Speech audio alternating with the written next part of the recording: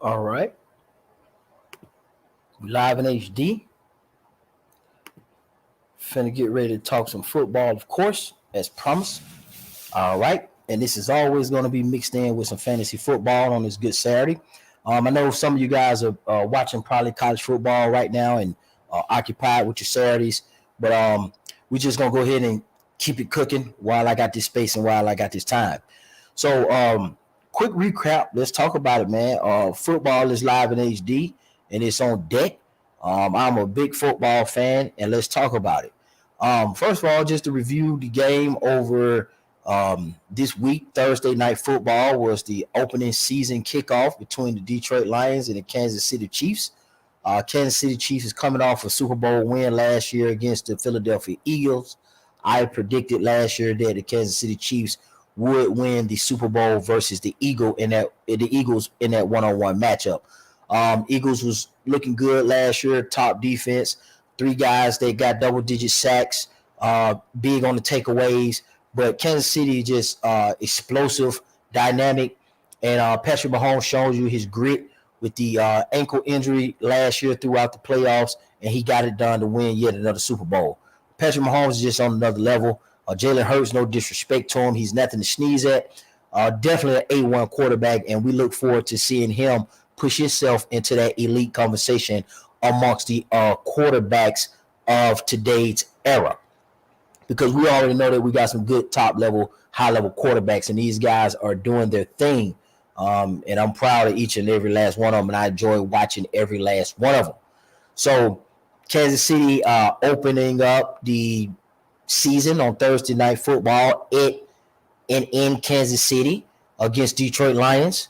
Everybody know Detroit Lions have historically been kind of bad, with the exception of a few bright spots within your boy Barry Sanders. You know, we watched Barry Sanders run with the Lions for about 10 years, breaking records, doing his thing, being Barry Sanders. And we know that they also have had Matthew Stafford, who's now a Super Bowl winner with the Rams.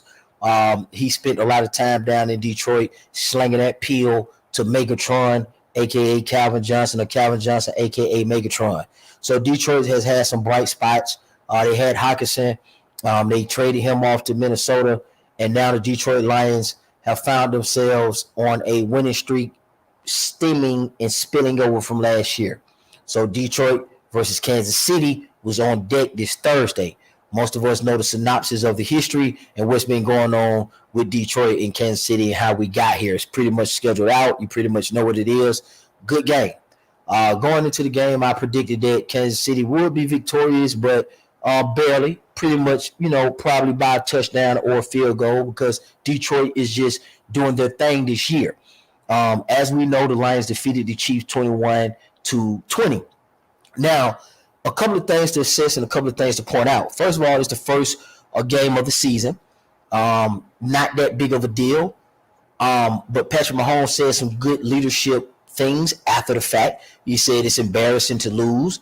The Super Bowl is over with. It's good to see the banners fly up for the fans, but he's dialed into a new season like a true leader should be. Just turn the page over.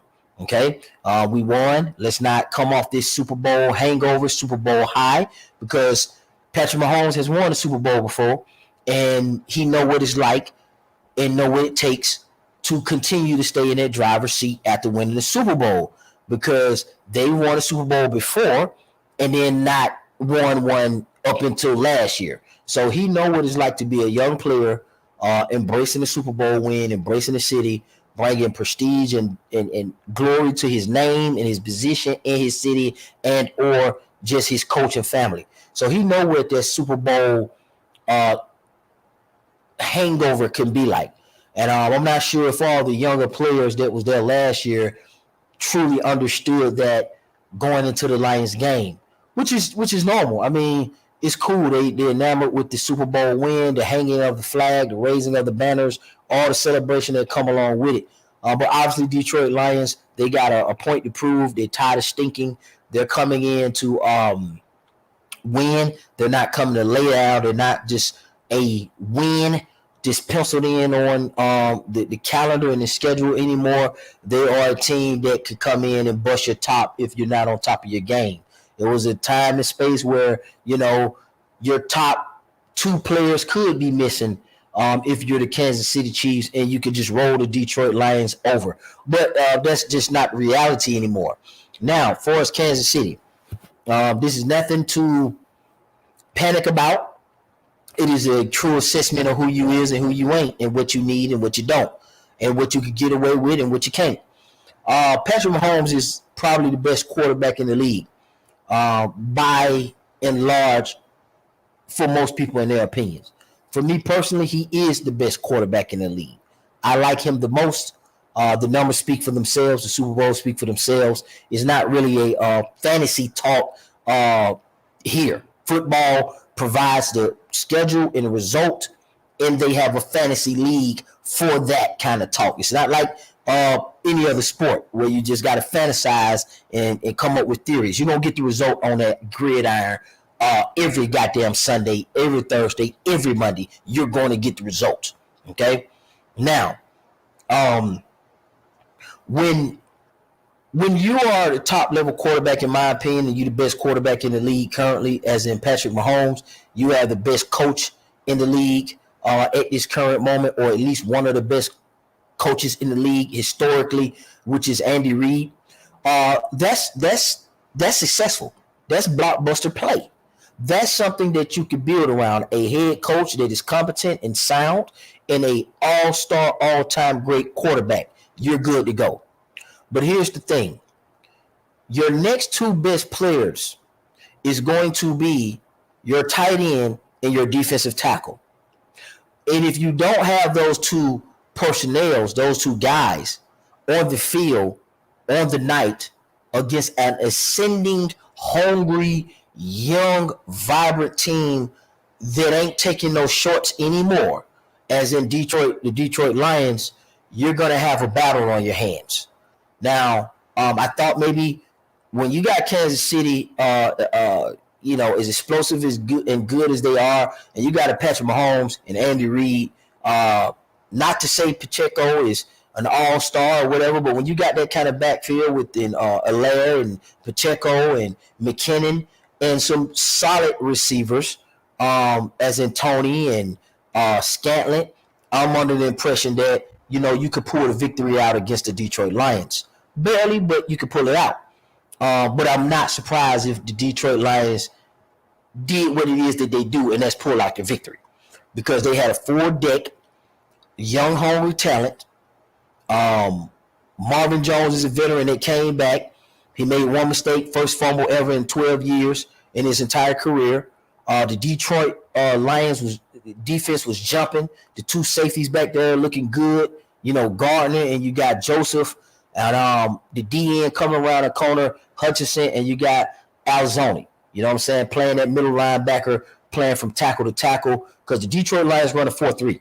Okay, so that means their middle linebacker, their Mike, is really a Mike, and you got your strong side and your weak side linebacker. Okay, but your main strong linebacker, your primary linebacker, is going to be able to play from tackle to tackle and plug this A gap and shoot that B gap like no other. And Alzoni can do that. You know what I'm saying? He's pretty good in the middle. So the Detroit Lions defense have greatly improved. They got a mission. They got a good DN, which is Hutchinson, which is the first level. Second level, you got a good middle linebacker, good Mike, and then at the third level in the secondary, you got two solid safeties. You got a good solid secondary that produced the interception. So Detroit Lions are doing their thing, and I look forward to seeing them. And I have them making the playoffs coming out of NFC. I have them possibly finishing behind the Minnesota Vikings as the top two teams in the NFC North. I don't have any faith in Chicago Bears or Green Bay Packers this year to contest the Detroit Lions or the Minnesota Vikings. I believe that it's up to the Minnesota Vikings and the Detroit Lions to capture those playoff berths, being the top two teams out of the NFC North. Okay, so I have Detroit and I have Minnesota making the playoffs already pre-picked before the season. I definitely also have Kansas City making the playoffs and winning their division, with the Chargers being the only threat within the AFC West. I also do see Kansas City returning to a Super Bowl. I think that this was a wake-up call to show Kansas City, hey, listen, let's not get into this bull crap like with the New England Patriots, where we're trying to just put pieces in and it's all about Patrick Mahomes and just Andy Reid. That's all we need. And a couple of key players to make some plays sometimes. The Kansas City don't need to be falling into that. You need to make sure you pay your people. Okay. A lot of times coaches and franchises and GMs, they get beside themselves and they start thinking that, okay, I got the coach, I got the one or two players. We don't need nothing else, just role players. Man, this ain't basketball, man. Okay? This ain't where you got two studs on the court and everybody else around, or the other 10 players can be role players. This ain't basketball. Okay, this is football. All right? You got 11 on both sides. You need to have depth in football, skillful depth in football for injuries as well, for outliers. Okay, you can't just get it done by cutting the budget and bullshitting and not playing people. And I think the Kansas City Chiefs saw that with your two best players, with your top three players not on the field. Okay, wholeheartedly. And when I say wholeheartedly, they wasn't available. The top three players that I'm talking about outside of Patrick Mahomes, because we know he's the best player. We know he's the general. We know he makes it happen. We know he was out there. But Kelsey was not out there due to a hyperextension within his knee. Rightfully so. You rest him. You don't put it all on the line and get goaded into sending Kelsey out there and he break his knee for the entirety of the season. You definitely don't do that with your number 2 stud tight end that is the best tight end in the league as well. So it's not like it's not like Kelsey is the second best player on Kansas City. Kelsey is the number 1 tight end in all of football. Mahomes is the number 1 quarterback in all of football. Andy Reid is the number 1 coach in all of football at this current moment. And just to show you how competitive football is and how it really is any given Sunday. Having the best coach in football, Andy Reid, and the best football player or quarterback in all of football is not enough against a hungry, young, cohesive unit. Ain't nobody that good. Okay? These are not guys. These are men. This world-class athlete that has discipline. You can get your shit splat in football. Okay? It don't work like other sports. This ain't no lucky this and no. Grown man business on that field. Take it to the field. Strong side, weak side, motherfucker. That's how it go in football. Ain't nobody taking no shorts in football. This is really, truly America's game. So I believe that put things in perspective for Andy Reid and Patrick Mahomes and the front office of Kansas City to know, okay, we need to make sure that we do keep Kelsey healthy because we need him. We need those targets. We need his production. And he's a key integral part to Patrick Mahomes' success if we talk about at the highest level in the playoffs and at the Super Bowl returning level. Now, and creating a dynasty. Now, if you just want to win a couple of football games, you can play with your franchise all you want to. That's up to the GMs and the owners, whatever. But if you're talking about returning to a Super Bowl and having respect for the NFL and the game and the teams around them, yeah, you definitely need to do what you did, was rest Kelsey, see what it looked like, see what the receiving core looked like, see what Mahomes looked like void of Kelsey, because we already did this experiment with Tyreek Hill. You guys already let Tyreek Hill go. Okay, you shown that, okay, we can remove Tyreek Hill and we still get a Super Bowl out the equation. Bravo Zulu. That's what's supposed to happen. Okay, at that time, Tyreek Hill could be probably the 3rd best player on the team at the time. Okay, all right, but you remove him out of the equation. So Jones, okay, moves up to probably the 3rd spot as the best player on the team underneath Kelsey and underneath Patrick Mahomes. Kelsey is not there. He's resting. Rightfully so. Jones is not getting paid. You need to make sure that you pay that man because this is a reflection of what's going to happen for the rest of the season. And this is barring injury. This is the first game of the season. Everybody's healthy. There's no obstacles to overcome on Thursday nights. There's nothing. Everybody's good outside of Kelsey being rested. But when Kelsey's not there, you can look at the degradation in the sliding of the receiving core for Patrick Mahomes. Patrick Mahomes is scrambling out of the pocket a lot. We already know Patrick Mahomes can scramble. That's not even a thing. A lot of people don't know that because he just uses his arm, rightfully so. But he was scrambling out of the pocket a lot. His legs was on display. His ability to throw on a run was on display. And he had to do that quite often because, again, Hutchinson from the Detroit Lions was on his ass, and he was trying to make things happen. Okay, the guy had about 9 sacks last year. He's definitely trying to double that. He's trying to get up there as a DN with Myles Garrett, Bosa. He's trying to get his name out there, young, fresh, hungry DN that's not here to play any games. Okay, so Patrick Mahomes was on his scramble. Okay, and the receivers just didn't seem to be on the same page. I don't know if it was because it was a lack of preparation, which I doubt, because I'm going to assume that a world-class coach like Andy Reid is going to have you prepared, okay? And it's just what it is. But in a sense of preparedness of having that spotlight on you, Kelsey is not here. The big tight end all-star, best tight end in the league, okay, who can contest whether he's better than on the receiving part. He may be better than, or you could argue if he's better than Chase and Jefferson, Devontae Adams, because Kelsey finished in the top 10, top 5 for the most part for as receiving, although he's a tight end. But he can be argued, we know he's the best tight end, but it can be argued that he's probably in the top 10 of receiving threats, period, in the whole NFL. He's not there. That's a big drop-off to have to rely on Kadarius Toney and said crew members of the receiving corps. One thing that stood out in that game that we obviously saw, that we know, is that a lot of drop passes took place. A lot of routes were not ran correctly. We had a couple of instances where receivers was crossing each other and being routed on top of each other, running routes too close on top of each other, not creating enough space to have efficient catches. And we saw that. And there was a couple of times, or one particular time, where the ball was tipped because it just was missed, and an interception was returned back for a touchdown. Okay? All right, that's just straight up what it is. Now, Kansas City can hang its hats on the fact that, okay, we have an assessment. We know we need Jones because he's going to impact the game.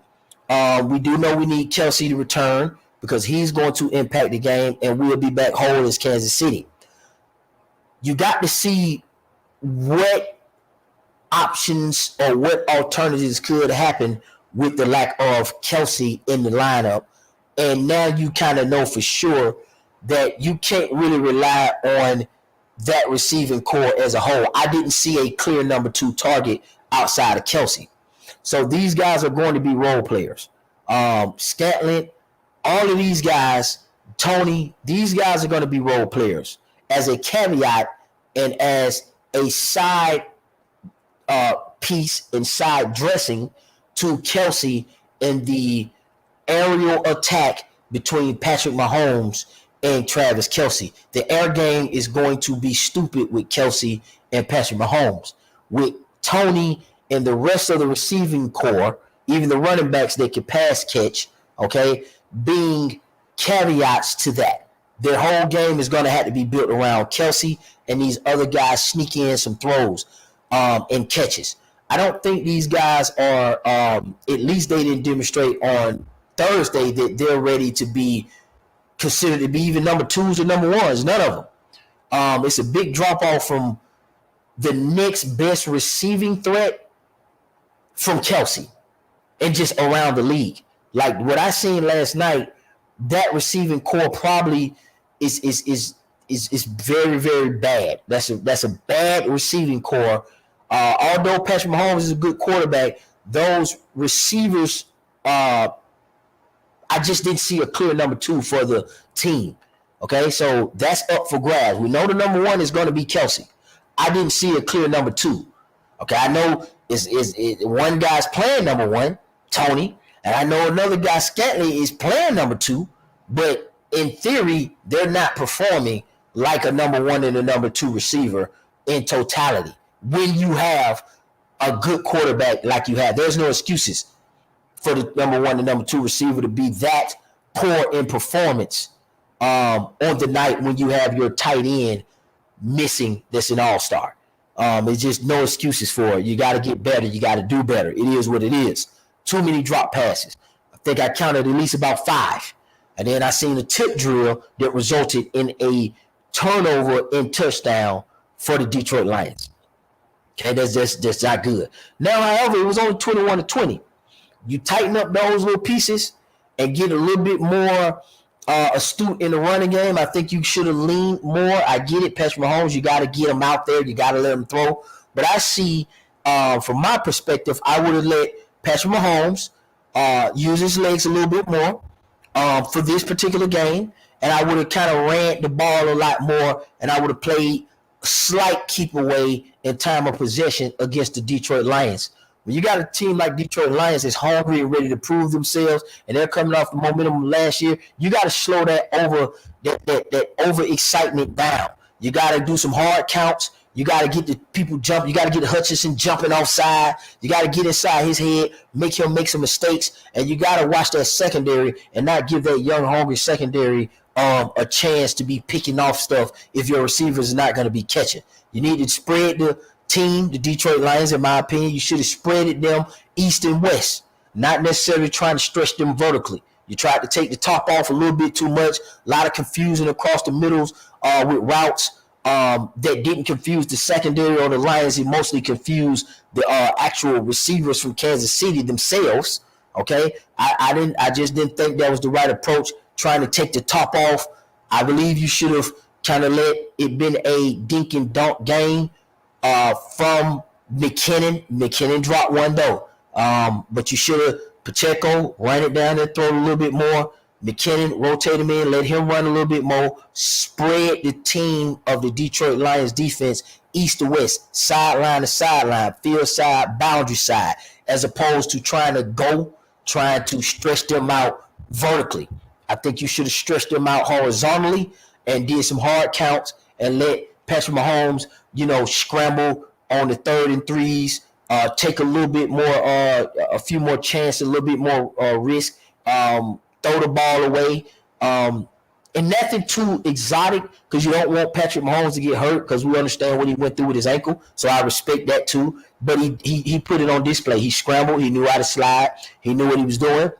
And he got the job done from his perspective. So I think you should have spread that defense, an overzealous defense like that. You hit them with a couple of bubble screens, couple of screens coming out, couple of flats from McKinnon, who can catch, Pacheco, who can catch, Alain, who can catch, and you give them a steady dose of running it down their throats, tearing up them outsides, because those running backs are extremely fast, and using Patrick Mahomes in his legs. So you, to me, put stress on Detroit Lions for this particular game. You put stress on them by stretching them horizontally as opposed to trying to take the vertical approach, which led to you guys, Kansas City, getting 8 off the bone in the secondary at the 3rd level and at the 2nd level within the linebackers. Okay, that's just what I would have done. Hard counts to get Hutchinson off.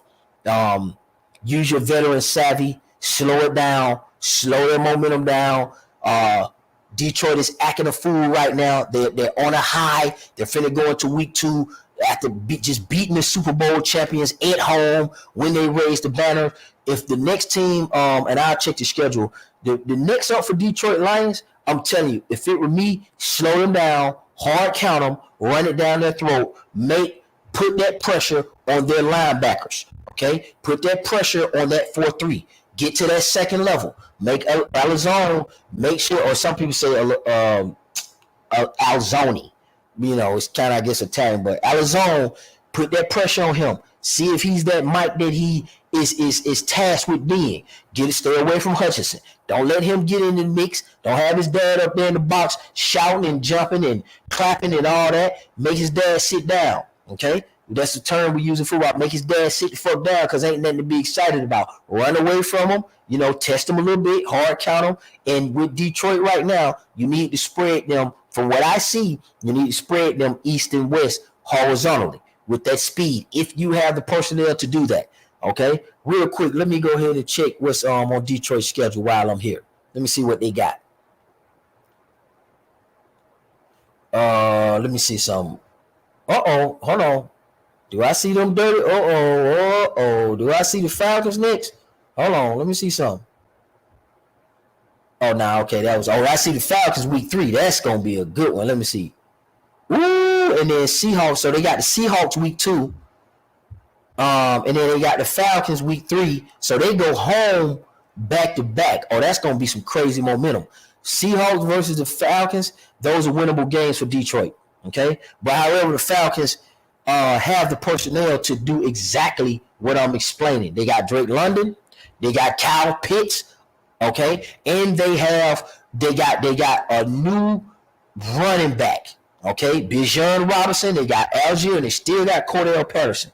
All right, and we got a great kicker. So the Falcons have a chance to execute exactly what I'm speaking on for stretching the Detroit Lions from sideline to sideline horizontally from the boundary sides. Okay, field side, green side. All right, boundary side, field side, as opposed to trying to stretch them vertically. That's what Kansas City shouldn't have done, especially without Kelsey being present. That's just my opinion. Okay, so I believe that Detroit Lions should be able to pull off the victory at home against Seahawks. I don't see what the Seahawks are going to be able to do to combat the Detroit Lions at home in that dome. I don't see the Falcons got the potential to execute exactly what I'm saying Kansas City should have done, in my opinion, with the lack of Kelsey and especially with the lack of Jones. Because this is another thing about running it. You got to slow them down because you got to keep your defense, keep their defense on the field. Okay, don't put that shit back in golf hands. Don't do it. I mean, don't allow Detroit defense to get that momentum, especially since the fact you don't have Jones. Don't allow their offense to get out on the field when you haven't paid Jones and he's not there. Yeah, run that clock, time of possession, stretch them like I said. That's my opinion, and that's what I think. And that's the approach that should have been done to me. Detroit looks awesome. Detroit looks good. I think they win next week against the Seahawks. I don't see any issues there. Now let's look at Kansas City, see what they got coming up next. Okay,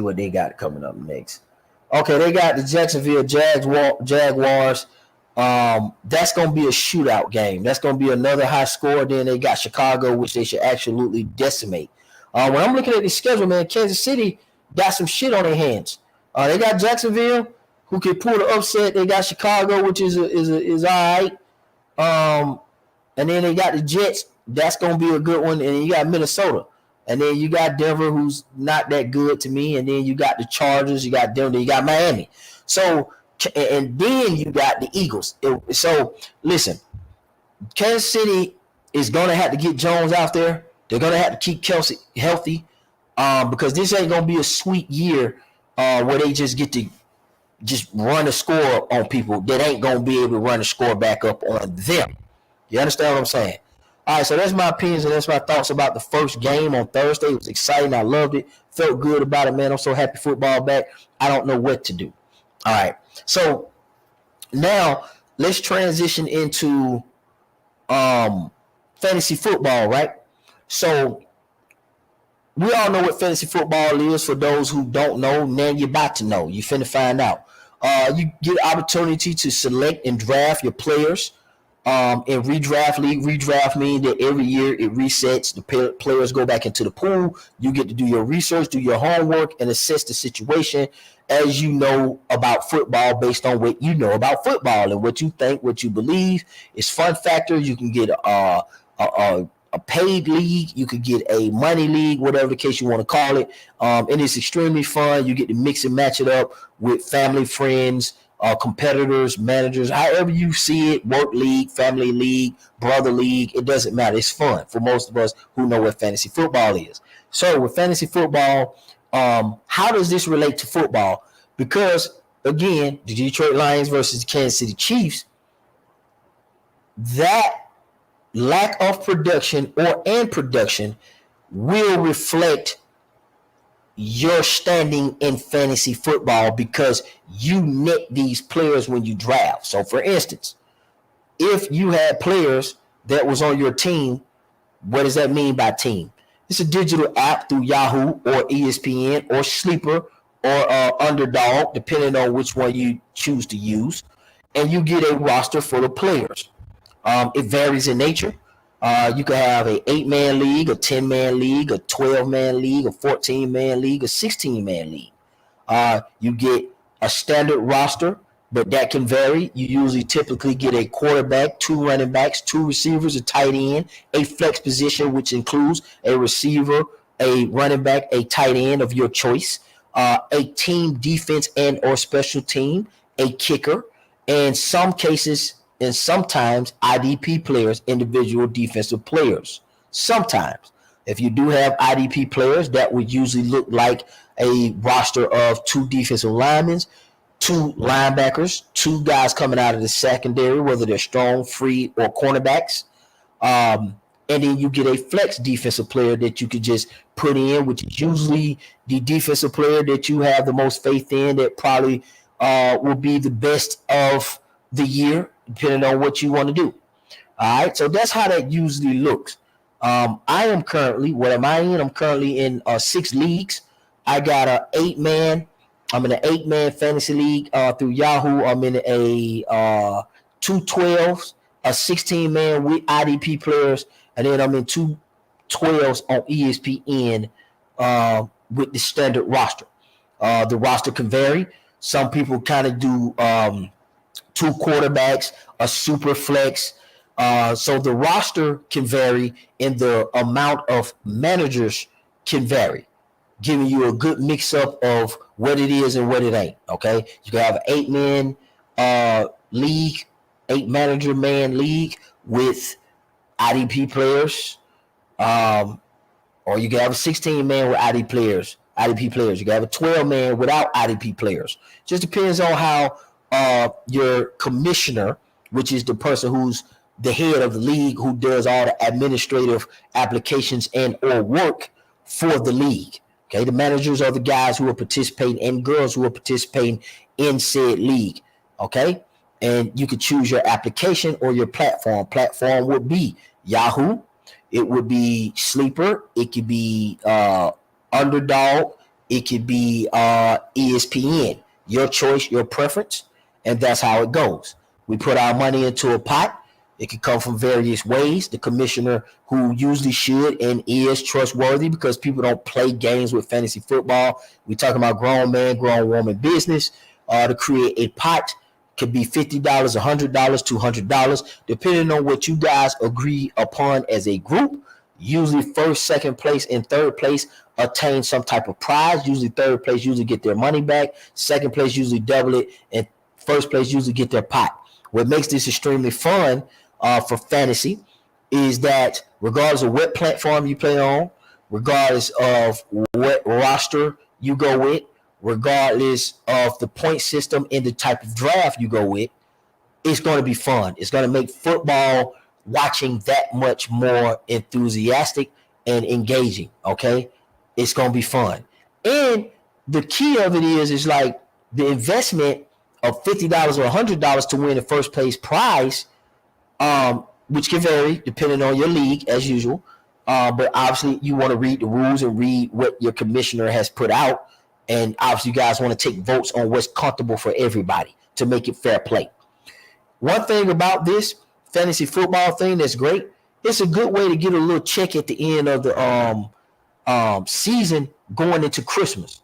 If you've ever won, you get that big pot Second place get theirs, third place get theirs, but first place you get that nice pot, and it's all fair play. And if you win 2 or 3 leagues in 1 year with a pot, man, you end up coming away with a range of, it could be from $600 to $3,000, just depending on league, or higher, right? So, man, that's a good cushion, and it's fun because it builds camaraderie with your people that you know. It's fun because you get a good experience with football. And third, you get a beneficial money pot at the end of it that comes around, post Thanksgiving and prior to Christmas. I mean, it's just a good way to use the money. Like I said, $600 up to 3 bands, it definitely take the pressure off going into Christmas and to the new year before the Super Bowl. So that's just a synopsis of fantasy football for those who don't know. For those who do know, you already know. You got that part. You just understood that there was an overview and a review. But a lot of people hadn't played fantasy football and don't play fantasy football because they're not necessarily familiar with the mechanisms and the mechanics of the application and or rosters and styles that come along with fantasy football. Now, with that being understood, how does the Detroit Lions defeating Kansas City Chiefs gets us into a conversation about fantasy football? Obviously, because they're one and the same if you participate. So with the fantasy football, you net what the players accumulate out on the field. Their production is a direct reflection of your accumulation of points, right? So an example would be Patrick Mahomes throw 2 touchdowns. Each touchdown is worth 6 points. He throws it, the receiver catches it, he gets 6 points. Okay, he throw 2, that means he got 12 points. All right. Now, if that said receiver, whoever that is, they catches the touchdown pass, they get 6 points in addition to that. If they catch 2 touchdown passes, they get 6 points. So your receivers can accumulate the same touchdown 6 points as your quarterback who throws it, or if your quarterback runs it in, he gets 6 points. So forth and so on with everybody. Everybody that has the ball in their hand and the individual scores a touchdown, whether they're on defense, offense, special teams, if they score a touchdown, they get 6 points. All right. If you are a receiver and you catch a receiving pass, every reception you get, which is notably known as PPR, points per reception.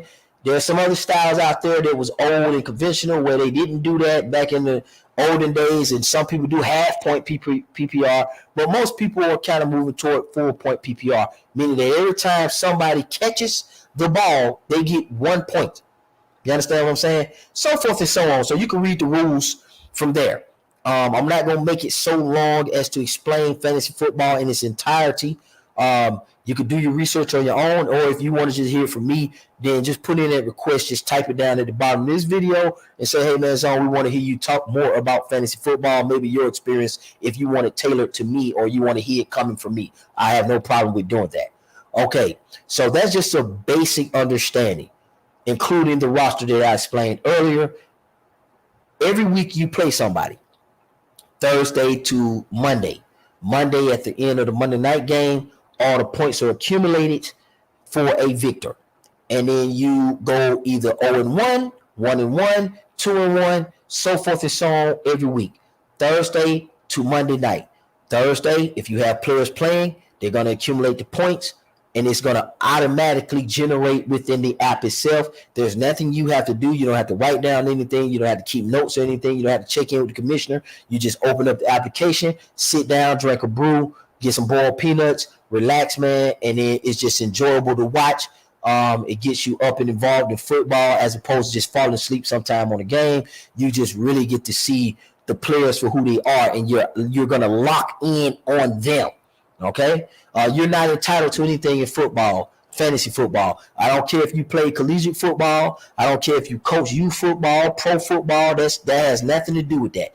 Anybody can play football that is interested in the game of football, that pays attention to the players, and just interested in football. No one has any advantages. I don't care if Andy Reid is in your league. It don't matter. It is what it is, because if you're competent and you're able, you're going to produce the best team or a good team for your liking. Now, so With that being said, let's dive into some fantasy. Okay. Patrick Mahomes. Now, this is for those who know. We're talking to that. If you kind of, like I say, unfamiliar, just listen to me, and it'll pick up with you as we do this throughout the year, and maybe you'll come in next season. Now, Patrick Mahomes is the number one quarterback in the league. Okay. When you playing fantasy football, man, you kind of want to look at some stack opportunities. What do I mean by stack? Stack is really going to be coming from a position of pairing two players together that string points together, that one kind of got to do it with the other. So, for instance, one of the biggest stacks that you can achieve or gain in fantasy football is Travis Kelce paired with Travis Kelce paired with Patrick Mahomes. Obviously, Patrick Mahomes throw the ball to Travis Kelce a lot. So every reception and every set amount of yards and touchdowns that he accrue goes into your tight end position. If you have him, which you should, if we're talking about stack, you would have him in your starting lineup. You plug in Travis Kelce at tight end, everything that Patrick Mahomes throws to him and he nets and attain, you get that as points. Now, the thread of stacking is, obviously, if Kelce is accumulating positive points, then Patrick Mahomes is also getting a portion of what Kelce is netting, including all the other options that Patrick Mahomes have on the field. So if he throw to Pacheco, if he throw to Tony, he gets that as well too. But the stack is between Patrick Mahomes and Travis Kelce. Now, for those who are veterans, we know that's kind of hard to get because people are drafting. And what I mean by drafting, I'm going to touch on this part, though, so you can follow. When people are drafting, what happens is you get an order, 1 through 12, 1 through 16, 1 through 14, 1 through 8, whatever the case may be. Every league is going to have an even amount of managers. It's just so everybody can play every week. So you're going to get a draft order in a redraft league. Some people got different versions of that, different spectrums. Look at that and research that on your own. Dynasty leagues, keeper leagues mean that you get to keep a player. Dynasty mean you get to build a long-term teams for a long time. Redraft means it's a reset every year. Okay? That's kind of the ones I like. So every year you get a draft order. You may be 1 of 8. You may be 2 of 8, 3 of 8, 4 of 8, 6 of 8, 7 of 8, maybe 1 of 16, 4 of 16, 3 of 16, 8 of 16. You guys get the point. First person on the board, they get to draft any player from any position to fill their roster how they see fit. It goes 1, 2, 3, 4, 5, 6, 7, 8, 9, 10. I'm emphasizing 8 and 10 because those are usually leagues. 12, 11, 12, 13, 14, 15, 16. I haven't seen a league outside of 16, right? Now, once the 16th person draft, they snake it back to make it fair. Meaning that in the next round, 16, 14, 12, 10, or 8, they go back to back. And it goes back up the scale again, snaking it back down, back and forth, back and forth, back and forth in a redraft league. Meaning that at the end of the season, all the players go back into a pool, into a pot, you renew the league, and you randomize the draft order, all kind of creative ways to do it. Some people meet up and do all kind of, they make it a thing. They get Airbnbs. Like fantasy is really fun. There's a lot of creative things to it. We're just keeping it basic. So once you complete that snake draft, you're going to put together a team. Now, obviously, you're drafting with people who are very competent. So it is very hard and rare. Okay, it's very rare that you would get Patrick Mahomes paired with Kelce because that is a very high value stack. Right? Okay, makes sense. All right. So some other stacks would be Justin Herbert and Keenan Allen. That's a reasonable stack that can be attained regardless of the size of the league. Now, obviously, the bigger the league with more participants and managers, the more scarcity is going to be created. Obviously, because if there's 16 managers, then that means more players come off the board. 14 less players come off the board. 12 less, 10 less, and 8 players come. 8 managers. That means 8 less players come off the board. So that means you get an abundance of players. However, you got to be careful with that because the 8-man and 10-man leagues, everybody's team is going to be loaded. So now it becomes a matter of who picked the right loaded players. So it's still going to be a strategy regardless, period. And if you're on a 16-man track and a 14-man track, you just need to go deeper into the waiver wire or the pool of players that are left out there. Okay, you need to know what players are what. You need to know what wide receiver 1, 2, and 3, and possibly 4 reside on what team and how and why and what are they doing from there. So, talking about stacking, a reasonable stack or one of the second best, depending on how you look at it, stacks in all of football coming from a quarterback position to a receiver or a receiving threat will probably be. It could be this one. It could be Josh Allen and Stephon Diggs. And that's a reasonable grab as well because, if you're on the back end of the draft, you may be able to grab Diggs and then Josh Allen and put them together.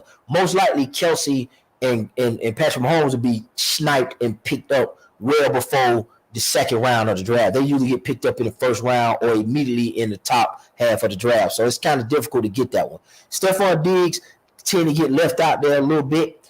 And Josh Allen, you can kind of get him, and that's a good stack. All right.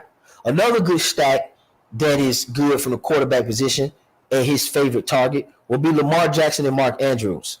Okay. That's another good one. Keenan Allen, like I was saying at first, Keenan Allen and Justin Herbert would be another good one. Okay. If you believe in Deshaun Watson and Amari Cooper could be another one. Okay. It doesn't have to just be quarterback and receiver. It can be quarterback and running back. So I'll go back to Justin Herbert. Justin Herbert is one of the top quarterbacks in the league that you would draft in fantasy, along with obviously Patrick Mahomes, who we stated earlier. Okay. If you can get your hands on Justin Herbert, you're going to try to do that. And he has a good running back in Austin Eckler. That would be an example of a good stack. And that would be a better stack as opposed to Patrick Mahomes and Pacheco. Now, although Patrick Mahomes is great, and so is Herbert, the stats can vary. And they can look very different depending on how good the players are around the quarterback in that type of stack. All right? Now, you also get another example would be Tua and Tyreek Hill, or Tua and Waddle. Okay? And it don't have to necessarily go through the quarterback and the receiver, or the quarterback and the tight end, or the quarterback and the running back. It could go just receiver, and you have that running back on that team. For instance, you could have an Amari Cooper, who played for the Cleveland Browns, and you could have Nick Chubb, who also played for the Cleveland Browns. That way, whatever offense is generated through either player, you're still netting points and information and data off of the performance of the two starting players off of that team, Amari Cooper and Nick Chubb. All right. Now, obviously, the connection thread is greater when you're looking at the quarterback to tight end, the quarterback to receiver, the quarterback to running back, as opposed to running back and receiver, or just both receivers. You can stack it that way too. You can get two receivers. You can get Waddle and you could get Tyreek Hill and stack both of those, and those could be your number 1 and 2 receivers. So there's a varied a variety of styles and positions and oppositions and looks that you can have for your fantasy football team. So if you're interested or you're curious about it, man, just keep in touch with me. I do these videos I do one for the community across the plane for the YouTube. A lot of guys have joined. Money Brown is in it. Shout out to Money Brown. Shout out to Young Billy, who's in it. Phil Walker has played. Clark Dean has played. Rollo Jenkins usually get in as well too. Shout out to Wayne Talk. He gets in basketball. That's a whole nother conversation. Shout out to Big Hill who come on the channel. I'm in one of his leagues. So I do create one, and I have created one for the YouTube community space. And just giving you guys a heads up that I'm going to continue that tradition. And a lot of people may have not had the experience with fantasy football, as I realized. We asked a couple of people, they just kind of just like, oh, I ain't never done that, because they be heavy on the boxing and just busy. But yeah, if you mess with football, man, I definitely recommend fantasy football because it's one of those things that is absolutely awesome. It's engaging. It's a different feel from, just conversating about boxing all the time or in politics or in just basketball. It's a different feel, and the fantasy is definitely a great pairing with that experience. So for me, what I got going on, I've won a championship before. I've been playing since 2016 when I got out the Navy. One of my guys who I play in 16-man league, he recruited me into it. I played it. I love it. It's awesome.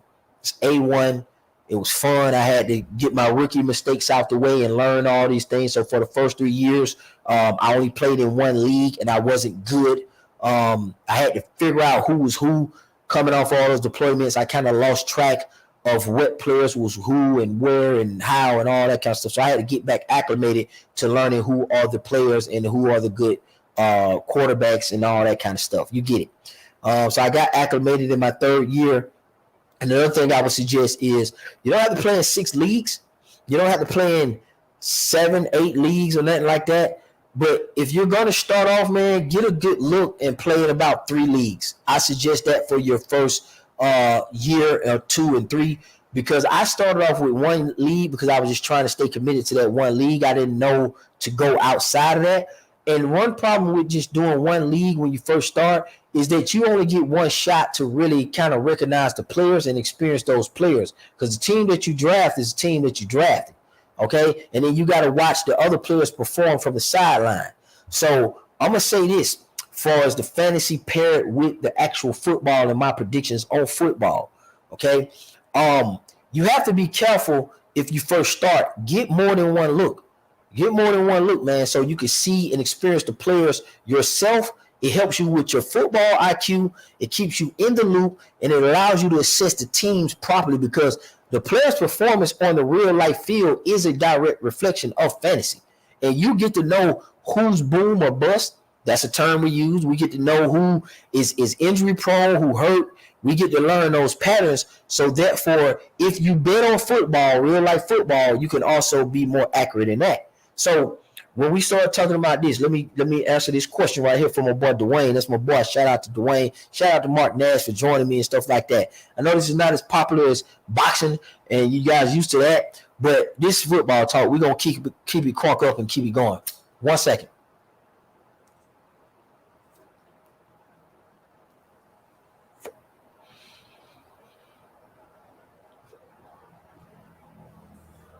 All right. Just had to get right one time. We're gonna get this little smoke on. Hold on. Start the cooking. We're an hour in. So listen. So okay. So Dwayne, I'm a believer in the Jets, man. And let's talk about the Jets. So the thing I like about the Jets is, 1 second.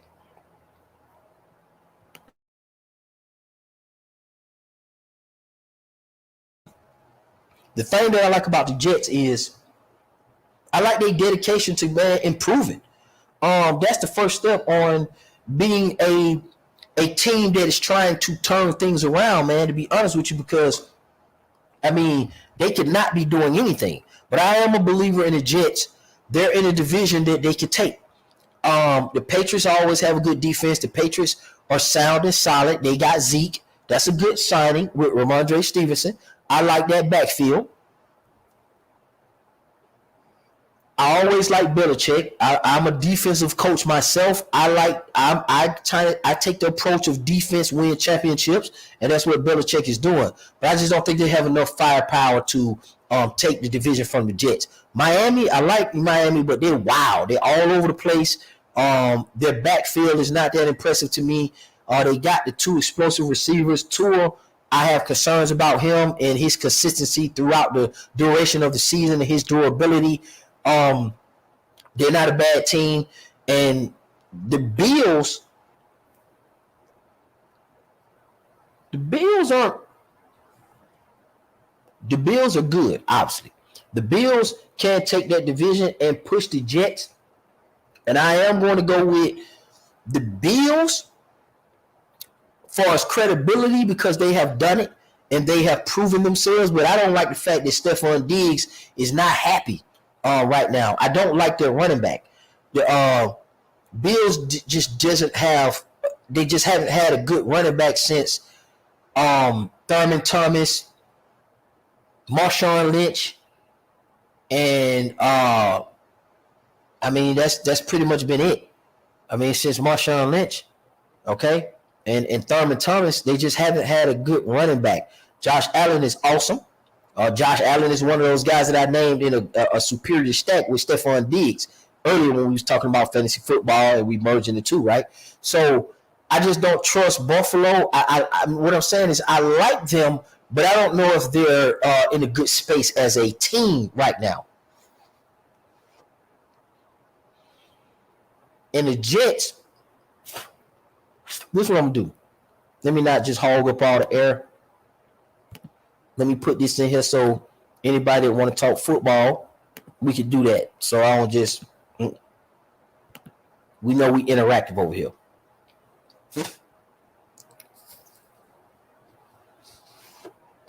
So if you want to join and talk football, we got to do that because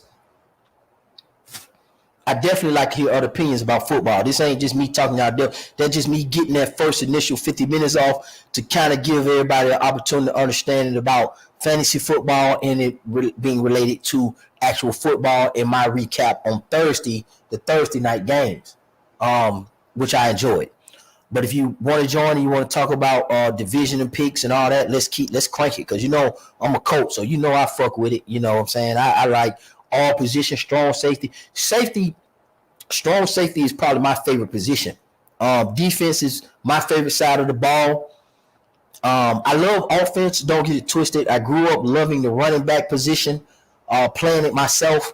But it's just something about the defense that intrigues me. I just love defense. I just love the disruption of it.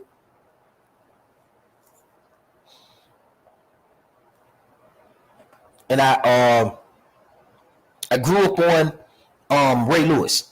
Ray Lewis has been one of my favorite players. Ed Reeds. I found myself liking defensive players more. Steve Atwater, running lot. Deion Sanders, Urlacher in the day. I just found myself liking a lot of the defensive players, especially with their personality. Bruce Smith, Lawrence Taylor, Palomalu, Brian Dawkins. I felt myself being more attracted to the defensive side of the ball as opposed to the offensive side of the ball. When I was young, probably the first third of my life, I definitely loved the offensive side of the ball.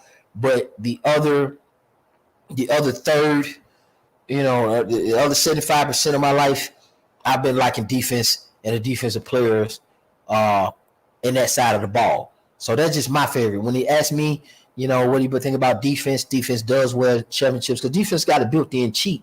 Defense can actually stop you and score and put up points. They got a double-edged sword. Offense can only, technically speaking, if you want to get deeper in coaching, the offense can do it too because the offense can score and they can actually control the possession. Okay, they can control the time of possession, meaning that they can play keep away too within themselves. But since the NFL is not built around that and people don't think that's sexy enough, and the offensive players want production. They want to get their 1,500 yards receiving. They want to get their 100 catches because their performance, their offensive performance and explosive performance is going to get the highlights. It's going to draw people in.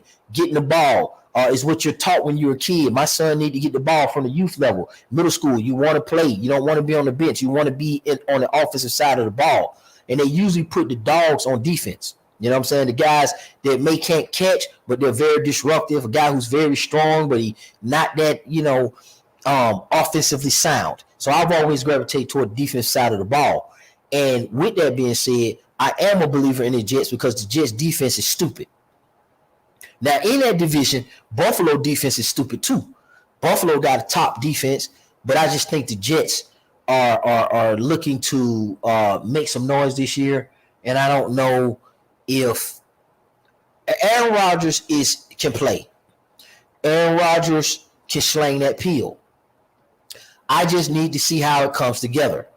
But I'm going out on a limb based on what I know Aaron Rodgers to be, and Dalvin Cook now that's added to the Jets and that explosive offense. I'm going with the Jets to take that division. That's what I got for that, for us, the Jets. So I am a believer in the Jets. All right, and Dwayne said he's going to jump on in a second. Let me also do something that I forgot to do. Let me send out the back call. Let me send this link out to my boys that may be free, who might want to talk some football if they available. I don't know if they available, but let me see what the fellas doing on this good day. Bam. All right, I forgot to do that. I forgot that. And if you can, man, if you got time, man, hit the thumbs up. Share the video. We talking football only. I know sometimes we get off the track and we'll get the boxing, but we just straight football. So my brief synopsis, if you just jumped in, share the link because I forgot to send it out to all the fellas. And sometimes I don't get the notification. And then I do understand that it is Saturday, but we just trying to get one in because I've been talking about bringing football to this forefront for a while now, and I finally got the space and opportunity to do that. PSA while we're here, I'm going to be bringing you football content. I'm going to be bringing you fantasy football content. I'm going to start cranking up basketball. We already had some basketball conversations. The classic LeBron versus Jordan ranking videos. We're going to be doing that as well as continue pushing through with boxing and the politics of boxing. And then speaking of politics through all sports, I'm going to bring you politics. So I'm going to just bring everything that I have to offer to the channel and to those genres because those are my level of interest. And then I just want to put it down into one package. So public service announcement. This is the YouTube sports community with my boy Phil Walker, Rollo Jenkins. Even if they're moving around right now, you may not see them pumping out content. We talk every day. We behind the scenes. We cooking up stuff. And sometimes it's just people get busy and people got stuff to do. But they are around. They're doing well. And they always shout out you guys if they're able to join. But yes, this is going to be boxing. This is going to be football. This is going to be all sports. And as usual, like I told you guys in the previous video, on top of doing politics, remember, this is an election year. We're going to cook on that. But we also have the Olympic. Okay, the Olympics is coming up. Sha'Carri Richardson is doing her thing. So we're going to talk track and field. We're going to talk some baseball. The Braves are looking good. The Astros are looking good. Phil them got me into basketball. Baseball, watching it a lot more closely because the Braves have been doing good. Shout out to them because they won a championship. And then, of course, obviously, shout out to the Bulldogs that have won back-to-back national championships, and we trying to three-peat. So here's my boy Dwayne, man. Dwayne, go ahead, man. What you got? Yo, Zone, long time, man. How are you? No, man, I'm doing good, man. Just cooking. Yeah, I'm so excited for this football season, especially after I saw what I saw from the Lions with the Chiefs. Because to be honest, the Chiefs would have won that game had they just caught the passes, man. You know what I mean? But I just see that they're being so Travis Kelce dependent. I don't know how far the Chiefs can go. this season. The reason why I asked you, are you a believer in the Jets? Because I know you're a type of guy who loves defense. And to me, they have a top 5 defense in the league. But I'm just worried about their O line. Will they be able to? Because nowadays the football is so offensive minded. There's always flags that's going to be involved to help the offense and that. I'm just looking at it. Can the Jets actually get enough points on the board to go further? That's my problem with the Jets. Yes, and this is why I say that, because Aaron Rodgers kind of live in the wheelhouse of 30 to 40 touchdowns thrown a year, right? Yeah. So they're going to put up points. The offensive line is going to hold, because it's a difference between pass blocking and run blocking. Now, let me ask you this, Dwayne. Are you speaking to the offensive line being good at pass blocking to protect Aaron Rodgers for his production, or are you speaking to the run blocking that features Dalvin Cook? See, so this is what I'm worried about, because Aaron Rodgers, when he was at Green Bay, had very solid running backs, right?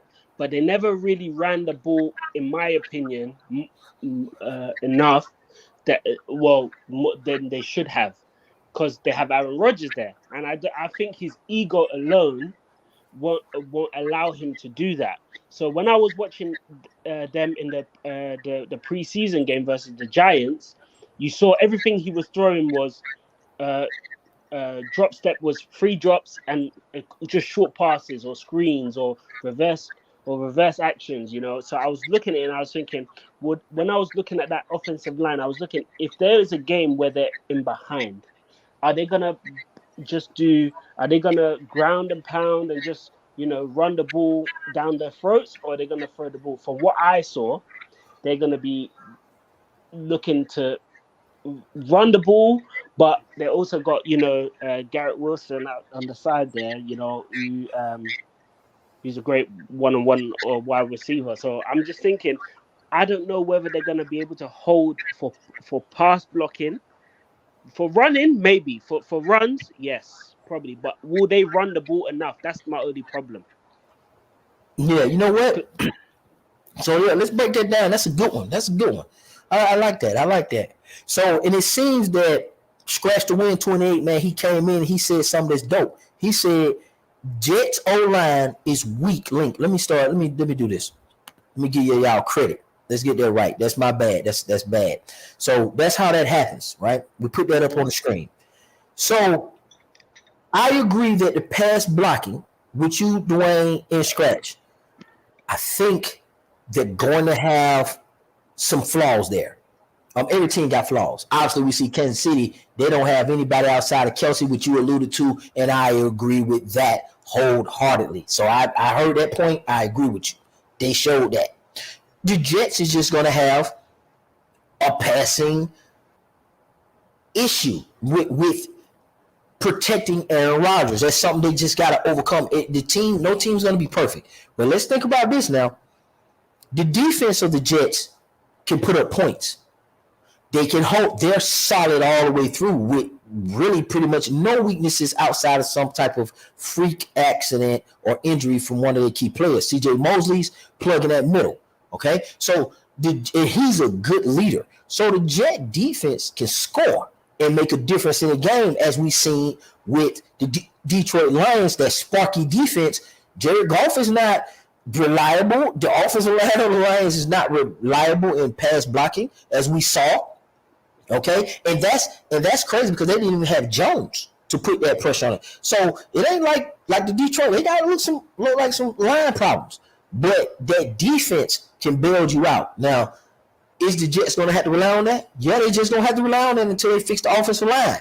But I think that they got a steady, healthy run game, because Dalvin Cook averaged about 5 yards a carry, and that's stupid.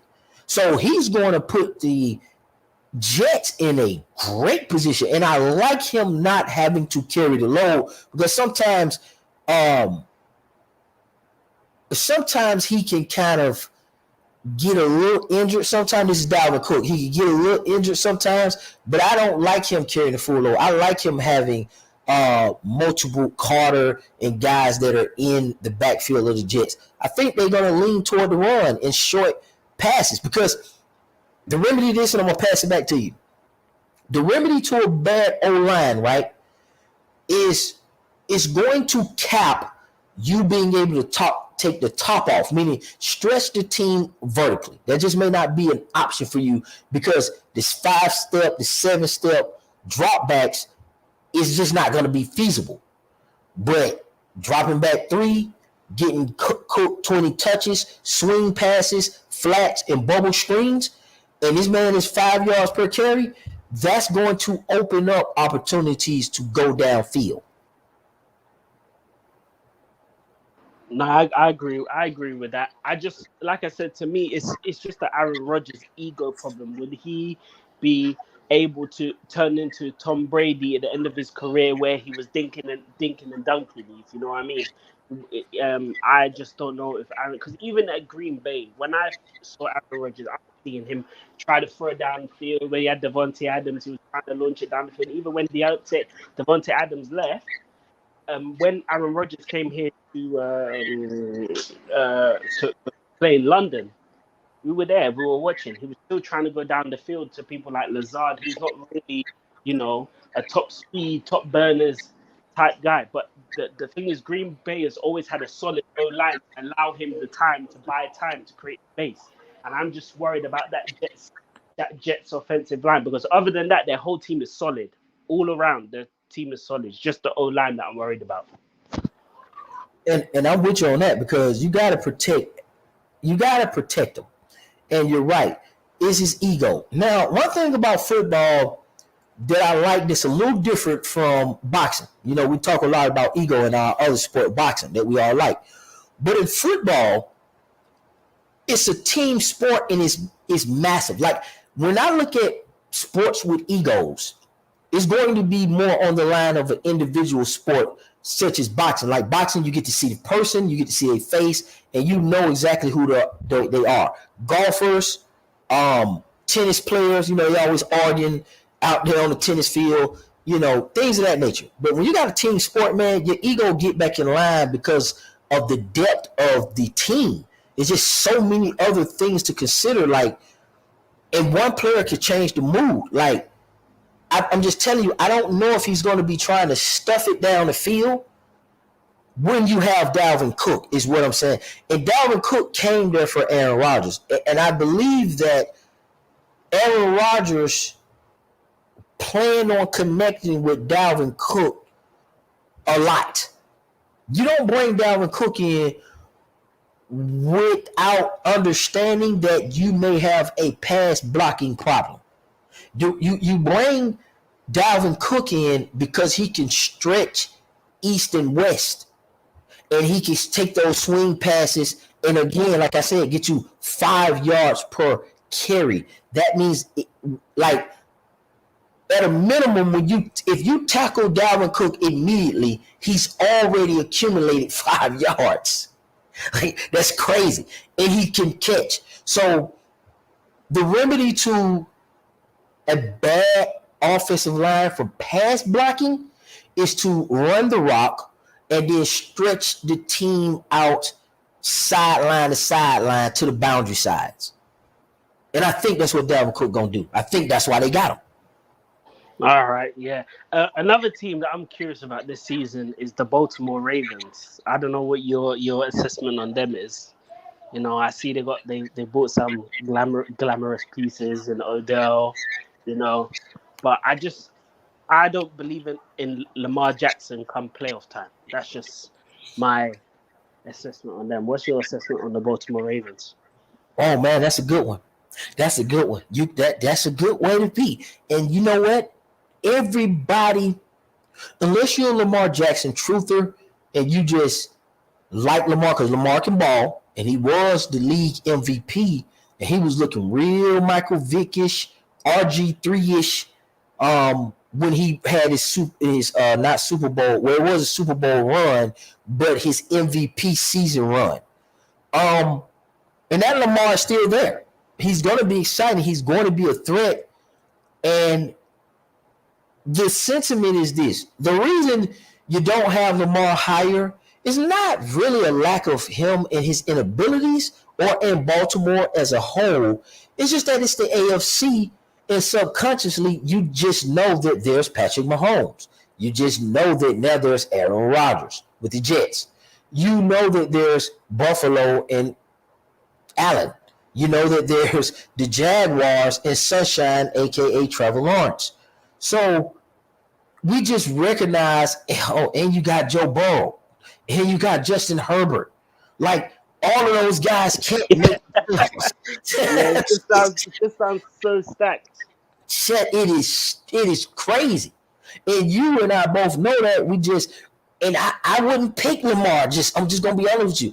If Lamar was in the NFC, I would pick him and Hurts as the guys every time, because really, essentially, Lamar Jackson and Hurts are the kind of similar and same quarterback to me, except Hurts is just in the NFC with Baker Mayfield. Also, Hurts has developed his arm better than Lamar has. Absolutely. Listen, absolutely. I'm not saying they're twins, but they're of the same ilk. They're kind of on the, like, if I'm profiling quarterbacks, they have a particular style that I would categorize different from Joe Burrow and Joe Burrow, and probably Joe Burrow's kind of a little bit different because Patrick Mahomes, Herbert, they can scramble and they can throw on the run. We got more. That's there. I'm a football player partner right there. So I'm gonna finish this thought and pass it back to you, Dwayne. I almost want to say I think Burrow, and I can't wait to hear what Phil say. Burrow is in a different category by itself because Allen scrambles and throws on the run and will run you over. Herbert does that. Patrick Mahomes does that.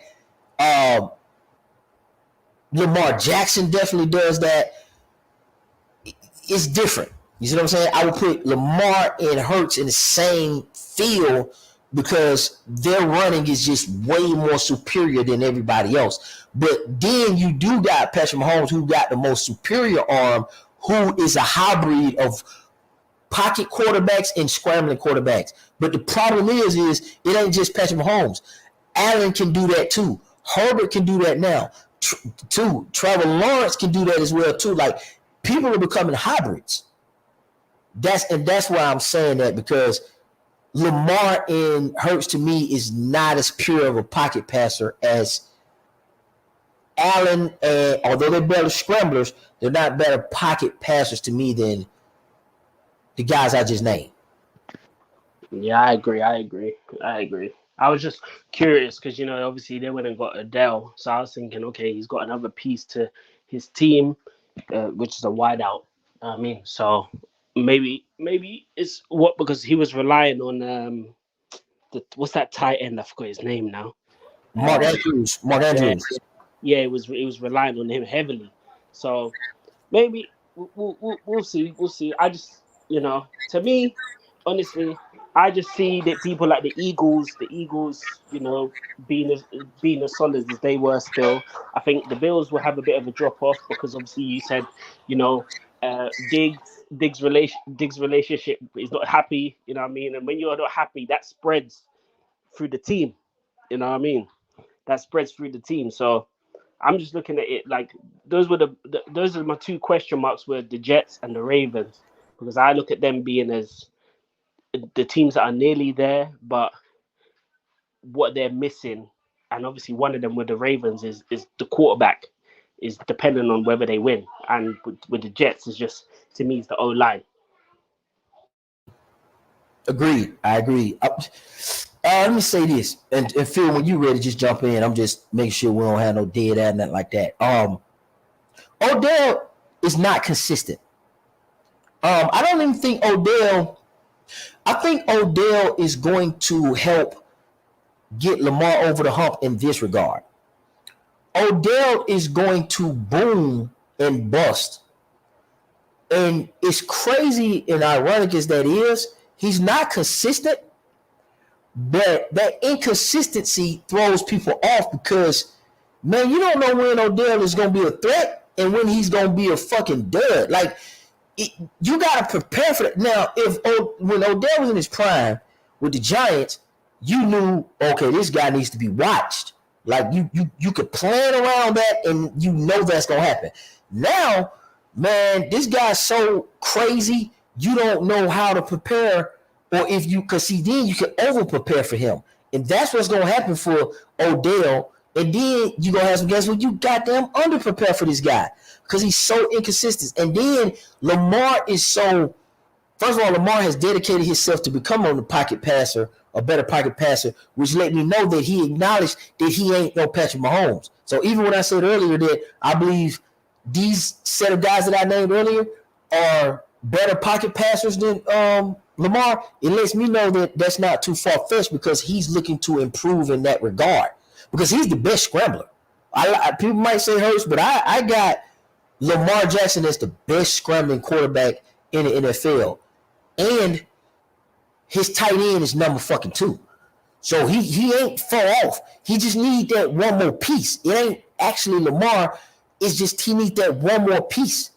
And in order to get that piece, that top level receiver that you're ultimately searching for, you're going to have to become better as a passer so you and that person can develop chemistry. You can't just rely on Andrews like you said. Like, if I'm a number 1 receiver and I'm coming over to play with Lamar Jackson, I'm kind of concerned about my production.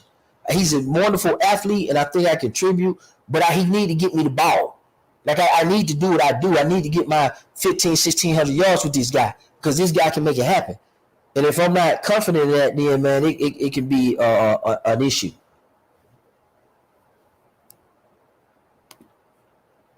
So I believe he's there. I think he's – go ahead. No, I was going to say, what about the Cowboys? You got any faith in the Cowboys this year? The Cowboys going to make the playoffs. Well, they did get rid of Kellen Moore, and Mike McCarthy's back to calling plays. So we'll see if that changes anything. Yeah, absolutely. But I just think Dallas is just Dallas. I don't think that. I think more people put too much and too little stock in them. Like Odell Beckham. The Cowboys are just a functioning team that got a lot of expectations. And I don't have those expectations for them. Man, they're a historical franchise. I acknowledge that. I don't have no gripes with the Cowboys. I don't know why people disrespect them like that. The Cowboys are an awesome franchise. They've been busting head for years. They got Hall of Famers all in their shit. They don't have to really, like, they just need to get better just overall because they already are that team. They already got history. They just need to get current enough so they can win now if that's what they're trying to do. But they're already in the books to know how to win. So the questioning of the Cowboys every year about everything outside of football is crazy to me because they know what they do. The trade is historic with the Herschel Walker, and the list goes on and on. So we know they know how to make moves. So I don't question that. I just think that the Cowboys, Dak ain't that guy. I named a whole bunch of quarterbacks. He just ain't that guy. He's a great talent, but he's not that guy. It's too much of a gauntlet that he has to go through. He has to go through to achieve success. Man, you got to go through Patrick Mahomes, got to go through Josh Allen, Aaron Rodgers, and all these guys that are huddled up looking for a championship. True enough, they are in the AFC, but you're in the NFC. It really should be Dak and Hurts at the top of that list. But it's just I don't know what Dak has going on. I mean, he come in sometimes he'll throw 6 touchdowns and you be like, God damn, Dak turned the corner. And then like Odell, he'll come and just give you 3 touchdowns in a close loss.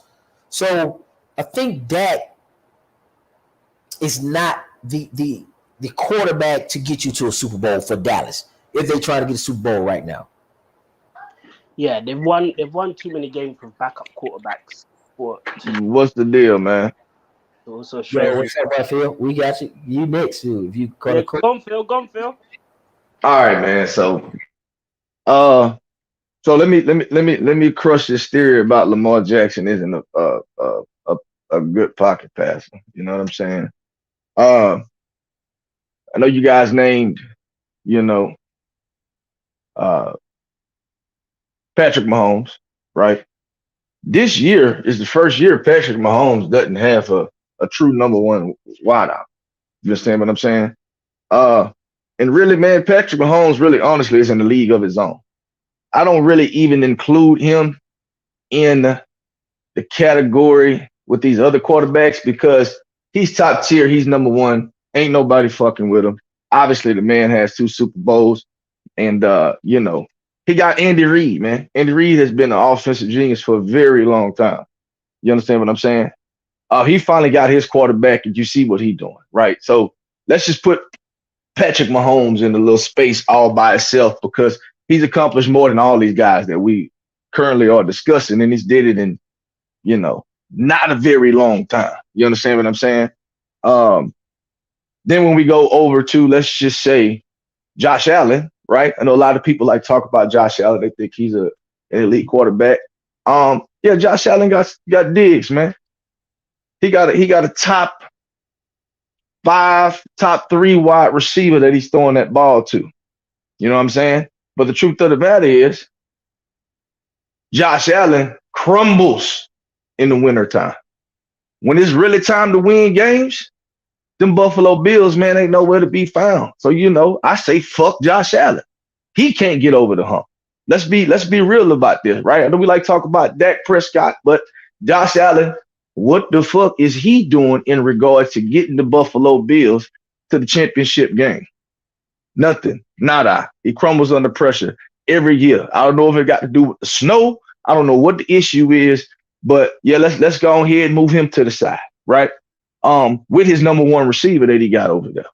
All right, okay, you got Justin Herbert, right? Justin Herbert is still fairly new to the NFL. I think he's a magnificent talent. Again, I'm going through all these motherfuckers that can scramble with their rock, right? That I was just discussing.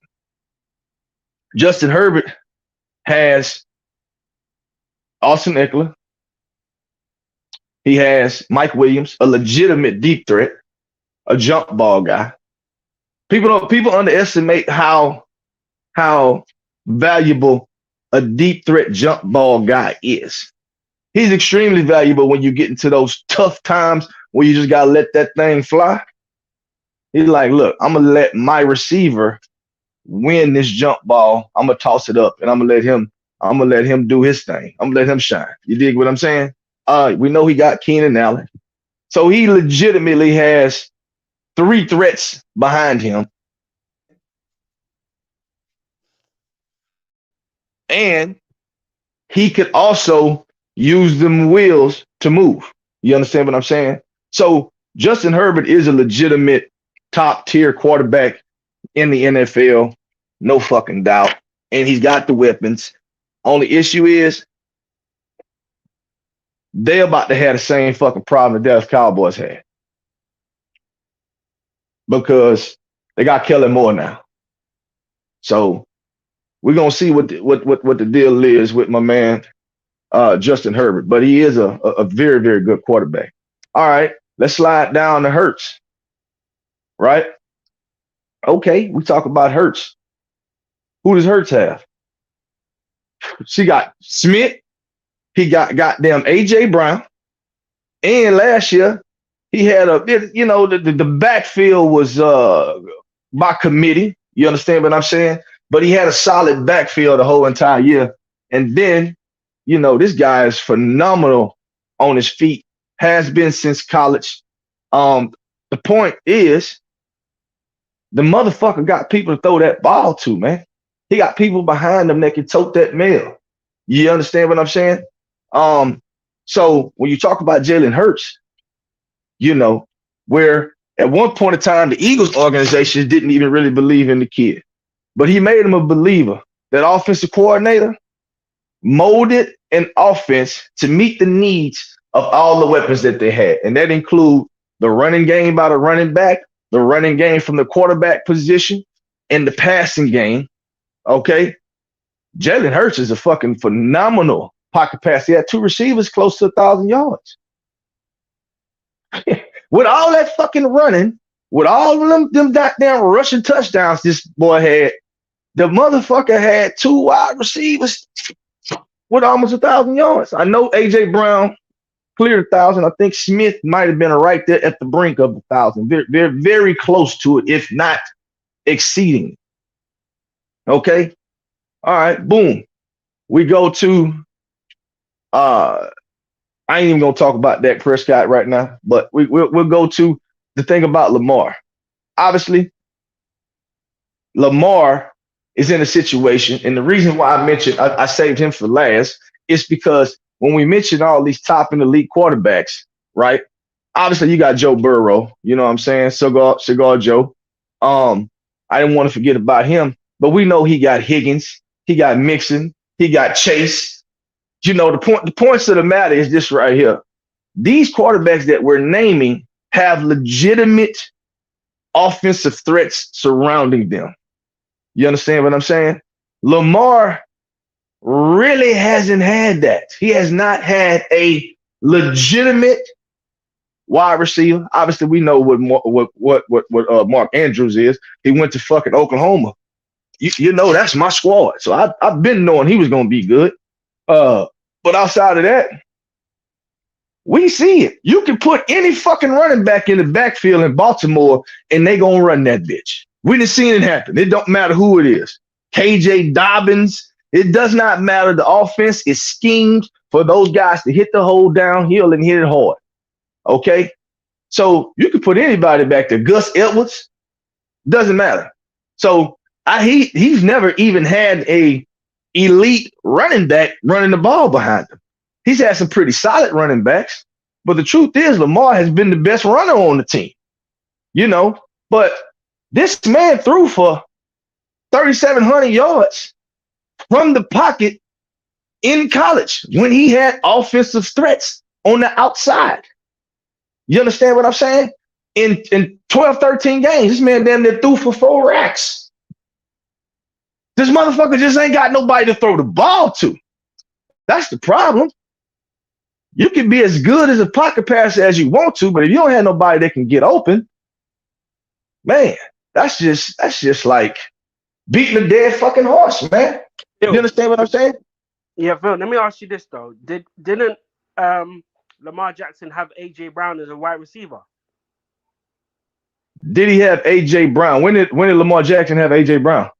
Didn't AJ Brown leave the Ravens to join AJ Brown was with the Titans. Oh, the Titans. Sorry, I thought it was for the with the Ravens. My bad. Yeah, he was with the Titans. Look, I get what you're saying. So, do you consider Odell the number 1 option for the Ravens this summer? Do I consider again, you got the Baltimore Ravens over there, and even in the fact that it's even a conversation, you know their receivers gonna be bullshit. Period. That's my point. That's my point. That's my whole point. Like it's Odell Beckham old crippled ass who didn't even play a full season last year and has never been good statistically outside of that one fucking catch he made on the Dallas Cowboys on Sunday Night Football. Is he the number 1? I have no fucking clue, man. I have no clue. But the point is that he's considered to be one of the number 1 guys. You understand what I'm saying? You know, you got Rashad Bateman, you got Zay Flowers, which I personally think Zay Flowers may emerge to be the number 1. I don't know. Because he's young, he's fast, he's got the wingspan, he can play. You understand what I'm saying? He's a very athletic young man.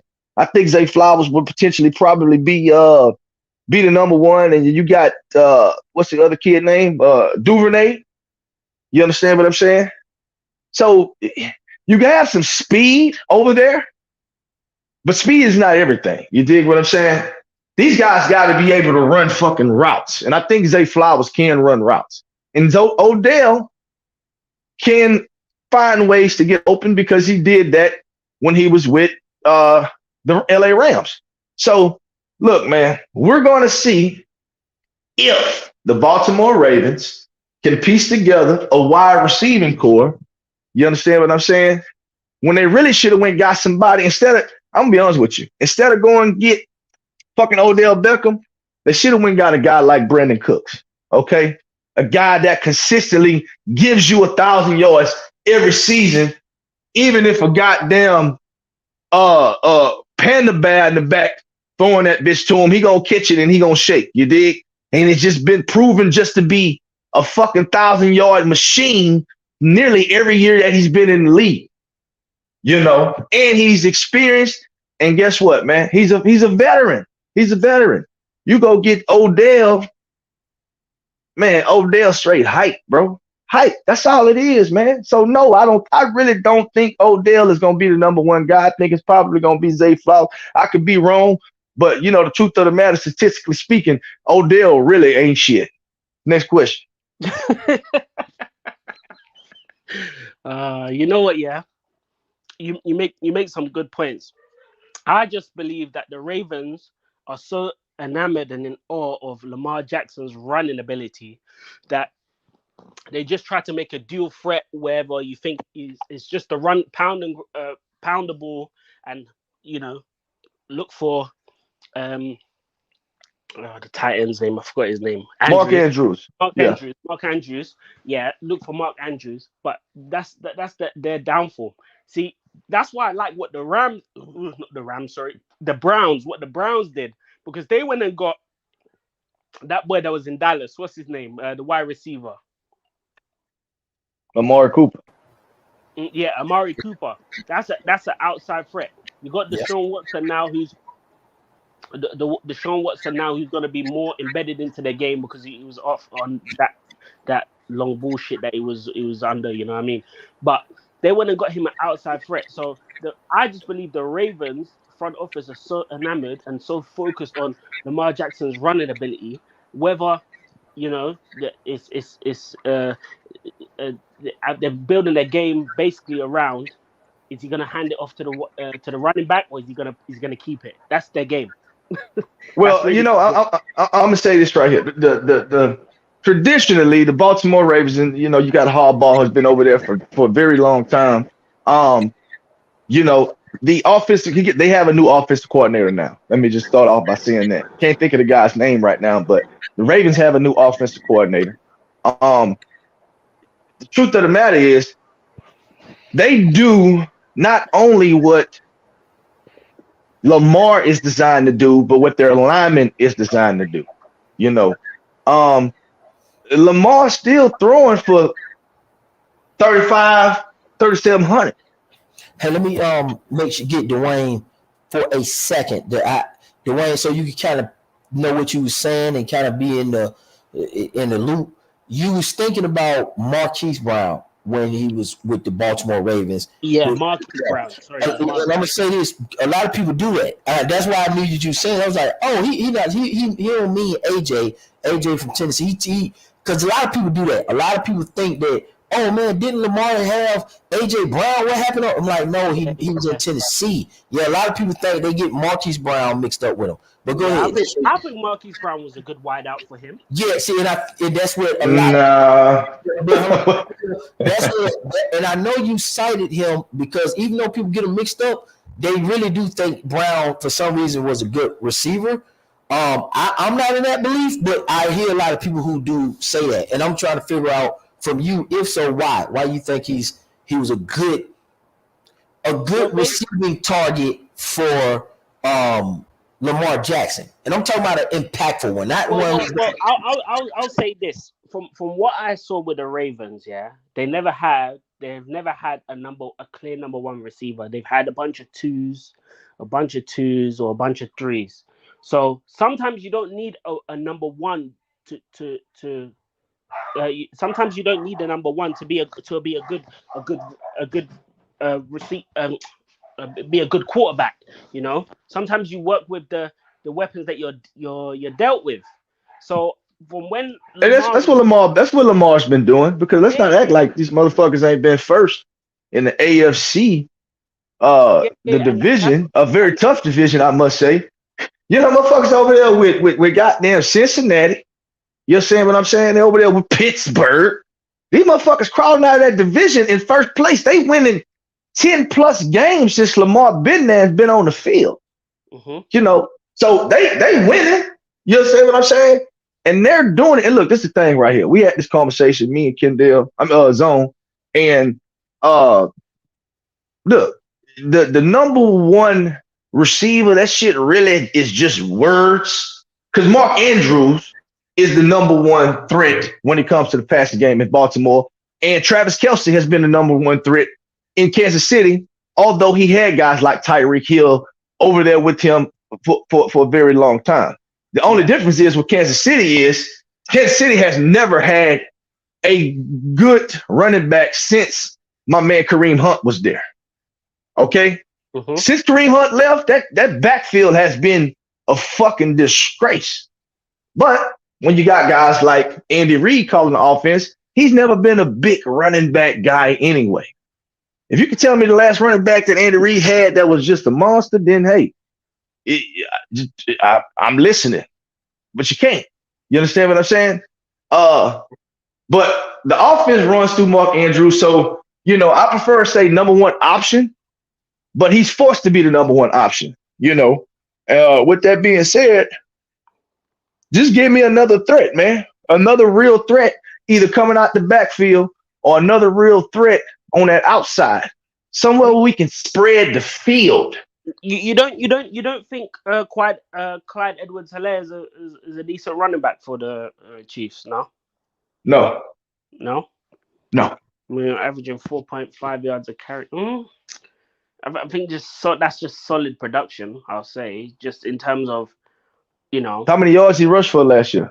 Last year he did. Was it not? Last. I check for you. You keep cooking. I'll check the stats. Yeah, but the Chiefs don't really run though, do they? They throw a lot of screen passes, and they throw the ball more than they run it. In 2 seasons, no, in 3 seasons, he's had from 2020, 2023, he's got a total of 1,644 yards on 377 attempts. That's trash. But what I'm saying is that if you look at the yards the yards average, 4.4. Yeah, the yards average per carry, that's what 4.5 yards per carry. I'm not saying it's great, but what I'm saying is that if you look at if you're looking at the fact that the matter is the Chiefs don't even run the ball really anyway. What Dwayne, let me throw this in there while you cooking, just so you can have some more stats. Now I want you to also keep in mind that he missed some significant time too. He played 10 games in 2022, and he played 10 in 2021. Like Helaire has been hurt too.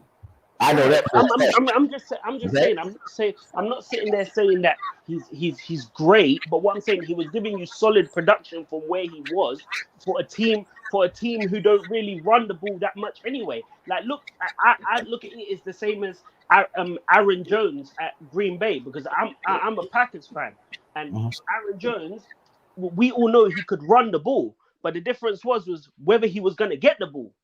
You can't tell me Aaron Jones can't get 1,000 yards. He's probably going to get it now. Now Jordan Love is.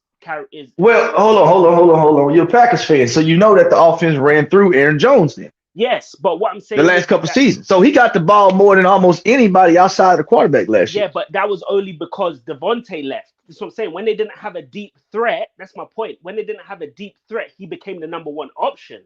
That's what I'm saying. Once you have a wide receiver, for some reason in this game nowadays, when you have a wide receiver that can beat their man, that wide receiver is going to get screen passes more than the running back. He's going to be putting certain actions where he's going to be able to get the ball. They're going to put the ball in his hands more often than not. So when Devontae Adams left, they looked at Aaron Jones as the next best offensive weapon that they had, and they used him and Dylan what's his name, AJ Dillon as but hold on, let me say this about Aaron Jones too. So this is the deal, and this is I really watch this football shit. We all do, but Aaron Jones' problem was not him not getting the ball. For majority of his career, up until he was the main guy, he split backfield carries with oh god damn, who's that running back that was there with Aaron Jones? And they split AJ Dillon. Mm-hmm. Well, nah, AJ Dillon is now. They had somebody before they bought AJ Dillon in. Jamal Williams. Jamal Williams. There you go. That was his problem. Mm-hmm. Which Jamal Williams is causing problems wherever he go because he's toting that bitch. Yeah, Jamal Williams is solid. He's solid. Yeah, now if you want to compare somebody to if you want to try to, I think all these niggas better than Hilaire personally, but you know, when you talk about that was Aaron Jones' biggest headache. Yeah, what Aaron Rodgers, it was Jamal fucking Williams. Mm-hmm. You know, really didn't know who was better out of the two, right? You didn't know who was going to get the majority of carries that particular game. You know, they did a good job of mixing those guys in and out on a nice rotation.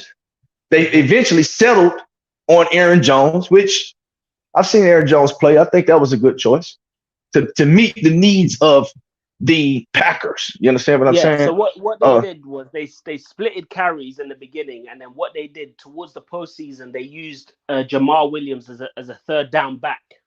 So when they were third and short, they would use him just in case they might want to run the ball because he's very physical. You know, he keeps his legs churning and stuff like that. They were using him as either a first down back, depending on where they were up on the field, or a third down back. That's what they were doing. But Aaron Jones will always play 2 out of the 3 or 4 snaps. That's what they were doing. Yeah, but yeah, man. Yeah, I mean. But look, I'm gonna tell you this right here, man. Dak Prescott. This is the thing right here. Do I think that because y'all know Dallas my squad? You dig what I'm saying? Do I think the Dallas Cowboys can win with Dak Prescott? I think they can, because, and I'm gonna tell you why. Historically speaking, we can go back in history and we can just point to teams with bullshit quarterback play, but the defense was just so fucking ridiculous. All the quarterback has to do is not turn the fucking ball over. That's been Dak's problem the last 2 seasons, is turnovers. Up until the last, Dak Prescott's been a starting NFL quarterback for 7 seasons. Okay, these last 2 seasons, his turnover ratio has increased to within the top 5 over 2 seasons. Okay. And previously, he was in the bottom 20. Yeah. So his problem is he's just turning the ball over. He's just not protecting the ball. If Dak Prescott can protect that ball, again, when you got somebody like, you got to think about it. Since he got Kellen Moore, okay, and my man left, who was that? What was that? He went to the Giants. God. The coach. I can't think his name. But you guys know who I'm talking about. Mm-hmm. Yeah. He was the head coach, and he went over to the Giants, but he called the offense. Since Kellen Moore has been at the offensive helm, Dak Prescott's turnovers has been ridiculous. Now, Kellen Moore throws the fucking ball. That's what he likes to do. Jason Garrett, there we go. Jason Garrett didn't. He was more balanced. Yeah. He was more balanced. Think about this, man. How the fuck Zeke Elliott production goes down since Kellen Moore's been there, right? My man Pollard production goes up. You know why Pollard production goes up? Because he's more of a threat in the receiving game than Ezekiel Elliott is. He's a speedster. He can catch a lot of passes coming out the backfield, swing passes. He's a Christian McCaffrey, Kamara type of guy. You understand what I'm saying? That's why they like, well, fuck it. We can just roll with this motherfucker because you fit the offense better. And I think Zeke had a little bit to do with that, honestly, not coming in shape. But the last 2 seasons, he's been in the best shape he has ever been going into training camp, right? He's still 8 on goal line and all this other kind of shit. He got his touchdowns. That churning production just wasn't there, right? And a lot of teams are moving to the dual back thing. It ain't too many head motherfucking running backs no more. Outside of Chris McCaffrey's, you got your Josh Jacobs. Obviously, you got your Henrys. You got your Austin Eckler's. And that's pretty much it after that. That's pretty much it. That's the ones that's just sharing the line. You got the lion's share of toting that mail. You understand what I'm saying? And this is the thing, man. With this new offense, they got McCartney running it. If Dak Prescott can protect the ball and the defense could be just as good as they were last year, hopefully potentially better, I think you can win with that team. Because truth is, I know a lot of people exaggerated, but fucking defenses really do win championships. Think about it. Just last night, we seen one of the greatest offensive minds on Thursday night. We seen fucking Andy Reid. We seen one of the best quarterback generational talents in Patrick Mahomes had a chance to win the game, and guess what? They fucking got stopped. That defense won the game. They only scored 20 points. You talking about the fucking Super Bowl champs.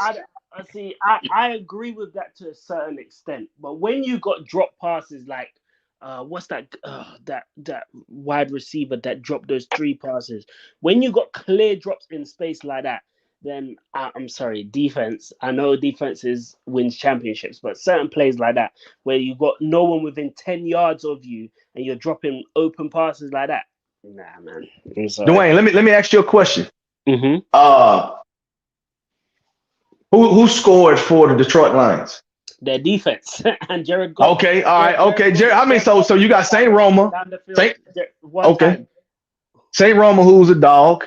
You got Montgomery, who's a pretty solid, really good running back to me when he's not injured. And then you got the defense came through with a score, right? Yep. If that defense don't create that turnover and get that score, those guys don't win that game. And to hold them, because we talking about one drive, right? When he motherfucker dropped a bunch of passes. You understand what I'm saying? Yeah, he dropped like 3. I was like, dropped like 3 passes on one drive.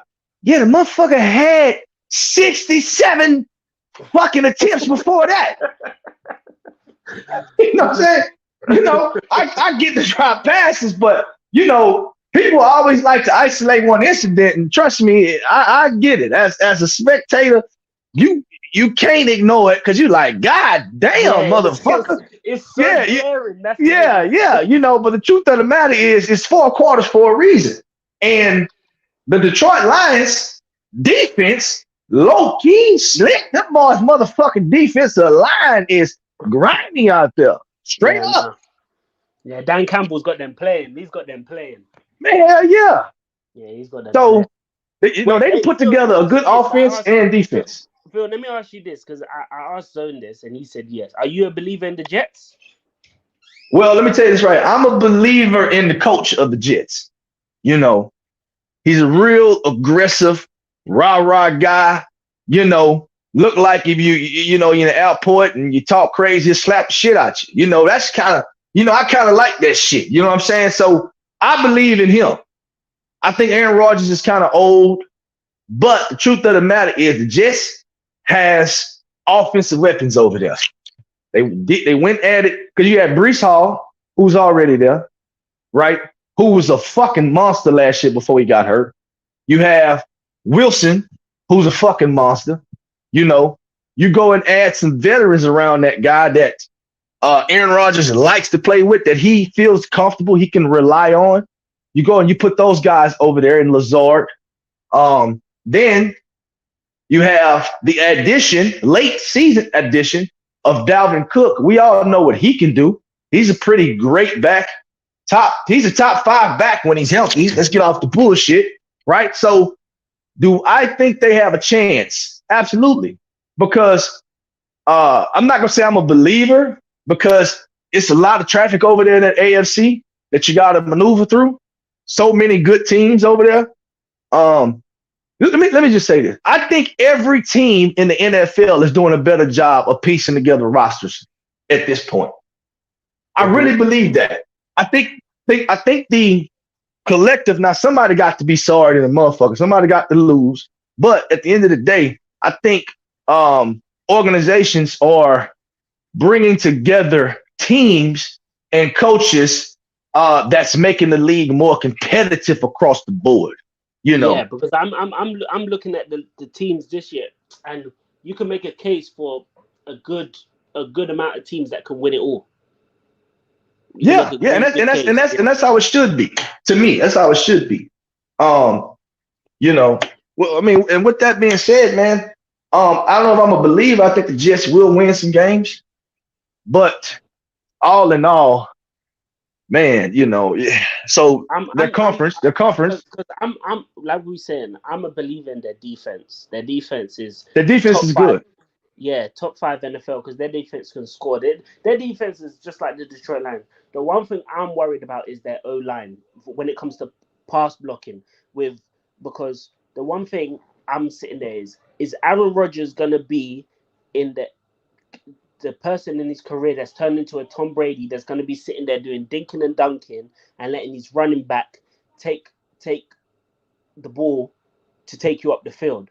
I don't know personally if he can do that, especially when you're basically the big signing that's come to the Jets. You know, you're the face. During Hard Knocks, they put him out there. You know what I mean? All that. I don't know if his ego will allow him to do that. To say, okay, Aaron Rodgers, you're only going to throw like 10 to 15 passes a game, and you're probably going to come away with 180 yards, or you're probably going to come out with just over 200 yards, and you know you're going to win the game based on your defense. I don't know if because from what I watched them in the preseason with their pass blocking looks awful. It looks awful. I'm not gonna, now when it comes to running, they're really good. The O-line's really good when it comes to running. But I just think with passing, that's why he was throwing quick, short passes, getting it into his receiver's hands as close as possible. You know what I mean? Like he can't really throw the ball downfield with that O-line. I'm sorry. Yeah, I'm a go ahead. I'm sorry, Zone. Go ahead. We've been cooking, bro. Get you something. No, y'all go keep mixing it in. I was responding to because I answered this already, so he give you a chance to answer it too, Phil. So I'm gonna go back to the Lamar Jackson thing a little bit because that's where I had left off too. And go ahead and let Phil answer the question because he asked me about the Jets, and I was just basically saying that I think he is absolutely gonna be able to do that because I think Aaron Rodgers will take what he could get right now. I think he know better than that. I think we'll clearly see if it's his fault or not. I think it's just clear at this point who Rodgers is. Rodgers has a Super Bowl and he has multiple MVPs. So I think he's satisfied in the stats proving himself type of position. I think he's kind of really ready to like, man, you know what? I really need to get my ass 2 more of these motherfuckers before I get out of here. Because, you know, I got the MVPs. I got one early. You know, it's been 13 years.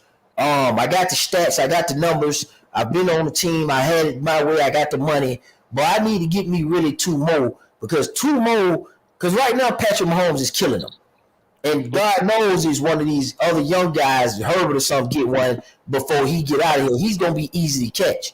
You're not going to be able to keep telling us Aaron Rodgers is a bad man. Yeah, he's good, but shout it. Like, yeah, you know what it is? You know what it is? With someone like Aaron Rodgers, yeah, what you can make the case is that he's so great, but you could make the case that his Super Bowl run was a fluke. Because if someone like Nick Foles can get a Super Bowl, you know what I mean? Like, and you're on the same amount as Nick Foles, and Nick Foles has never been that, you know, an elite quarterback, then, you know, that's what I'm saying. Like, see, it's levels. We wouldn't put. See, that's different. We watch football and we watch it unfold, so we know even though Aaron Rodgers has 1 ring, him and Nick Foles is not in the same category. So that's not going to be a slight for us because we know as football fans, we know better than that. Yeah. The company that Aaron Rodgers that he know he need to be worried about is the goddamn Peyton Mannings, the Tom Brady's, the Russell Wilsons, and the Patrick Mahomes. He know That's what's gonna get him Eli Manning. What's gonna get him over into that on a consistent basis is he need about 2 more. He got enough of everything else because he gonna find himself at the bottom of that heap. You see what I'm saying? Not he will never go so far down to be compared to somebody that's terrible, but he's gonna be at the bottom of that list across the board. So he has to accept right now the window of opportunity with a Dalvin Cook and the Jets, CJ Mosley. Like he need to get it done. Yeah. All right, so let me chime in, bro. This motherfucker got to go through the Dolphins. He got to go through the Bills. the Bills, and he's got to go through the Patriots. Now, historically speaking, the Patriots has always had a very good defense. Yes, they do. Right.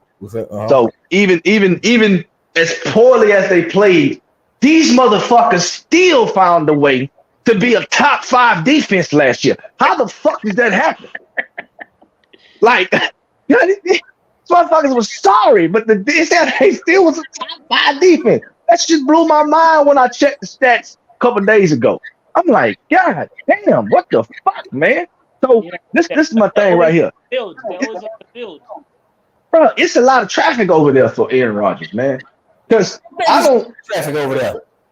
I don't think it's a lot of traffic. I don't think it's a lot of traffic over there. I think man, look, Miami, no, in Buffalo.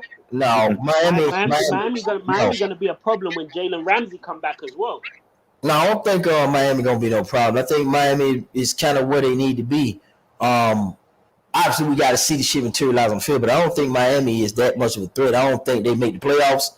For some reason, I like it. I see the potential, and for the last 3 years, it's been Miami, but Miami ends up where Miami belongs. They're a good competitive team, and if you're bullshitting, pussyfooting around, they'll split you open. Okay. Well, I mean, three seasons ago, they were considered to be one of the. That's when they dismantled the whole team. But for the last 3 seasons, it's been Miami and their potential. Regardless of what the outcome of the offseason, it's like the last 3 years, Miami's been expected to do things here, there. Like, why did they do that? And they've been talking about Miami since Balaj. When the coach said, "Oh, we're gonna run it down everybody's throat with Balaj." So Miami been in these talks of whatever this is for a while. I just don't see Miami as a threat. So Buffalo, and I do see New England, but I don't see Rodgers having issues with New England. I got the Jets coming out of that division along with Buffalo. Yeah, I got Miami coming out of that division. For the last, I'd probably say 2-3 seasons. When they had the black coach over there, and they was paying them to lose and all this other kind of shit, and they traded the whole fucking team off. And you had them coming out. You said you had Miami coming out of that division for the last 3 years. I had Buffalo coming out of the division. What I'm saying is, Miami. Have you had Miami making it to the playoffs over the last few years? Did you have Miami coming out of the playoffs, making to the playoffs last year? Yeah, I had them making the playoffs last year. So who y'all got? So in this division, let's make sure we good. Cause we're gonna have to get to this part. So we can get more clarity. Who do you guys got coming out of the AFC East division? AFC East, I would probably say Buffalo. I'll just pick one for now. I'll pick Buffalo because you got your wild card teams and they added the extra team. But I got Buffalo coming out the AFC East again. So nobody else coming out of that division. Now you know what? I'm just gonna pick the divisional, and then I'll run back through it again, and I'll pick whether I think a second team could come out. Okay. So no, you know what? Fuck it. I'll go Miami. I think Miami coming out the AFC East this year. I'll go out on the limb. Okay, because I'm saying you didn't know. Okay, so I got Dwayne. You go ahead. Who you got? Who you got coming out the AFC East? I got the Jets. Yeah, I got the Jets. I got Jets and Bills coming out of the division. I got Miami and Buffalo. Miami and Buffalo. I got Jets and Bills. Okay. So in the AFC North with Cincinnati and them. Who do you got, Dwayne, coming out of the NFC? I mean, the AFC North. The AFC North. Baltimore, Cincinnati, and Cleveland. I got all three of them coming out. I got all of them coming out. I got all of them but the Steelers coming out. Okay. And Phil, you got this. What you got? I got I got all three of them coming out, man. It's just that division, bro, is just too fucking good, man. The biggest thing hurting that division, they all got to play each other twice. That's the biggest fucking, and some of them gonna drop a game or two to Pittsburgh. So, you know, they may all these teams may not beat Pittsburgh twice. You see what I'm saying? That division is just so tough. But you know, I'm a believer in Lamar and I'm a believer in Joe Burrow. So for the time being, I'd say Cincinnati and Baltimore because those are the two best defenses in the division. So I'll go with those two. I'll keep the Browns out there on the left. Yeah, I see. If Deshaun Watson can be Houston, Deshaun Watson, I'll say to me the Ravens will be a wild card. I got the two that I got coming out of there. I got the Bengals and I got the Ravens. Yeah, that's what I got. Okay, the AFC West with Kansas City and them. That's a good ass division too. After that, that's where I got the three teams coming from. I got actually, let me take that back. I only got two. I just got Chargers and I got Kansas City. Yeah, that's I got. You know what? I just got Kansas City coming out of there. Yeah, I've just got Kansas City. Just Kansas City. Okay. Yeah, okay. I don't. The Raiders are not. Nah. Okay. All right. So we got one more extra for y'all. We got 17s coming out, and I got 6. So my AFC South, I only have the Jaguars coming out of there. So who do you guys got? And plus, you gotta tell me your other team because you guys got one left over. Because I got two. Yeah, I got the Jaguars and the Titans. Okay, that's where your two. Okay, so you got. Yeah. Okay, that's where your last two coming out. Yeah, because they really, when it get cold, they really be one of the strongest teams coming out of AFC because of how they play. You know, the defense always solid. You know, so I'm gonna believe in them on the back half of the season. You know, the only problem is I don't think they're gonna go far, but I do think the division is bad enough that they can win some games because I think they're good enough to beat the Texans twice, and I think they're good enough to beat the Colts twice, and I think they can probably snatch one game against Jacksonville. So you know, these guys got close to 4-5 games in the bag to me, which is a big deal in the NFL. The only letdown with the Titans is their quarterback. That's the only problem they have. Their quarterback's too inconsistent. But I agree with the Tennessee thing about them having 5 to 6 games in the bag. And we're gonna pause on that because I'm gonna be convinced, but we just gonna thoroughly look at their schedule because that's a good way to segue into a good conversation. So it'll be about the Tennessee Titans schedule. Let's look at that. And that's your team. So Dwayne, who you got out of AFC South, and what's your additional team that you think will come out the playoffs? Because you got 2 left. Yeah, I got the Jaguars and the Tennessee Titans, man. Okay, so you do got the Titans coming out. All right, so I got the Titans coming out. Okay, so the difference is I got the Chargers and you guys got the Titans. Okay, and then but you know, and I mean honestly, bro, like that's a good one. That's a good one, but you know, so you got 2. Yeah. So hold on. I mean, honestly, man, that last spot could go either to Tennessee or Cleveland to me. See, and that's another one but I ran out of space of shit. Eight can't make the playoff. So, that last spot for Tennessee or Cleveland. I can honestly say that. Okay, we'll look at the Chargers. Look at the schedule of both of them boys. All 3. Tennessee, because I'm saying the Chargers, we gotta look at Tennessee, and then we know Cleveland might be a key. So yeah, let's rock on this and see what we got. Tennessee got New Orleans, man. What y'all, Dwayne? Who you got? I don't know because New Orleans just got Derek Carr, didn't they? Yep. Yep. So he's a good uh, regular season quarterback. I'll say that he's a good regular season quarterback. The thing with the Saints that I'm just worried about is when the going gets tough, how does he fare? Titans, but I can't see the Titans running all over that defense. I'll probably say the Saints will win that game. Okay. Phil, who Yeah. you got? I think it's gonna take them a while to mesh over there in you know, uh New Orleans with the new quarterback. You got some new additions uh on offense. You got new offensive coordinator.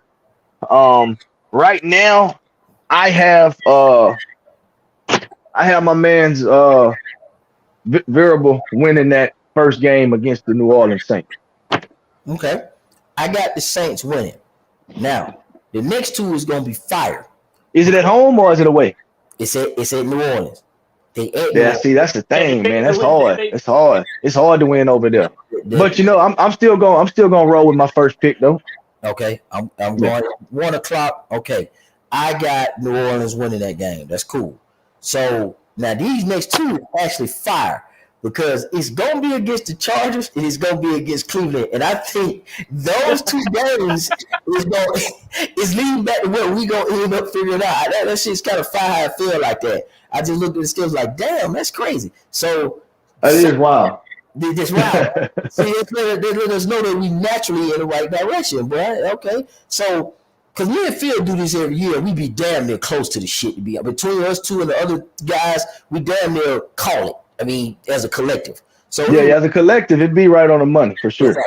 Okay, so I got clearly. I got Chargers. Too much offense for them. Who you got, Phil? They at Tennessee.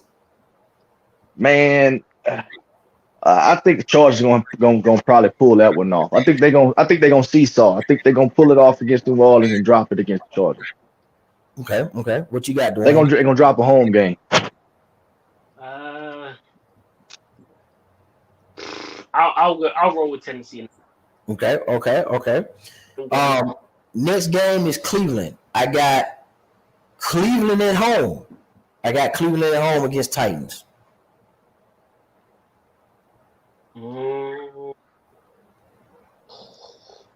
I've got Cleveland at home. Actually, no, I've got the Titans. Okay, that's a good one. I got the Titans too. Okay, we're looking good. Week 4, I got Bengals at Tennessee. I got Bengals in Tennessee. Bengals. Bengals. Okay. Yeah, so I got to think about that. I got them going on to an 0-4 start. It's kind of okay. All right. I got them beating Indiana at home. Yeah, I got them beating Indianapolis. Yeah, they'll beat Indiana.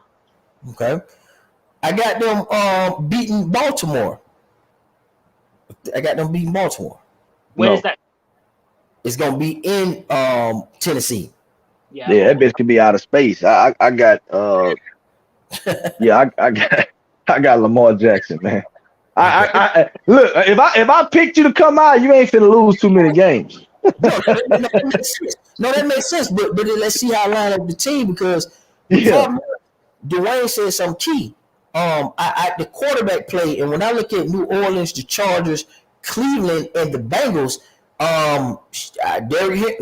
that's how I'm looking at it. But Indiana, I got them, and then in Baltimore, I see an opportunity there. So what you got, Dwayne? Baltimore or? I got Tennessee. Okay, so I got them actually beating Baltimore too. They got the bye week 7, and then the Falcons. I got them absolutely running it down their throat. I got the Falcons losing. They can't stop no running back ever, never, never. In history. In life, exactly. So Derrick Henry gonna have a field day on them fools. Now, keep in mind, I think Derrick Henry gonna act a fool in all these games. It's not gonna be a knock on him or D-Hop. I just think the quarterback play is going to play dividends this year. but I got them against the Falcons. Yeah. Hey, I'm gonna tell you something, boy. A lot of cats. I mean, just put that out there, man. We forgetting about how, man, Ryan Tannehill. We'll see. We'll just see. Because I know Ryan Tannehill, he was getting that bitch to AJ Brown. You know what I'm saying? You know, AJ Brown has been a 1,000-yard receiver for a while, but we'll see. Go ahead, wrap it up. Yeah, we can wrap it up. Let's go. Okay, Falcons. Who y'all got? Tennessee? Dwayne? Tennessee? Okay. The Falcons are one of them teams. They'll just fuck around and win one of them games that you don't fucking expect. What pisses me off about them? Yep, they will do that, but I don't think this the one they'll do it on. It's not. Yeah, no. Not no strong running back like that. All right, Tennessee and Pittsburgh at Pittsburgh. I got Tennessee. I got Tennessee beating Pittsburgh. Yeah, I got Tennessee beating Pittsburgh. Okay. I got I got Tennessee over Tampa Bay in Tampa Bay. I got them over Tampa Bay too. Yeah, Tampa Bay ain't got no quarterback, man. I got Tennessee.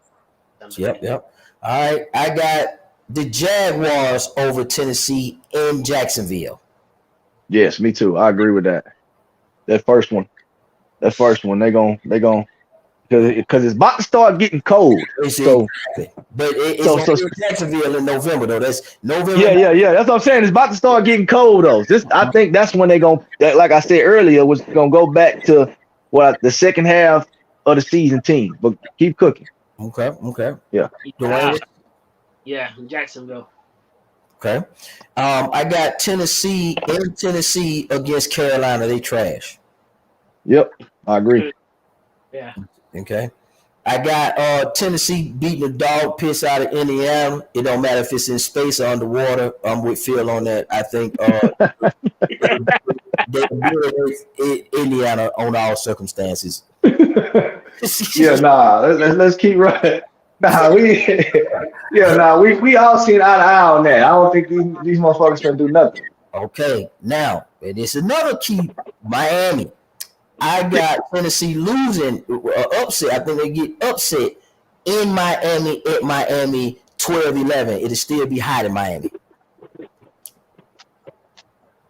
I got Tennessee beating Miami. Yeah.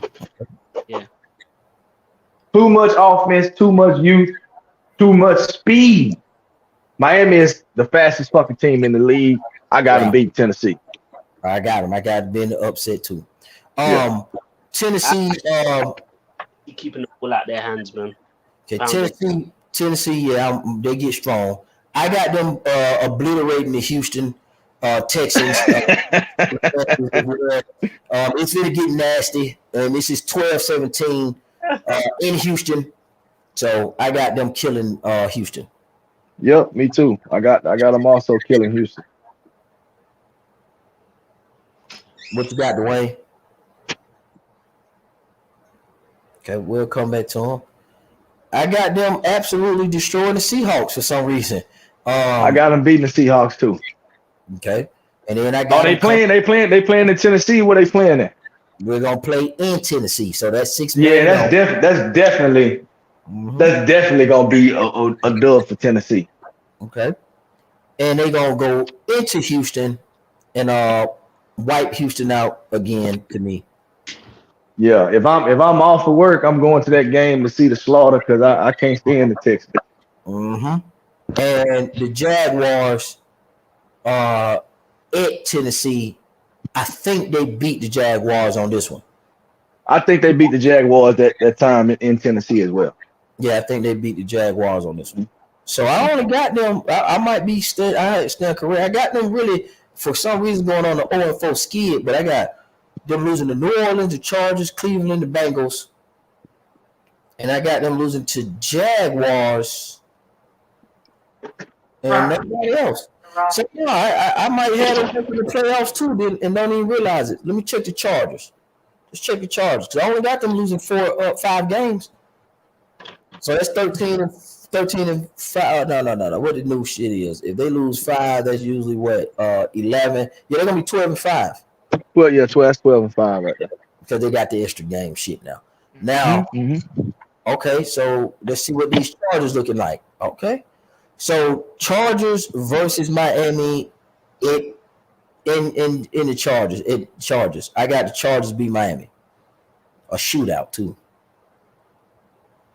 Yeah, I got my, I I don't got trust Tua. I don't trust Tua. shit. I trust Tua. If Tua ain't got no concussion, that nigga nice out there. Okay. Yeah, but I that's got the whole Miami. problem. That's the whole problem. Yeah, but I'm picking these teams knowing I'm picking these teams under the assumption that all these people gonna be healthy, just like NFL teams do. Yeah. Yeah, But yeah. what I'm looking at is in that game, does Tua have the potential to get his head knocked off and grab a concussion? Yeah, that's true. So, but you Nah, I got you. so you got the Chargers. Yeah, I got the Chargers. Okay. Yeah. No, I got you. I got Miami. I got Miami doing their thing. 1 second, Dwayne. I gotta go back because you missed the last few, and then we're gonna keep going because I don't want to miss you. All right, we left off with in week 15, just finishing up Tennessee. They play Houston. You say you had them in Houston. Yeah. Then they play the Seahawks. Who you got? Oh, I got. If it's in Seattle, I got Seattle. If it's Then you got Tennessee. I got you. Then at Houston, they back at Houston right after that. Oh, they're gonna beat the dog shit out of Houston. That's it. What I said. Then they got Jacksonville in Tennessee the second time. Is that the final game of the season? Yep. Oh, yeah, it's gonna be cold. It's gonna be cold. I'm going with King Henry. Okay. So yeah, we got them moving like between 3 to 5 games. So Tennessee looking good. So let me get back to these Chargers because I might have to switch my pick actually if based on the schedule. All right, we got Chargers over Miami by and large. Now we got Chargers at Tennessee versus Tennessee. Y'all go. We all got our picks on that, and we got the Chargers at Minnesota. Ooh, that is a tough game, you know. That's a tough one. But look, I'm gonna tell you though, at Minnesota, if it's at Minnesota, I got Kirk Cousins and Jefferson. That's gonna be a good ass game. I got Kirk Cousins though coming out that bit. I got the Chargers without no Dalvin Cook. I got the Chargers. Yeah, I got the Chargers. Yeah, you know what, man? The Chargers. Dalvin Cook ain't there no more. Man, you know, but Dalvin Cook ain't there, but man, No hype. me and Zone looked at the stats, man, the other day. Yeah, Madison ain't bad. Madison ain't bad, bro. But you know what though? Let me see the Chargers. Look for shits and giggles. For shits and giggles, I'ma pick the Chargers to make if it's a toss-up game like that, I'm gonna pick the team that's in the conversation that we having about if it's a toss-up game. But they got so much firepower, man. You talking about yeah, it's too much firepower on and then their defense jumping. Their defense is jumping. And remember, let me put this in there. On top of Cook being missing, Kendrick, their linebacker, is missing as well. He's not there. He's with the Chargers. Man, I got the Chargers. All right. Yeah. We all got the Chargers. That's cool. I got the Chargers. All right. Them Bolts against Las Vegas. I got the Chargers. I got Oakland. You got Las Vegas. You got Vegas? Okay. You got Vegas, yeah. You got Vegas over the Chargers? Yeah, the Chargers got a problem stopping that run. With all them good that good defensive line for whatever reason. Traditionally, historically, Josh Jacobs eat their ass up every year. Yeah, but Kendrick, that's why I made say this. Kendrick is over there now. That's what I'm saying. Yeah, I know, but I don't think he's gonna make that difference like that. But we'll see. Shit. Okay, we'll keep that one. That's a good one. We're gonna go back to that one. God damn. Yeah. We just rolling into shit. Okay, I fuck with it. All right, Chargers and Dallas. I actually got Dallas pulling the upset on their ass on the road. I got Dallas. Dallas. Every time Dallas beats the Chargers every time. Man. Yep, they got their number. Yeah, got it. Chargers at Kansas City. I got Kansas City. Kansas City all day. Yeah, Kansas City always fry their boys. Yeah. All right.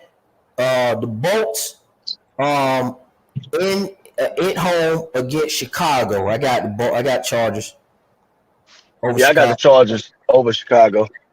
Yeah. Okay. All right. Whoo, here go another good one, man. Chargers at the Jets. Ooh. Chargers at the Jets. I got the Jets. That's a long motherfucking plane ride, bro. Whoo, sure is. That's the only way. But it's hold on. It's Monday night though. Monday night still don't matter. Monday night 8:15. Shit don't matter. Hey, I'm more concerned about who they play the following week with a Monday night game with trouble like that. But shit, hell, we'll see. Okay. Oh, here go another one. Shit. They play Detroit.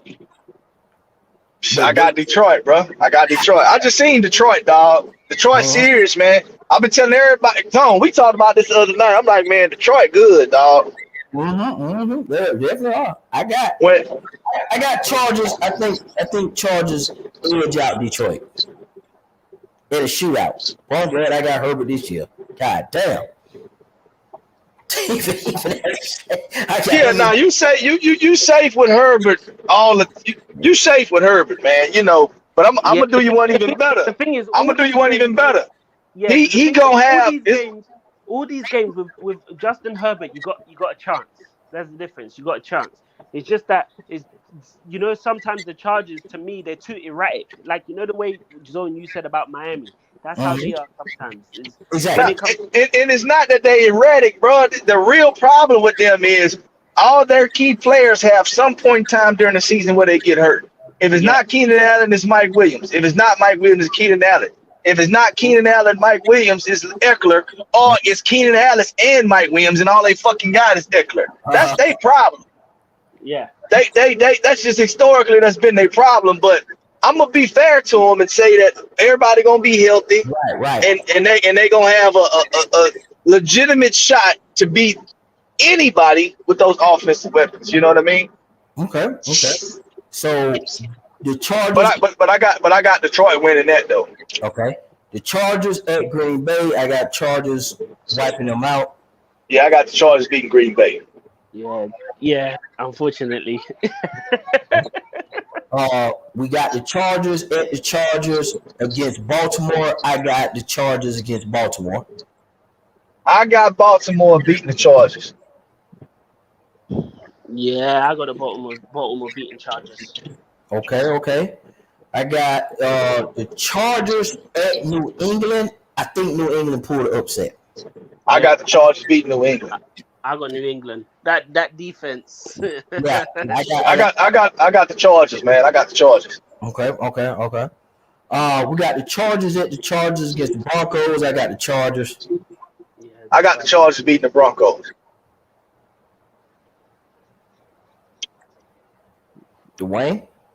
Yeah, I got the Chargers. Broncos have to go up line, man. Yeah, although they got Sean Payton over there, they got that. They got Slick back. Yeah, Slick back throwing the ball. I ain't got no faith in Slick back. Nah, he done. He done. Sierra got him. She got him. She be doing. She be having his mind going for the game. I don't know what they got going on, but that boy, his legs ain't there. His legs ain't there because his goddamn belly too big. Yeah, because she over there, she got that man living comfortable. But anyway, that's what she's supposed to do. But now, Chargers at Las Vegas, I got the Chargers again. See, if it's You got the Chargers at Las Vegas. Yes, I got Las Vegas. I think they're gonna split. They're gonna split it 1-1. So I got the Chargers this time. But that's why I said I was surprised when you picked Las Vegas to beat them at the Chargers. Yeah, I mean, because this really, man, I'm gonna be honest with you. The niggas, you got to think about it. I'm gonna tell you why. Because the niggas play in LA. I mean, that's damn near Oakland. You feel me? Exactly.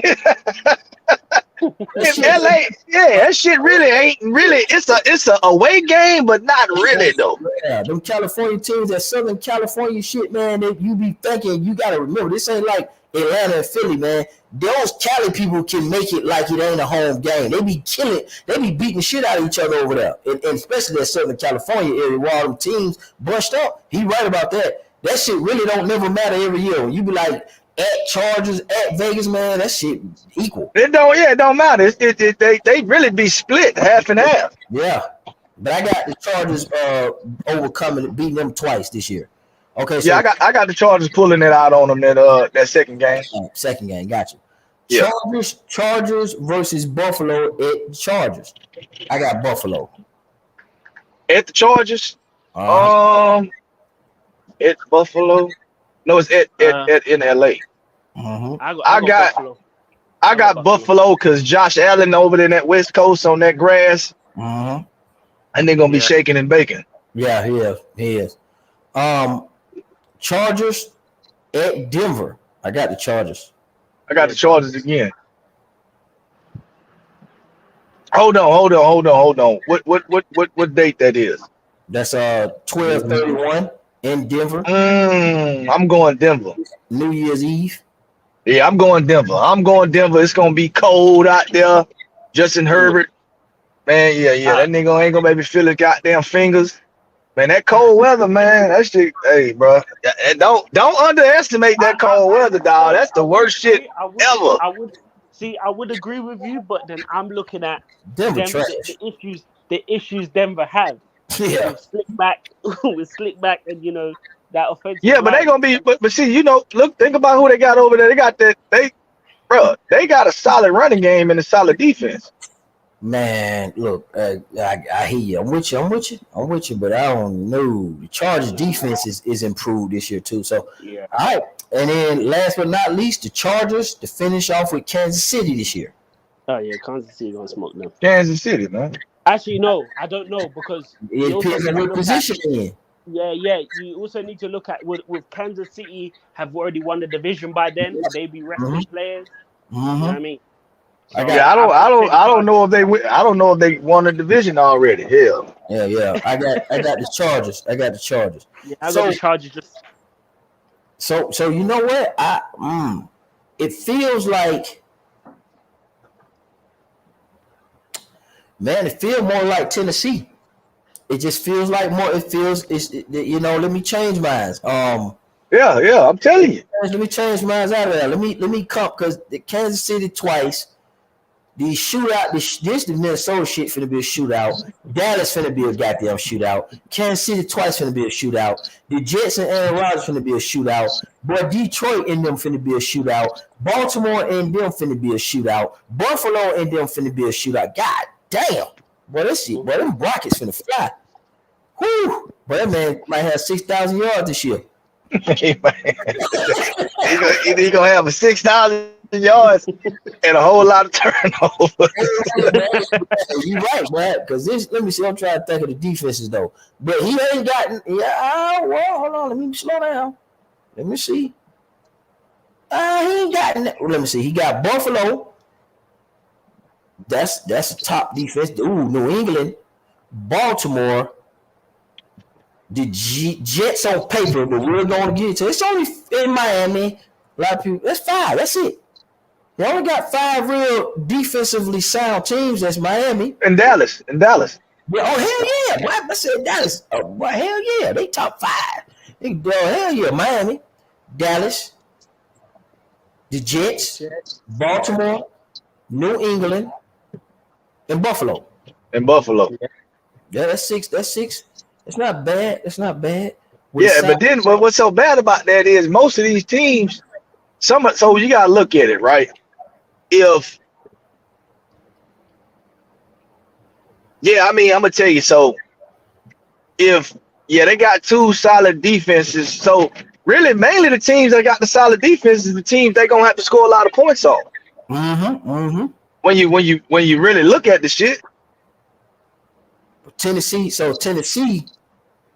the issue with them is that they quarterback against certain teams, like the quarterback in the shootout with Carr, New Orleans, and the Chargers, and Deshaun Watson and Burrow. I just got Burrow, Watson, Carr, Herbert. I trust them more than I do with Tennessee. And then I got Indiana, that's a good one, but Baltimore is a good one. I got them over Ritter, Pittsburgh, got them over that Baker Mayfield. Trevor Lawrence gonna be another one. Yeah, I think I'm gonna go with. I think I'm gonna go with Tennessee. But goddamn, but the Chargers might. I'm gonna pay attention to that one a lot closer. I'm gonna have to look at that. Let's look at Cleveland. Let's look at Cleveland and run this bitch on down real quick. Let's go to Cleveland. See if they sneak in here. We might have something different to say. All right, so Cleveland. All right. Let me see. I'm gonna let Phil jump back in, but I'm gonna start with you, Dwayne. All right, so with Cleveland, we got Cleveland at Cleveland versus Cincinnati. I got. See, this is a shootout. I got Cincinnati. Yeah, that's what I was saying. But see, this is why I'm saying with Cleveland, to me, there's such a question mark because if Deshaun Watson can become Houston, Deshaun Watson, then anything's possible for Cleveland. That's right. my thing. See, but I think he'll take a bit of a while to warm up. So I'll just say Cincinnati just because. But wait, Joe Burrow, is he injured? He should be starting the first week. Okay, because he's a question mark. I'm just going. I'm gonna change mine to Cleveland too. Yeah, you know what? I'm gonna go Cleveland. Pittsburgh and Cleveland at Pittsburgh. I got Cleveland.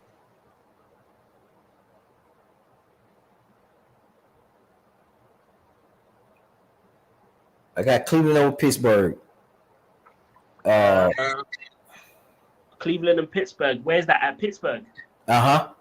Oh, Pittsburgh fuck around and beat them sometimes, you know. What is that? Is that Monday? Is that Sunday night game? Monday night at 8:15. Yeah. Yeah. Give me Pittsburgh. Give me Pittsburgh. Okay. Cleveland in Cleveland versus Tennessee. I got Cleveland. I can't even remember who I picked that one. I think did I pick Tennessee? See, the truth gonna come out now. Yeah. See? Yeah, I'll take Tennessee. I'll take Tennessee. Oh, that might be that might be a 50-50 game for you. Yeah. Cleveland versus Baltimore in Cleveland. I'd take Cleveland. Okay. Then if week 5 they got to bye. They got Cleveland in Cleveland against San Francisco. Oh, San Fran. You know Speaking what? of San Fran, I even forgot about them. You know. We didn't do the NFC. That's why I got Cleveland beating them. I got Cleveland. Yeah. CMC ain't gonna be enough with Myles Garrett. I got Cleveland. All right, then we got Cleveland at Indiana. I got Indiana. I got Cleveland. I'm sorry. Cleveland. I was gonna say Indiana. I got Cleveland. Cleveland at Seattle. Where's that? At Seattle. Oh shit!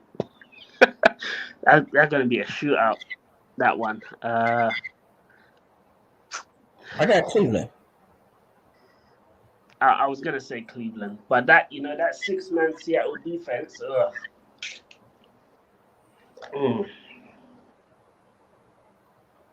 Yeah, give me Cleveland. Okay. Cleveland versus Arizona in Cleveland. I got Cleveland. Yeah, Cleveland. Arizona is not what they're supposed to be now. All right. Cleveland at Baltimore. I got Baltimore. Yeah, Baltimore. Cleveland at Cleveland against Pittsburgh. I got Cleveland again. Yeah, I got Cleveland this one. Cleveland at Denver. I got Cleveland. Oh, yeah, Cleveland. All right. Cleveland at the Los Angeles Rams. I got Cleveland. Yeah, Cleveland. Rams are not. Nah. Cleveland versus the Jaguars at Cleveland. In Cleveland. Taking Cleveland. I'm taking Cleveland too, right? Cleveland versus the Bears. Where's that at? MetLife? Not MetLife. In Cleveland. Chicago. Oh, yeah, In Cleveland. Cleveland. Cleveland. I Yeah. got you. Okay, here we go again. Cleveland at Houston. I got Cleveland. Hey, their schedule in the back end is weak as That fuck. shit's sweet, ain't it? Hey, that's what Fuck. that shit is sweet, and they got all, and then anything that make you kind of teeter, they're at home. That shit is great. Like, okay, so Cleveland at Houston. Cleveland. Fucking hell. Okay.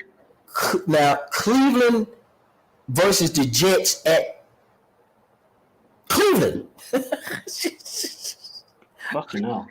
That's crazy. Yeah, I'll take Cleveland just because of Miles Garrett. Okay. Last but not least, Cleveland at the Cincinnati Bengals. I'll take the Bengals. Right. So we both said, let's make this clear again. We got the Bengals at the beginning. We got them winning against the Bengals at the beginning. We got them against Pittsburgh. You got them against you got Tennessee against them. I got them against Tennessee. We split on the Ravens. Got them against San Fran, Indiana, Seahawks, Arizona, Baltimore, Pittsburgh, Denver, Rams, Jags. Man, their schedule is fucking weak. Yeah. Oh Their schedule get extremely laxed, and everything that could be a problem is at home. So Denver at Denver, you want that. The Rams at Rams, you want that. Jaguars, if you want them anyway, you want them at home. Chicago, they're not that good anyway, at home. And then Houston, you want to take that easy road. And then you come back home and you got the Jets, which could be a problem, but you're at home. And then last but not least, you got the Bengals. I think I changed mine for Tennessee and the Chargers, and I got the Cleveland Browns coming out the division. So for me, it was always the Cleveland. I always said to me it was either Cleveland or Baltimore was gonna be my wild card. Okay, so this is what I got, and I'm gonna throw Rollo in here so he can run through all his. He'll have a complete floor. So I changed mine to Cleveland. So this is what I got now. I got the AFC East, I got the Jets, and I got the Bills. Yep. Okay. Out of the AFC North, I now have the Bengals, the Ravens, and Cleveland. Okay. And then out of the AFC South, I have the Jacksonville Jaguars. And out of the AFC West, I have Kansas City. Yeah. So you see, mine, the only thing that will change with mine is take Jacksonville out and put Tennessee in for me. Okay. So you got them winning. So for the AFC South, and we're gonna turn it all over to Rollo. We just want to make sure we got it out the way so he can answer it fluidly. We got one team. So you got one team coming out of the South, right? Yeah. This is y'all making the playoffs, right? Yep. This is the making. Yeah. Okay. Yep. We've been cooking with Phil. He might jump back. Yeah, I got you. Okay. So that's what I got. Let me see. Those are 2, 5, 6. I got my 7 teams. I got to dump the Chargers. I have to dump the Chargers. I got Kansas City, the one team to come out of the AFC West, AFC South. I don't have Tennessee. I have the Jaguars.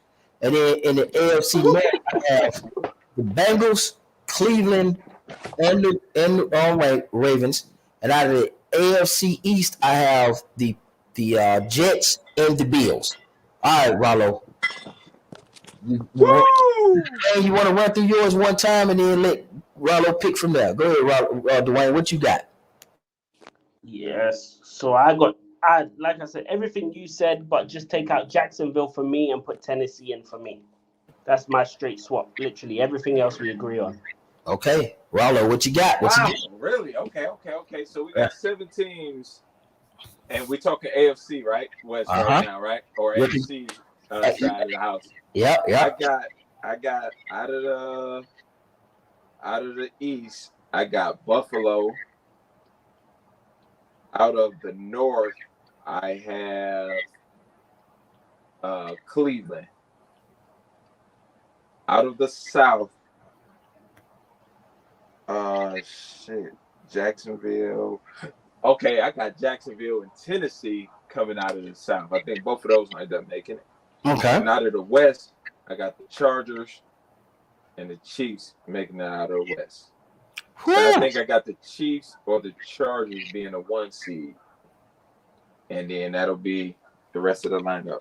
I think 2 teams gonna make it out the East this year. So you don't think Jets? Okay, so now Dwayne, go ahead and ask him about the Jets, because that Rollo just stepped into it naturally. He don't got the Jets making the playoffs, so that segue into your question. Yeah. So my question is, Rollo, do you think the Jets are legit, basically? Just because they added Aaron Rodgers, absolutely not. Okay. Aaron Rodgers And Dalvin Cook. Cool. Listen. Okay. Like, football is one of those sports where, like, if you're really good, but you got a bad quarterback, he can hold you back. And if you're really bad, a bad quarterback can make you better. But I don't think that the Jets were good enough where a quarterback will put you over the hump. You know what I'm saying? You know how, like, when Tampa Bay was good and Tom Brady put them over the hump, but they were really fucking good. You know what I'm saying? Or just like the Rams were really fucking good. And I think that possibly the old quarterback may have been able to get him over the hump. But if we had to compare the two guys, you know what I'm saying, you just had more to work with Matthew Stafford over Jared Goff. So you're like, he's a little more proven. He's done a little more. You know what I'm saying? He was able to get him over the hump.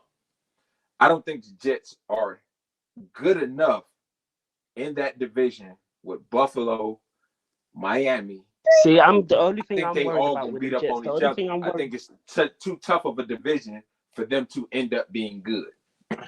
Okay. But go ahead. The only problem I have with the Jets is just that the passing O-line. That's all. That's the only weakness I see. Yeah. Okay. Yeah. I mean, you know what? I can't really disagree with you there. My only problem is, to me, that AFC East is probably the toughest division in football.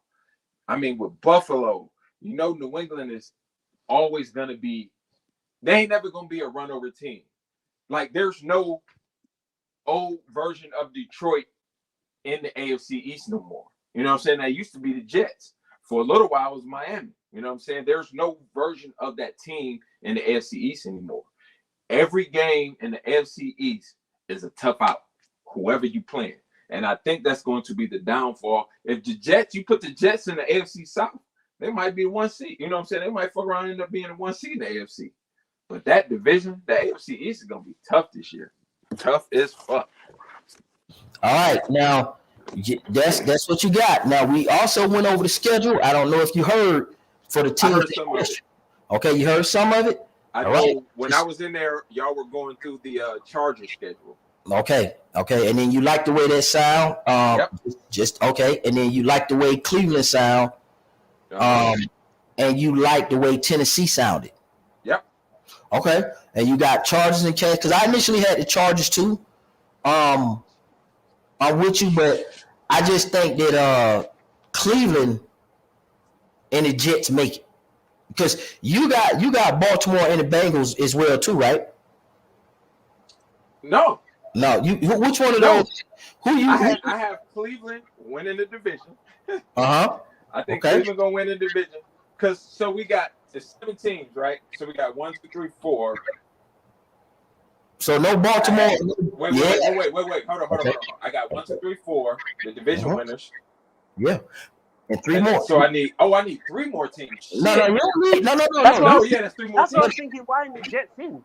No, you tapped that. No. He did it right. He tapped. Let me make sure he's good. Right. So you said Chargers, because he said Chargers and Chiefs. He said Tennessee and Jags, and he said one coming out of the East, which was going to be Buffalo, correct? That's 5.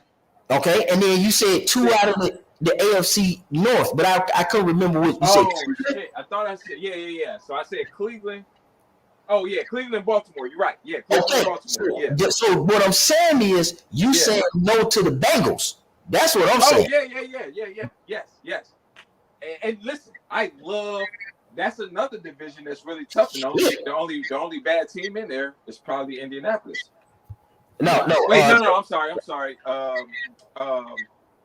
Pittsburgh this year. Pittsburgh. Yeah. Well, they ain't bad, but they just they just ain't up to par with everybody else. You know what I'm saying? Because they in a transitional state. You know what I'm saying? They transitioning out of Big Ben era, the bus era, and all that shit, and then they got it. You know what I'm saying? They kind of, you know what I'm saying? They had a fucking phenomenal run, and they just in a transition. You know what I'm saying? So I feel like this is gonna be a down year for Pittsburgh, where everybody can go get 2 wins on Pittsburgh out the division. Yep. You know what I'm saying? So that is what is going to help those other teams. Like I said, I got Cleveland possibly winning the division, and Baltimore coming out, which is gonna be because it's gonna be hard for the Bengals to beat the motherfuckers. You know what I'm saying? That's the thing I think is gonna keep the Bengals. And I think the Bengals, if I'm not mistaken, I looked at their schedule and they had a pretty tough schedule. That's why I don't think the Bengals are going to make it this year. They'll be good. They're gonna be 8-8-ish or 8-9-ish. You know what I'm saying? 7-9-ish type of year and shit. But I just don't think that. I think they just gonna have a whole bunch of tough losses. Okay. Let's check out the Bengals schedule. Because you don't got them in there, and most of us do. We understand Tennessee. We understand the Jags. We understand the Chargers being one of those, and that's it. All those discriminations. So we got to look at the Jets, and we want to look at the Bengals because you brought something new in and saying, okay, now not these guys. So with the Bengals, all right, Rollo. We're rotating around. Yep. The Bengals at Cleveland. Who you got, Rollo? Oh yeah, it's Cleveland. Okay. Yeah. I think they got him. I said the same thing. All right. Bengals in Cincinnati versus Baltimore. In Baltimore? No, in Cincinnati. In Cincinnati. Yep. See, that's listen. If Morrow his shit, I got Baltimore. You know what I'm saying? If he don't hit shit, I got Baltimore. Well, assuming everything on the up and up, he's on his shit. Bro on his shit, no injury. Everybody on their shit. Baltimore, okay. Bengals in Cincinnati versus the Rams. Cincinnati. Okay. I got Cincinnati. So I got a 1-3 now. Okay. 1-2. Cincinnati Bengals at Tennessee. At Tennessee. Shit. See, that's a tough one, but I'll give Cincy that one. So now I got them at 2-2. Okay. You got Cincinnati at Arizona. Okay, so I got them at 3-2. Okay. Cincinnati against the Seahawks. I got them at 4-2. Okay. Bye week. Now, after the bye week, they got Cincinnati at San Francisco. Oh shit. Defense versus offense right there, boy. Oh, I think I got San Fran in that one. I got San Fran in that one too. Yeah, I got them 3-3. Now I got Cincinnati. Oh, no, that's 4-3 now, right? I think 4-3 now. 4-3. Okay, yep, 4-3 because it's only been 7 games. All right, Cincinnati in Cincinnati versus Buffalo. Oh, Bills. It got to be some. I'm thinking get back. I think this is Josh Allen's get back year. You know what I'm saying? I think he's gonna get back at a bunch of motherfuckers. I ain't saying they're gonna win it all. Okay. I think he's gonna get some get back on some niggas just to keep the rivalry good. You know what I'm saying? Okay. So, yeah. Okay. Cincinnati at Baltimore. Oh, tomorrow his shit. Be more for sure. Okay. Cincinnati in Cincinnati against Houston. Cincy. Okay. Cincinnati in Cincinnati versus Pittsburgh. Oh, Cincy. Okay. Cincinnati at Jacksonville. Jax. Okay. Cincinnati at Cincinnati against Indianapolis. Cincy. Cincy at Cincinnati versus Minnesota Vikings. Cincy. Cincinnati at Pittsburgh. Cincy. Oh, See, see how this yeah, damn. I don't know why I thought they had a schedule. Nah, that's what me and Dwayne said. Yeah. Okay. Cincy at KC. Oh, shit. But see, he got some get back to. It's the end of the year now. Yeah. So first place, I gotta go. Is it in Cincinnati too? It's in KC. Oh yeah, I gotta go with Patty. I gotta go with Patty on that one. Yeah. Yeah. Especially if Jones back. Yeah. Oh, Jones. Yeah. Okay, so last but not least, Cincinnati against Cleveland for the division. Oh, yeah. See, it's like, and see the funny thing about that, like these niggas literally playing like 2.5 hours away. Like it's like a 3-hour drive. So is it really even a home game for either team? You know what I'm saying? So I got Cleveland probably sweeping the series this year. I think my man is having a revenge tour this year. That nigga Watson. I think Watson is having a revenge tour. I think so too. So you ultimately got Cincinnati in the playoffs. What was that? What was that? When you was at San Fran, let me start you right there. I remember this. At San Fran in week Buffalo. 8, you was at 4-3. All right, then the next one was Buffalo. Then it was Houston, Baltimore, Pittsburgh, Jacksonville. Oh shit, yeah. They gotta be in there then. You're right. They gotta be in there then. I don't know. For some reason I thought I looked at their schedule. Oh, you know what it was? I'm sorry. You know what it was? It wasn't that. It was when I seen the headline. The quarterback, highest paid. That motherfucker's making $55 a season after this contract extension that he got. That shit usually kind of spells disaster for motherfuckers when they take these big stupid ass contracts. Usually. Not always. You said for Burrow when he got his money. Yes. You think he gonna you okay? So he ain't gonna be on a revenge tour. He gonna be happy with his money. See, I think what happens is why that usually happens is everybody else like, well, shit, he gonna get that much. That means I had to take a pay cut for y'all niggas to get this motherfucking more money. That's why. In all of them goddamn 22 seasons, you never heard that shit about. That headline never came across Tom Brady. Never. In 22 years. And clearly, we know he could have absolutely 100,000% been that guy. He never was. So he never made that headline.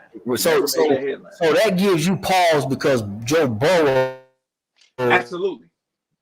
Because I think that having another 50 guys sitting in that locker room thinking, well, why this motherfucker make more than everybody else in the league?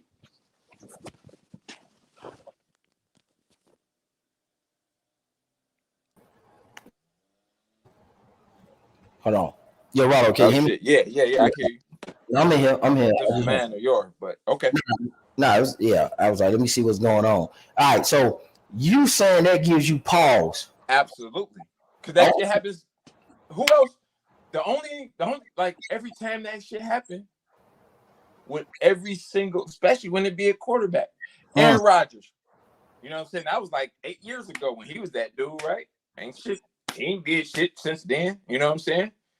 I mean, it was just every time that shit changed. The only Patrick Mahomes did have that for a second, right? And he did come across and he got one, right? Like, I think it might be a minute before he get another one too. You know what I'm saying? But like I said, when you go back and look at the motherfucking the GOAT, he in 22 seasons he never had that headline. Mm. Mm. You're right. You're right about that. So you trying to say that is going to be why they won't make the playoffs, even that will be a hindrance because it gives guys, for instance, let's say a guy's a little banged up and shit. It gives him reason to be like, well, shit, I'm only making $4 million. I'm gonna sit my ass down this week. You know what I'm saying? Because he feels like, well, shit, I will have to play for 20 seasons to make what he make this year. You know what I'm saying? I think that there just has to be that level of we don't win if we all don't play good situation in the locker room. And when you have a guy making that much money, that just somebody in there, you know what I'm saying? It's gonna make somebody else, you know what I'm saying? Just like with Kansas City going through this thing with Jones. You know what I'm saying? The motherfucker dominated. You know what I'm saying? He was one of the most important guys to them winning that Super Bowl last year. Absolutely. But since you paid this quarterback all this money, bitch, we're mad at it.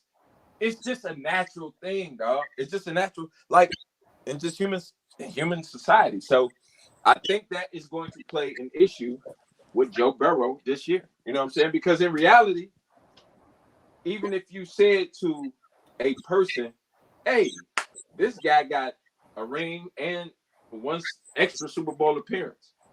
Joe Burrow just got, he played in the Super Bowl one time more than the entire Lions franchise in the Super Bowl era. But he don't have a ring. You know what I'm saying? He can't be like, I got a chip to show why I get all this money. You know what I'm saying? So that's going to be a tough one for some of them guys to swallow, I believe. You know what I'm saying? So, that shit usually don't work out good for teams when they do that shit.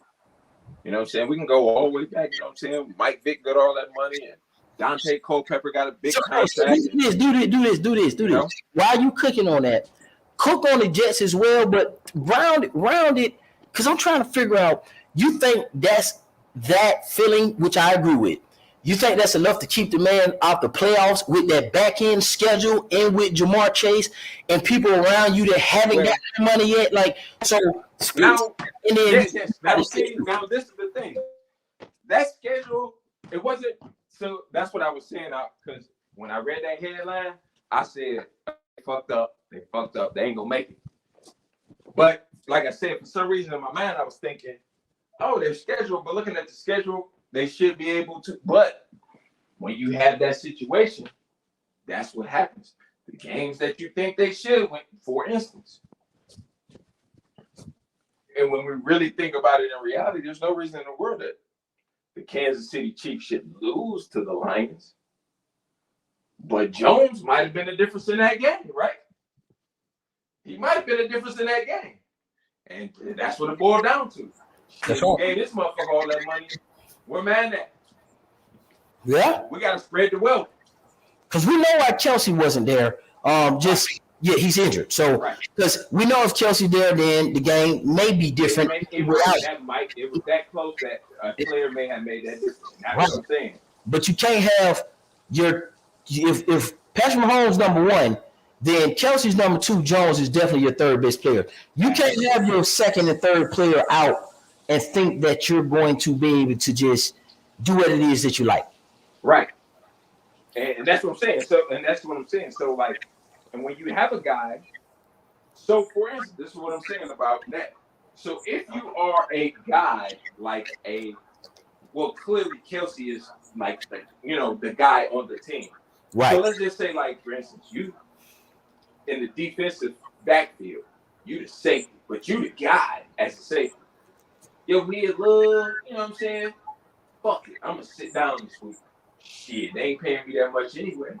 That, you know what I'm saying? So that's the difference between them winning a game that they possibly, you know what I'm saying? Like, instead of winning 23-21, you end up losing 20-21. Sometimes when it comes down to a player playing. And that's what I'm saying. When you have that guy, that one guy who just decides, you know what, fuck this. If they gonna pay his ass all that money, they couldn't give me an extra $1 million or extra $2 million. Shit, fuck it. I'm gonna sit out this week or sit out 2 weeks. You know, and I think that's why it ends up always happening. So the guys when they get their contract. So when I say that to say this. The schedule, I do pick them to win all of those games, but with that, what we just all talked about, I think that there's going to be another L or 2 or 3 in that. You know what I'm saying? Like Tennessee, I did pick them to beat Tennessee, but shit, you know what I'm saying? You fuck around and don't have Jones back yet, because they did say he was prepared to sit out till week 8. Shit, they might be 4-4 at week 8, you know? So, okay. I'm with that. That is correct. So it's a yours is not that they're not capable. They're just a lot of social dynamics have you not making the playoffs on the mental side of preparing for football and having your head in the game. Mm-hmm. That uncertainty can land you on the wrong side of the coin. That's why you're saying you're more prepared to say Tennessee and Jacksonville, who are more grounded, and the Chargers who clearly are more grounded, right? And you just know Kansas City going to turn it around because they're going to get this fixed, obviously, and this in Kansas City. But you don't see that same energy for the Bengals as you do for Tennessee, the Jags. I got you. Mm-hmm. They don't, because Tennessee know who they are right now. You got Hopkins, you got another piece. You know what you need to do. You know y'all around a running gut, not a running gut, but a ground pound team. You know Jacksonville, they trying to make it. They trying to do their thing. They shouldn't regress. They got Calvin Ridley now. They should be all right. Mm-hmm.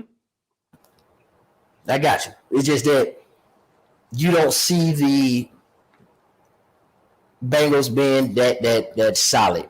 Yeah, I got you. But and then too. Okay. So for instance, it's been since the Dallas Cowboys since we had repeat champions. And even when it just comes to repeat champions, that just comes as not really. No. Broncos. I don't know why people forget that. The late 90s, man.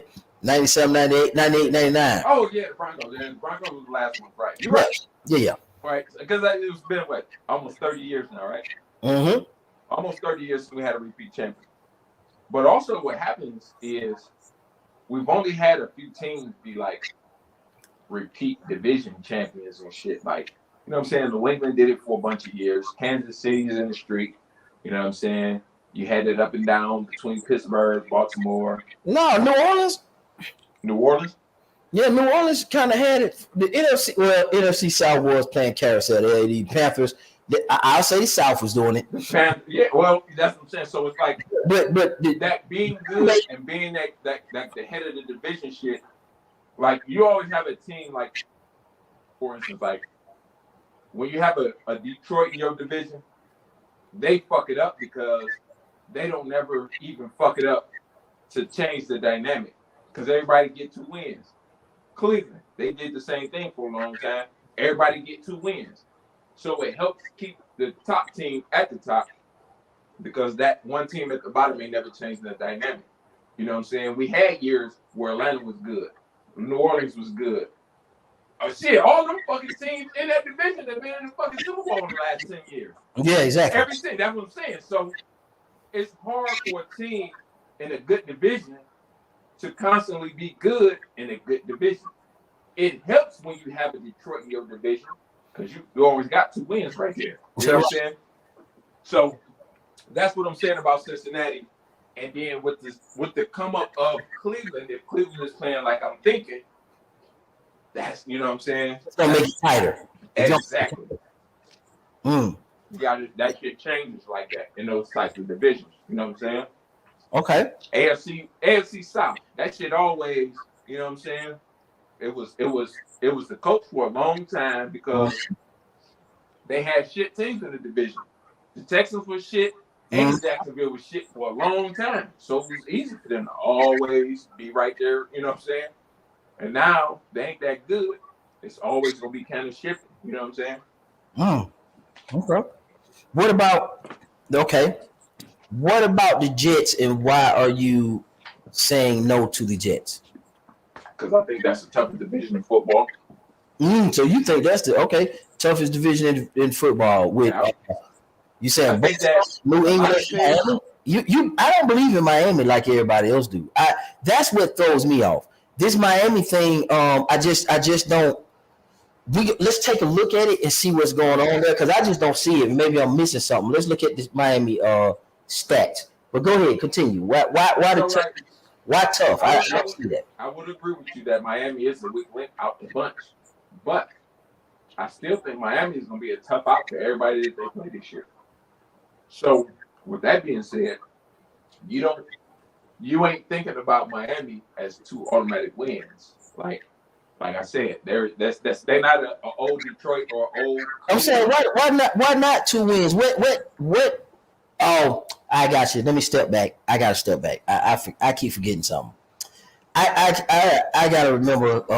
They do got Tyreek Hill and Waddle. It's just they running backs are terrible. I don't think they have an established running game. The defense is wishy-washy to me, and it's just really Tua got to get it in the air to Tyreek Hill. Battle. I'm not sure if people fall for that this year.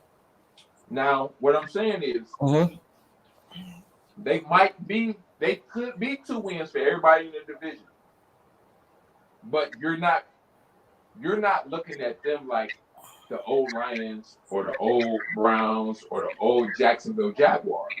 They're not that type of bad. That's what I'm saying.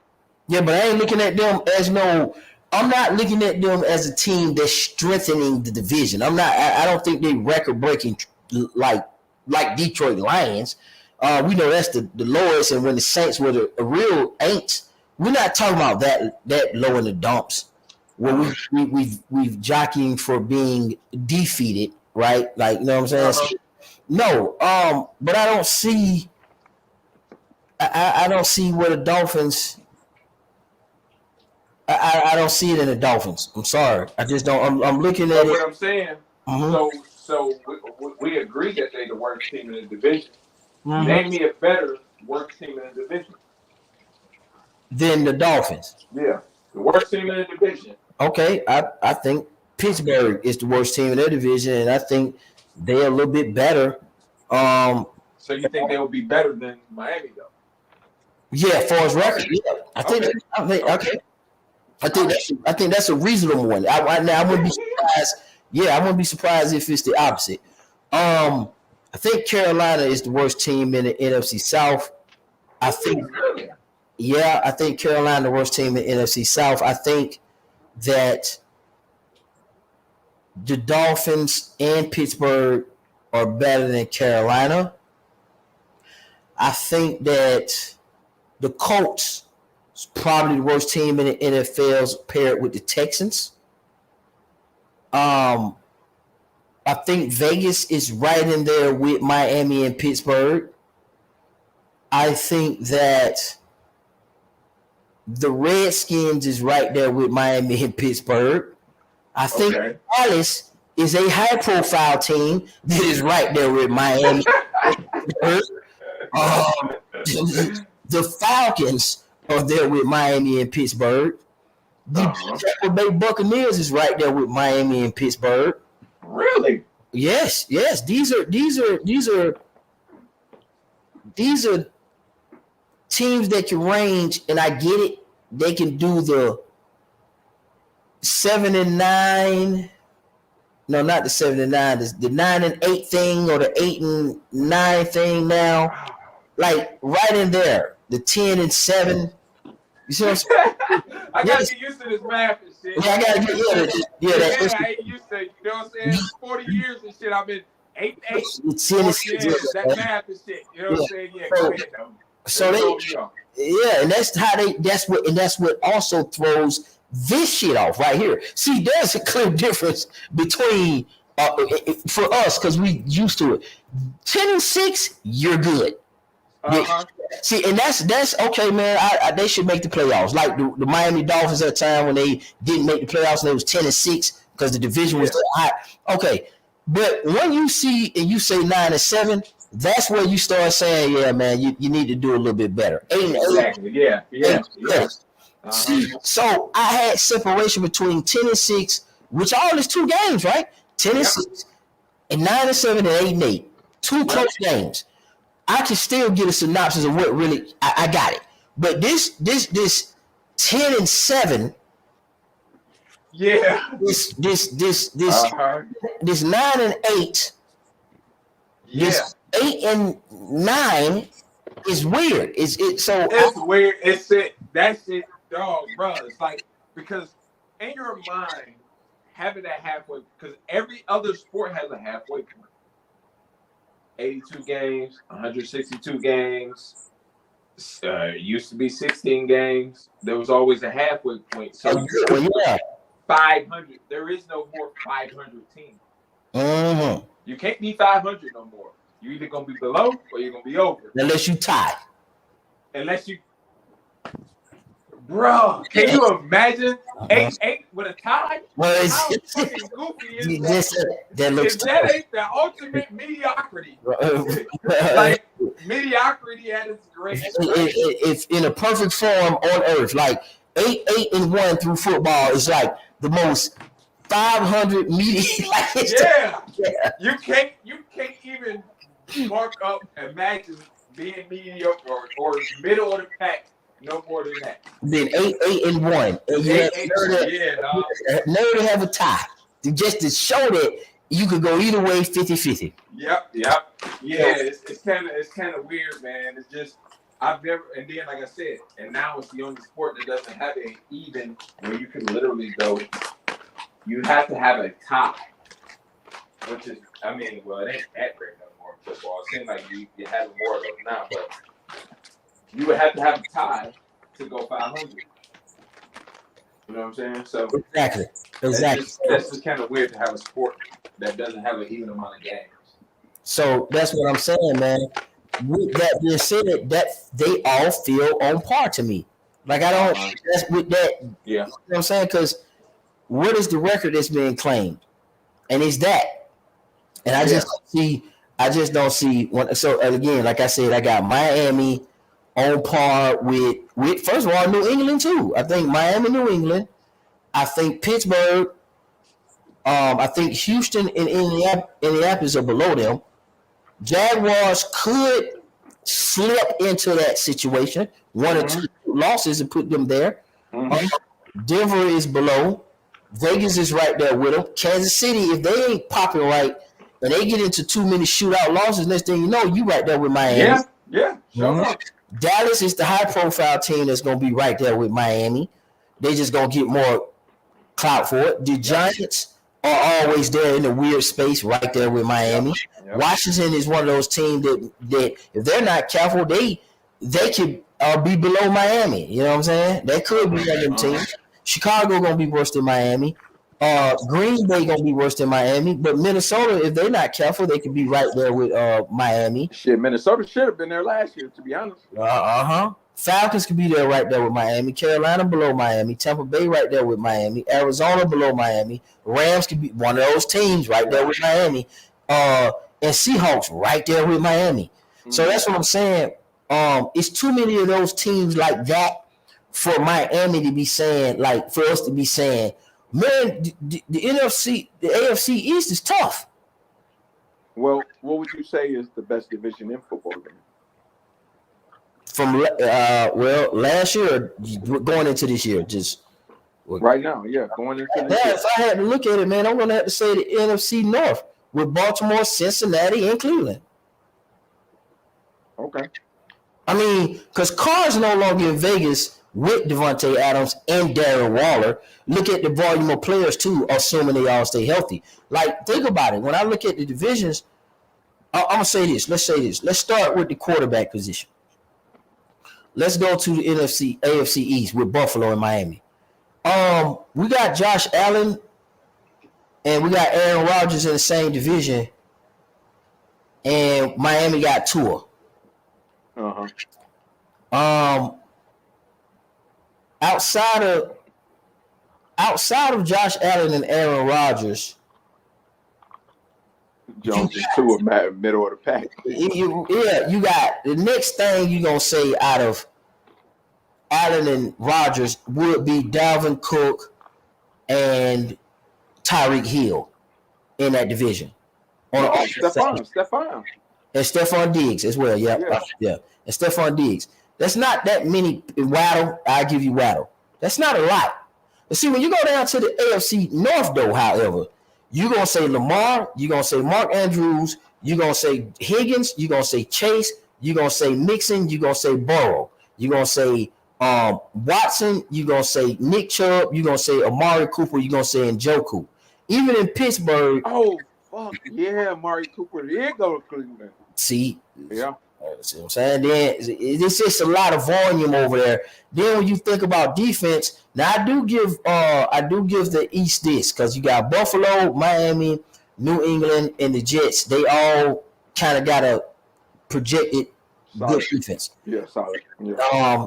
And AFC North, Baltimore, and pretty much Cleveland and Pittsburgh known for defense, and that's on a bad year for Pittsburgh. AFC South, Houston, Indianapolis, they terrible. But Tennessee and Jaguars got good defense. AFC West, they always open. The only thing out of there for defense is going to be Vegas is Cross. Yeah, Chargers got a good defense. Yeah, they typically have had a solid defense in the last few years. Yeah. Kendrick over there now from Minnesota in the middle too, and Bosa, and their secondary is pretty good. Mm-hmm. So Chargers got a good defense. Kansas City don't have one. They just outscore you. Broncos ain't got one. They got players, ain't got one. And that's it. Pretty much it, man. That's pretty much it. So the North, okay. So I guess that's all depending on what Cleveland. Like if Cleveland does turn it around, yeah, they're good. You know what I'm saying? But you know what I'm saying? They still listen. For 40 years, we've been waiting for the fucking Lions to turn this shit around. You know what I'm saying? So this could be the year. You know, this could be the year. And same thing. Listen, I go to Cleveland all the time, and we have the same Warriors. Listen, I got something for you with the NFC. Let's run through the NFC real quick just to get our predictions, and then we'll talk it up a little bit. NFC East, who you got, if anybody, coming out of the East? I think the Eagles, but they got that fucking thing, man. You know that Super Bowl L, man. Every team that loses the Super Bowl, dog, they be terrible the next year, right? They be terrible the next year. Terrible. It be somebody you be like, how did it happen? The only niggas who broke the curse, and this is fucked up that I'm finna say this, is the Bengals. They was pretty good the next year. You know what I'm saying? But usually, man, when them motherfuckers lose the Super Bowl, dog, them motherfuckers, dog, that shit is like a bad cloud over them niggas, man. Yep. They come back off. So you saying you got enough faith in the Eagles to? I think in that division they gonna be. You know what I'm saying? You got Washington, New York, and Dallas. You know what I'm saying? Who's really scary out of that group? Well, the only team that you might really even have to even worry about is the fucking Cowboys. And that's just because they the Cowboys. All right, let's just double check to make sure we don't see no leaks in their schedule. Briefly, you got Philly at New England. That should be a win. They got Minnesota. That should be a win. At Tampa Bay. That should be a win. Washington. That definitely should be a win. At the Rams. At the Rams, it's iffy, but I give them that should be a win. At the Jets. Woo! Just as good as we think, that might be a loss. I give them an L there. Okay, Miami. That should be a win. At Washington. Should be a win. Dallas. That rivalry. At Dallas, I give them an L. They ain't at Dallas. It's in Philly. Oh, in Philly, that should be a win. Okay. At Kansas City. Oh shit, you got it. Oh, that got to be an L. They got to lose again. Fuck it. Buffalo. That's an L. San, Buffalo. no, in Philly. Oh, you know what? I'm gonna be honest, dog. Buffalo scaring the fuck out of me. Uh-huh. Buffalo might be their down year. Because if they don't, if this ain't their year, they might have to break that shit up. You don't know when it's gonna be their year if it ain't their year this year. Yeah, it's like they've been too close and they ain't getting closer. That's what I'm like. You know what I'm saying? Like, if you ain't, for instance, if you go to the AFC Championship game, your goal is at least AFC Championship game. Okay, you ain't make it. All right, you got you know what I'm saying? It's just kind of like that whole Kansas City shit with the whole back and forth shit. That was fluky. Okay, you didn't get back there the next year. If you ain't in the AFC Championship game at least this year, you might have to break that shit up. So I'm a little leery about Buffalo. So Buffalo in Philly, I'm gonna give it to Philly. Okay. Philly in Philly against San Fran. Oh, Philly. Okay. At Dallas. I'm gonna say Dallas gonna at least win one of these out there. Right? Okay. At Seattle. Wow. Only thing about that, the East Coast teams, man, when they go to the West Coast, that shit be fucking them up. Sure do. You know what I'm saying? East Coast teams usually do have a hard time over there, but because that time going backwards. It's kind of weird. It's weird as fuck. It's a lot different them coming forward. It's like it's 5 o'clock for you, but it's 10 o'clock for everybody else. What it is the back end that you because see you go forward and you gain some time going from east to west and it feels good, but like your body like the time is still ahead from where you from. Yeah. Now you sleepy a little earlier. That's what I'm saying. I think that shit that it's better if you're feeling like it's 5 o'clock, but it's 10 o'clock. Right. Straight. Right. Niggas who feel like it's 10 o'clock ain't feeling like it's 5 o'clock. Right. You know what I'm saying? So you're trying to deal with niggas who feel like it's 5 o'clock. You get over there, it's 5 o'clock, but you feel like it's 10. You know what I'm saying? Yeah, because you understand. Yeah, niggas. That shit, that Easter. Because I swear to you, bro, we've been dealing with this shit with Michigan, going over to Washington and USC and shit. Man, they go over there, man. And we almost always been guaranteed the L. But so I'm gonna say Philly gonna lose that it was Seattle, right? Yep. Mm-hmm. Okay. New York and Philly. Yeah, they should have 2 wins on Philly this year. I mean, New York. Okay. They should. Okay. Philly, it's in Philly, Arizona. Oh yeah, that's easy. It should be easy. Okay, and then at New York, you say they should have 2 wins over. Yeah, they should have 2 on New York this year. So they close out pretty solid for you. They don't have no Super Bowl hangovers. They should. What I got? 5 L's. I don't even know if you had that. I think you had about. Well, let me get. You say they sweep the Giants. You had Seahawks as your standout loss. Dallas, you say they're gonna split one with them. Kansas City. Yep. That's 4 right there. The Jets. Oh, and the Jets. So that's 5. I think that's it. That's 4. That's 4. That's 4? Yeah, that's it. Because you got them beating New England. You got them beating Minnesota. You got them beating Tampa Bay. You got them beating Washington. You got them beating them. Shit, only 4. Beating the Rams. You got to beat unless you go. Let me see. Do you got them beating the Rams at Rams? Oh yeah, that's another track game, but I did have them beating the Rams.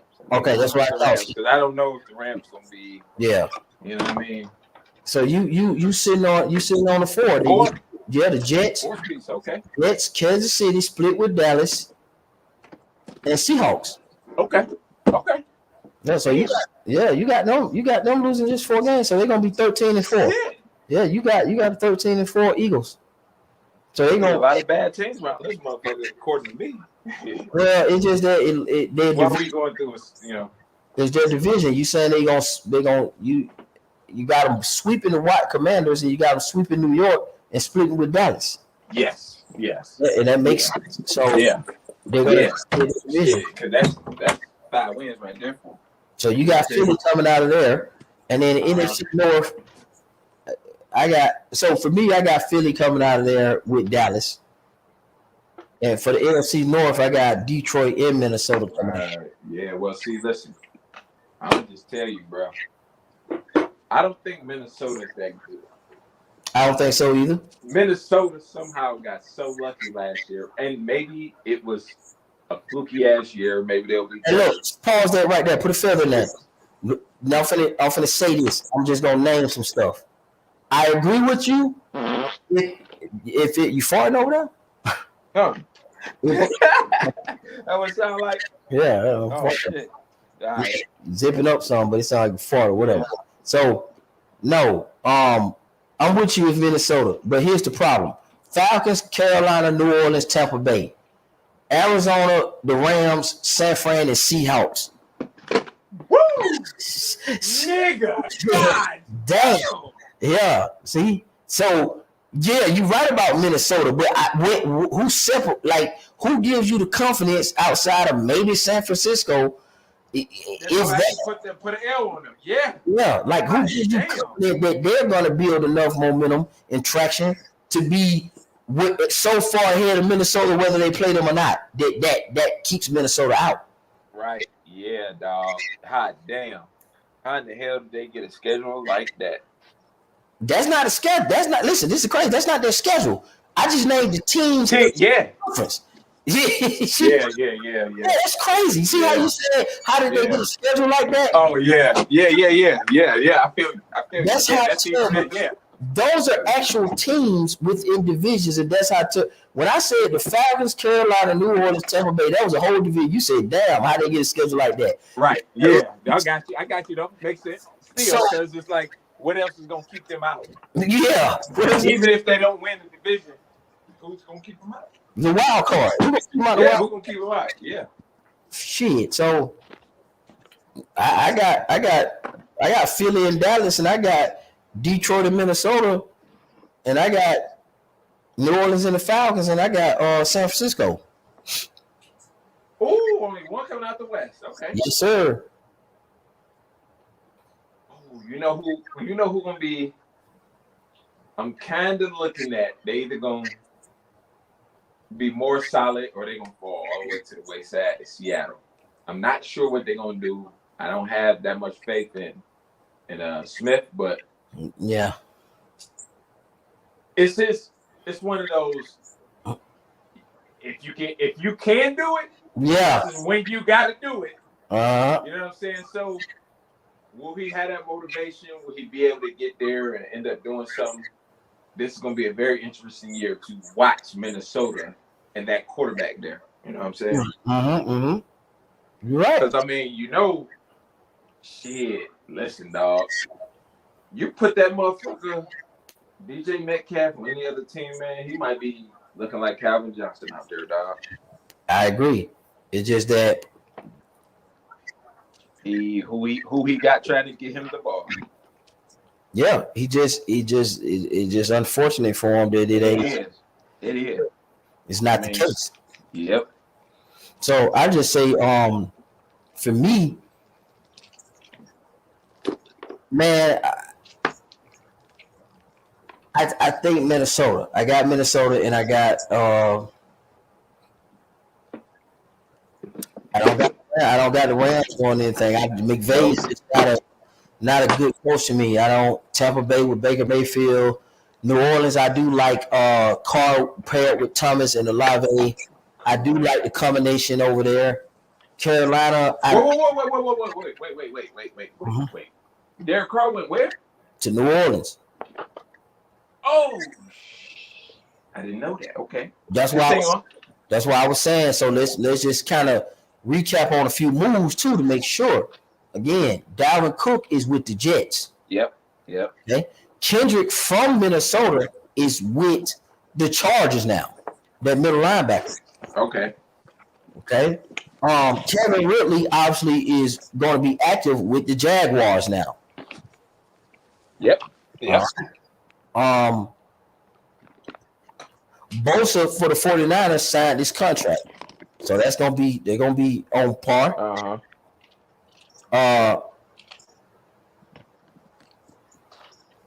Carr is with New Orleans, and Hopkins obviously is with Tennessee. And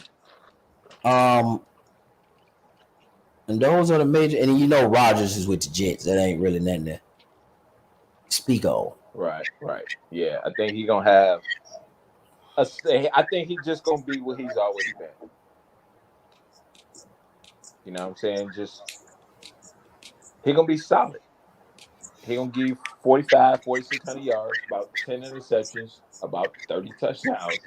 You know what I'm saying? And it's just like that's good, but is it good enough now in today's NFL? You know what I'm saying? Like Carr.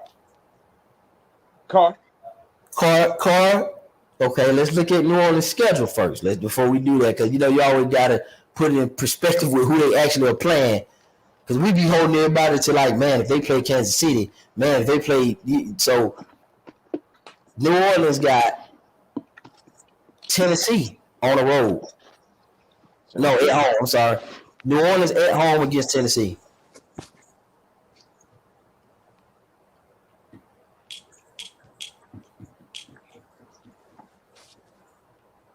New Orleans at home, Tennessee. Oh, shit.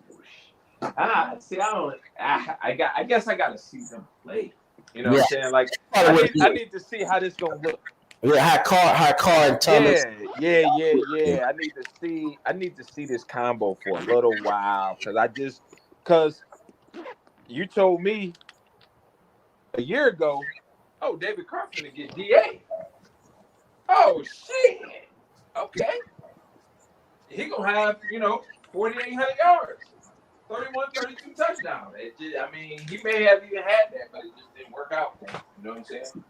Yeah, I feel bad for DA, man. Like shit, nigga. Why the fuck you couldn't go where it was shit? I don't know, dog. You know what I'm saying? Because DA to me is one of the best receivers in the game. But so I just need to see. I'm not 100%. I feel like Carr's one of these guys. He can absolutely succeed. You know what I'm saying? He has that potential. And he also has that potential of just having to just melt down. Yeah, just being a fucking what was that dude name? Ryan Lee. He could be a Ryan Lee, But somebody got to win the division though. Still, regardless of what Carr is, who you got between the Falcons, Carolina, New Orleans, and Tampa Bay winning the division? Even if let me see. Baker's out in Carolina, right? Hey, look, even if they 8-1, somebody got to win the division. Right. Somebody coming out there. Yeah, that's kind of crazy, dog. So wait, is Baker starting for the Panthers, right? Oh, he in Tampa Bay. Was it Tampa? Well, I don't think he. Let me see. Oh no, for some reason I seen it the other day. No, they drafted. Remember they drafted. You talking about Asher? They drafted the boy Bryce Young. Hey, that's the quarterback. They got the rookie quarterback, the guy. From Alabama. Yeah, they remember, and Baker from Tampa Bay with not Mike Williams, but with Mike Evans. Yes. Okay. All right. So he down there in Tampa. Oh shit. I don't know. Shit. Because Tampa still might be good, bro. Like, they still kind of got a lot of their pieces there from those good years with Brady. They do. You know what I'm saying? So, them being good, that won't surprise. Because they was good before Brady. You know what I'm saying? So, like, they can really still be good, dog. They kind of going to be scary, man. Okay. Think they're going to be scary? All right. So, you got them winning the division in. Is that what you say? I would definitely say everybody got a chance but Atlanta. I hate to say that about you. the squad, but shit, you know what I'm saying? That's not my team, man. I don't like the No, Atlanta. I'm saying, but I think they the new. I think they the new Lions and shit. So. Oh whoa. So, look, don't try to. Man, look, that's ridiculous. Not only have y'all broken y'all curse, but you looking to pass it to somebody else, man. Oh no, not the curse of. I'm just saying like when everybody know like. Well, first of all, no, when you start out the season, that's who's gonna win the Houston. division? Is it Green Bay or Minnesota? Man, that's no. 10 years. For 10 years, that's how it was. Now you just said the NFC South don't send somebody to the Super Bowl. You don't know what you might get out the South, so I can't say that. You know. No, this is what I'm saying. They have in the past years, but this is the 1 year I feel like the one team we pretty sure that ain't gonna do shit is the Falcons. That's all I'm saying. Like out of all the teams, like if we name all the teams in the NFC, the Bears.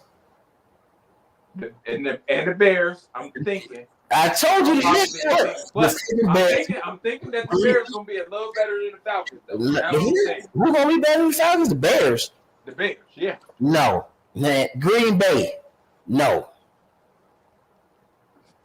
Carolina, no. Really? Man, Arizona, no. Let's look at the Falcons schedule. Let me just see outside of obviously NFC South. Okay, so we're looking at now. This is what I'm saying. That's what I'm saying. Look at this. Looking at the bottom of the NFC. Hold on. Look at this real quick now. All right. Listen.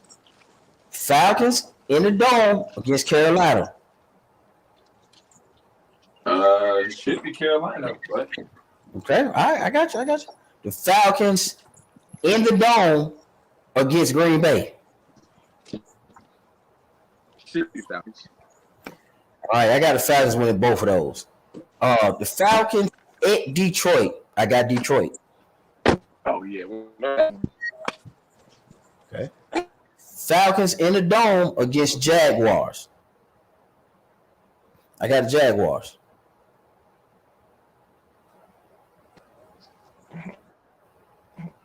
Who you got?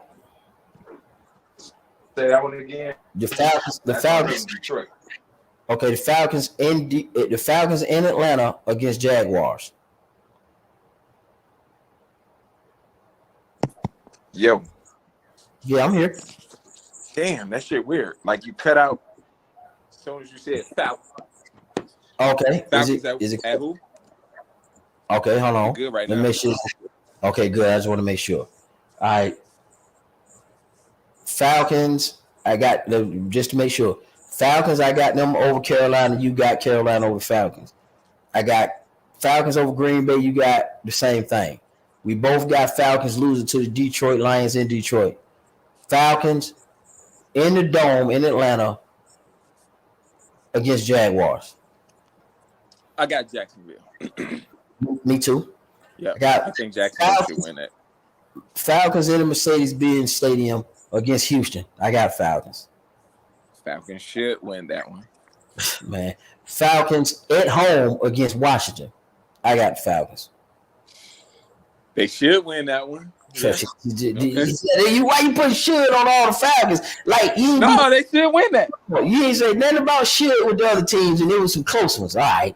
So let's just if you really think they gonna lose, they gonna lose. No, I'm not just saying. No, I think the Falcons. Yeah, I think they can win that one. Yeah, they gonna win. I got you. Yeah, I got the Falcons. All right. Falcons at Tampa Bay. Oh yeah, I got Tampa. Okay. I got Tampa. Falcons at Tennessee. I got Tennessee. I got Tennessee. Falcons against Minnesota.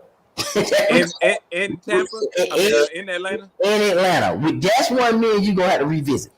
Yeah, dog. Cause see, this is one of the ones like I said about Minnesota. I don't know if they were just really lucky or a good team that was really had bad luck, or a bad team that had good luck. Cause they had 5 games I know for sure they fucking should have lost. There was no way they should have beat the Bills. There was no way they should have beat the Lions. There was no way they should have beat Seattle last year. Well, they did. But so, you know what I'm saying? They did. But because they won, so in the fashion that they won, Does that make them good that had a good team that had bad luck or a bad team that had good luck? And I think it was I good. don't. So you thinking they're good? Okay. No, I'm gonna say. this is why I'm gonna give it to you. This is why I'm gonna say Okay. that. Because of the collection of players. And those players are explosive. Jefferson, Hockenson, and Dalvin Cook are extremely explosive. Now that Dalvin Cook is gone, and it's Alexander Madison, I don't think you have that same fluky feel that you saying, because it's really more so of a boom or bust type of feel when you got like an inconsistent, a quarterback that's like but you surrounded him with damn near one of the best receivers in the game, if not the best receiver in all of you could football. easily say he the best. Yeah. Right. And then you got him in there with another top 5 running back, as long as he just is available. Yeah. You got him, he averaging 5 yards per carry. So that tells you a lot. You put the ball in this man's hands, something he gonna bail you out. They don't have that this year. So yeah, we're gonna see Minnesota now, man. Minnesota terrible. Okay, so you got Atlanta. I'm gonna take Minnesota in that one. Okay, we're gonna pause right there. We're gonna come back to that later on in the year. Atlanta at Arizona. I got Atlanta. In Arizona, I'm gonna have to take Arizona in that one. All right. I got Atlanta in Atlanta against New Orleans. I'm gonna have to. I go with Atlanta. Yeah, that's tough because that's a rival. Is that the big rivalry game or is it the Tampa game? That's the big rivalry. That's the New Orleans is the big rival game. Okay. Okay. New Orleans. I'm sorry. Falcons at the Jets. Oh yeah, I gotta take the Jets on that one. The Jets. See, we're going back to the Jets too now. Yeah. When you keep hearing yourself keep picking the Jets. Hold on now. I'm accumulating a lot of picks for the Jets. Hold on, I know, right? I know. That's why we do this, so you could cross-reference yourself. Like, hold on, I thought something different. I might be mistaken. All right, so, okay, Falcons versus Tampa Bay in Atlanta. I'm gonna take Atlanta in that Tampa game. Yes. Falcons at Carolina.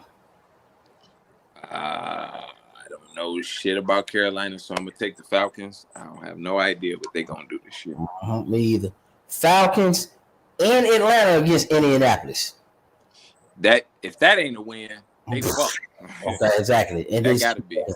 The Falcons at Chicago. That's another one we're gonna look at. They play. In Chicago too, huh?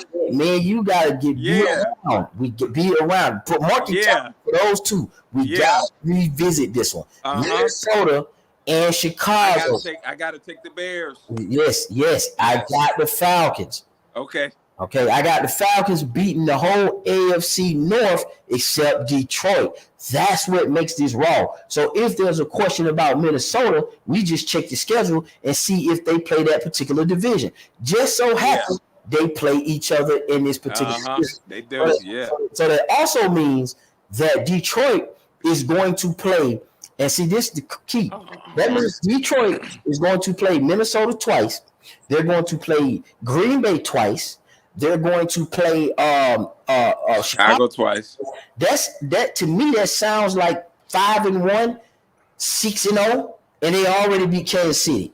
Then the Detroit Lions and the NFC North got to play the NFC South, which consists of New Orleans, the Falcons, and Tampa Bay and Carolina. Y'all definitely beat Carolina to me. Y'all definitely beat the Falcons to me, and y'all beat Tampa Bay. Maybe New Orleans give y'all some issues. So it just at a certain point you be like, okay, I get it. Oh shit! Y'all got a favorable. Man. Y'all might go from some worst to first type shit. Yeah. This is listen, man. I ain't never, bruh. In 2 days, I've heard more Lions talk. In 2 days, cause we've never. You know how long it's been since they've been 1-0. You know what I'm saying? Like, I just can't even remember. Like, they might have been 2 or 3 years ago when they won their first game. You know what I'm saying? On some fluky shit, but it was a team they were supposed to beat. They've never went on a start the season and beating a team that people probably didn't have them beating, and on the road. You know what I'm saying? So, dog, I'm talking about, man, you can't go nowhere without somebody. How about them Lions? Shit. Well, nigga, we got 16 more times to say this shit. Because listen, this how they do it. Clearly, you're gonna rotate through 3 divisions. You're gonna rotate through your own division, playing everybody twice. You're gonna rotate through an NFC division and an AFC division. Your NFC division this year is the NFC South. Your complete AFC division this year is the West, which Kansas City, Vegas, the Chargers, and the Chargers, the Broncos. Ooh, we do got a great. Oh my goodness, yeah. And y'all already have beat Kansas City. Right, we already beat the one team that was supposed to beat us out the division. Okay, and then they always give you and let me make sure I'm correct on this. They always give you one in the conference. One in the conference and one out of conference. And those 2 teams are Baltimore from the AFC. See, it used to be just one, and it would be the NFC. See, now I like that. I do like the schedule because it gives you 2 full divisions, one out the AFC, one out the NFC, your own division, and 2 out of conference games. One for the NFC, one for the AFC. So your one out of conference game is out of the AFC North, which is Baltimore at Baltimore. And then y'all conference was what? At Dallas. At Dallas. Okay. That might be tough. That might be tough for them. It could be tough. Dallas and it should be a big primetime game though. I tell you that. This is. It's ESPN. It's on a Saturday when Saturday. Oh shit. Okay. Late in season. Yeah. That might be like one of them winning in, losing out games and shit.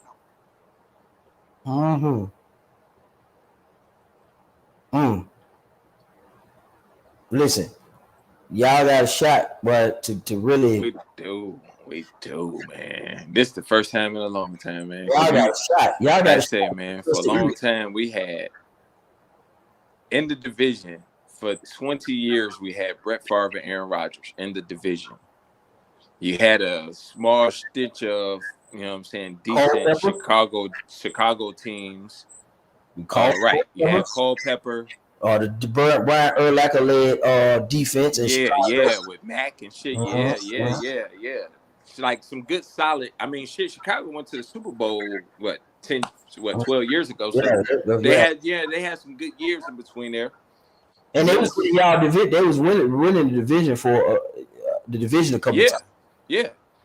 And then you had Minnesota, with Randy Moss, has been up and down. You had the good years with Culpepper.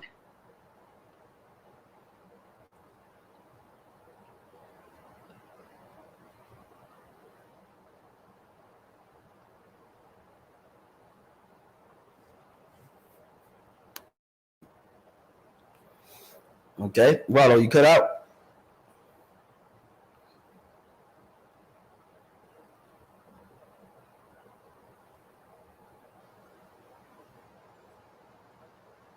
Make sure Rollo good. Rollo, you cut out. Okay, yeah, you cut out. I just checked the volume. That's not on my end. It's on your end. All right, so and when Rollo come on back, the Detroit Lions look pretty good, man. They look like they almost damn near no jokes, but they're on par with the Eagles. I don't see them losing nothing but probably between 2 and 4 games. They got a legitimate shot. Okay, he came back in under another banner. Let me remove. Okay, I can hear you. And that was yours because I just checked the sound on the phone. I can hear you. Can you hear me? Damn. Hello? Rollo, I can hear you. Yo. Rollo. Yo. We can hear you. Yeah, we can hear you. Yo. I'm in there. Yeah, we can hear you. Let me see something.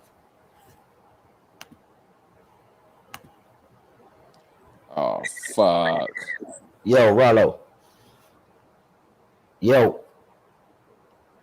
Let me kick this other one out. Hold on. You got 2 in here. Hold on. Kick. All right, maybe he can hear me now if he's. I kicked the other one out. Okay, he'll probably come back in. Let me drop another link in case that one's weird for some reason. Okay, yeah. So everything working over here. Let me double check. In here, hold on. Kick there. Yeah, we can hear you. Yep. So everything loud and clear over here. So Rollo, we can hear you. I just checked it through the phone to make sure that it wasn't going out just totally, but we can hear you. It's just you had cut out. So yeah, man, we almost at 4 hours. We're gonna let Rollo get back in here. We're gonna finish it up. If not, then we're gonna shut it down, man. It's been a long 4 hour conversation about football. That's how that junk can go. Okay, Rollo texting me now. All right. So I guess let me see if he can tell him to jump on one more time and we finna wrap it up.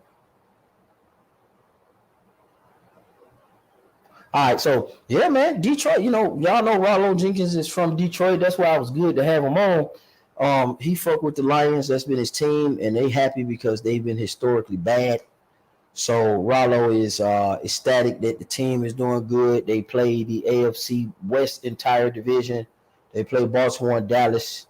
They play the NFC South, and then they play within their own division, NFC North. So that's the kind of stuff we start diving into and looking at who play who. So it's going to be the same metric across the board once you kind of get the pattern.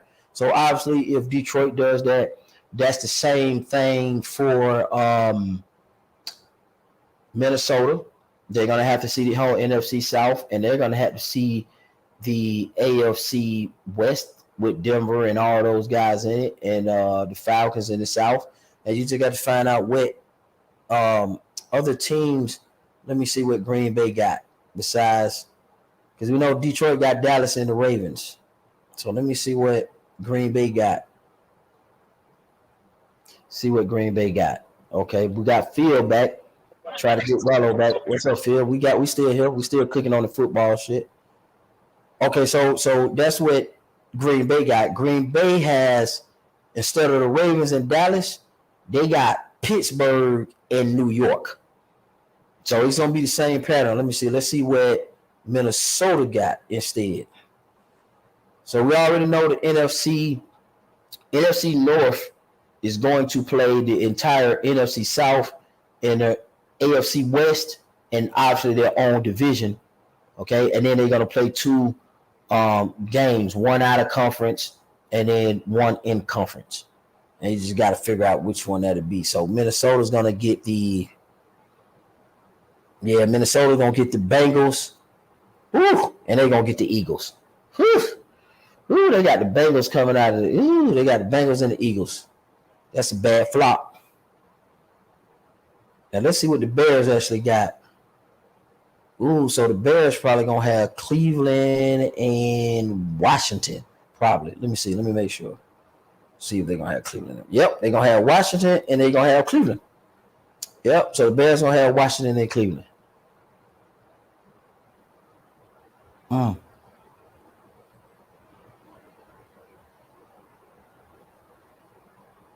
Yeah, that's not a boy.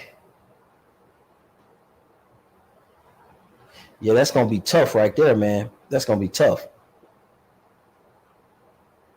So yep. So the NFC North. I mean, we cooked on it. NFC North is playing the NFC South, and they playing the AFC West, which is Kansas City and the Chargers. Lions drew first blood, and they got theirs out the way. They got theirs off. They beat Kansas City, so now they just pretty much is down here from the AFC. West for them. I mean, they should be able to beat the Chargers. They should be able to handle Vegas, and they should be able to handle the Broncos. So they got the powerhouse out the way, and then they got their own division that they got to worry about, which we mostly favor Detroit in that division. And they got the NFC South. That means they got the Falcons, New Orleans, and let me see something, because Alvin Kamara. That NFC trash. Okay, Phil got something in the background. All right, Mike Williams or McLaurin for a flex. Is it full point PPR, half point PPR, super flex? Give me the full roster. Is it quarterback, running back? I need to know that because that make a big difference.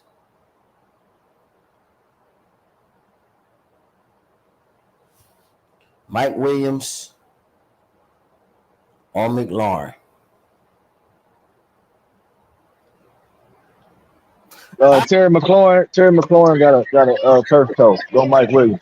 Yeah, that's what I was going to tell him. Right, I was going to say, listen, he should, but if you're playing fantasy, my question was going to be, either you're ignoring the Q on this shit, because if you're in the application and you actually paying attention to it, I don't think that this would be a question right now, because McLaurin, unless he cleared from turf toe and he off the list, and you just saying fuck it, I'm gonna go with McLaurin, because I would still go with Mike Williams, because I mean you got that boy Herbert, and that's an explosive offense, and opportunities gonna be there, and the dude is finna jump and catch some things. I just prefer Mike Williams over McLaurin because both of them are technically boom or bust players. And I get that, but Mike Williams just feels a lot more safe for me if I had him as my number two or my default is my first year playing. I got one quarterback, two running backs, two receivers, one tight end, a kicker, and a flex, and a team defense. Okay, it's your first year playing, so that makes sense. That makes sense. Hey, man, let me say this, Mario. And Phil can tell you this, anybody. Make sure you checking the status of your players so you won't find yourself trying to make a hard decision that don't need to be made. Now, if you just want to put McLaurin out there because he got turf toe, you trust Washington's quarterback as opposed to Justin Herbert and the healthy Mike Williams, I wouldn't do that. I'm just gonna be real with you. That's just not something that I would even explore at all. Yeah, because look, man. I mean, yeah, I don't know if people know how bad turf toe is, but that's why Deion Sanders retired. That is a very serious. Yeah, turf toe is pretty bad. So I'm gonna say this: they got Arizona. I don't know if that helps. Turf toe ain't gonna, that still ain't gonna do that. Now I'm going with Mike Williams just to answer the question, and that's why. Because sometimes people are like, well, why not?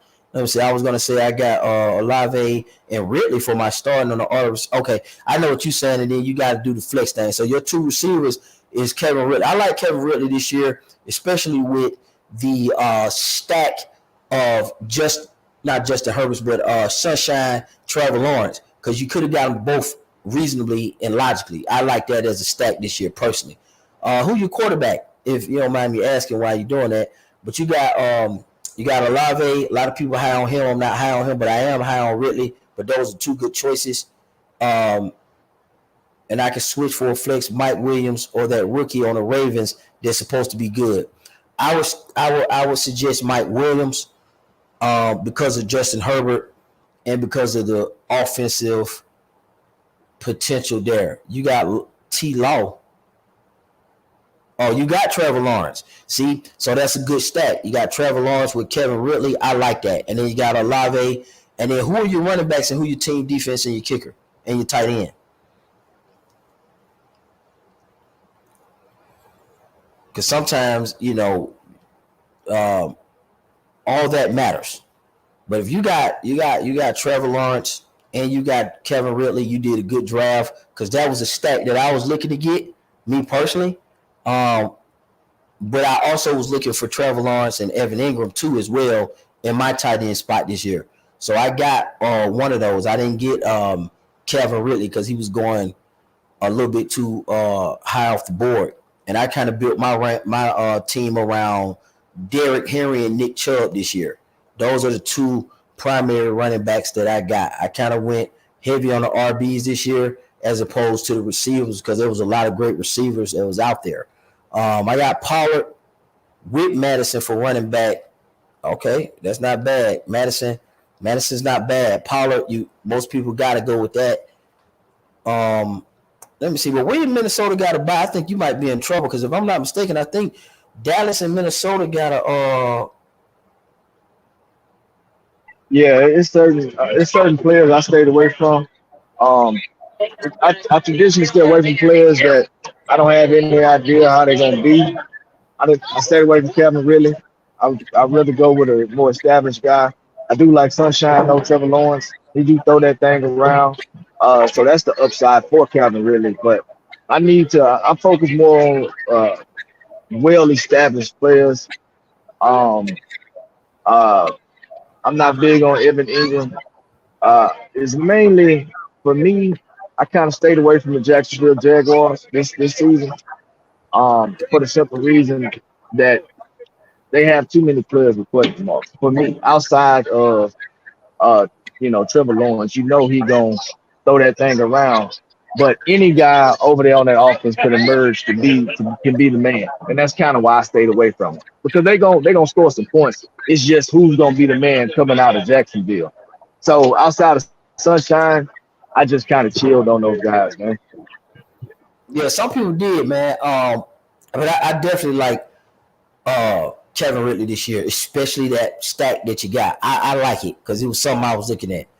Pollard definitely is a good one for Dallas. That's an explosive offense. I don't know why everybody be talking noise about Dallas, but Pollard is a good pick. I just had the fortunate situation to grab, like I said, my running back core is consistently riddled with Derrick Henry, Nick Chubb, Dalvin Cook, Josh Jacobs, and Najee P. Harris.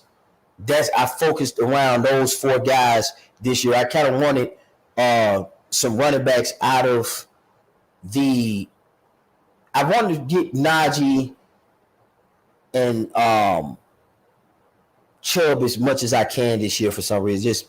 I like those guys, but I was able to because somebody grabbed Chubb. I was able to default down to Derrick Henry and still pair him with Najee P. Harris. And in one league they would sleep, and I got Josh Jacobs. And in most leagues they would sleep because I don't know if they could find Dalvin Cook or they just didn't give a fuck about Dalvin Cook. But I got Dalvin Cook as well too.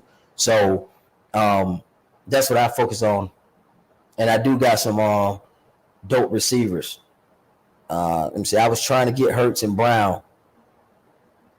You was trying to stack. That's a good one. That would have been a good one. Yeah, I stacked Hurts. Let's give it up for that.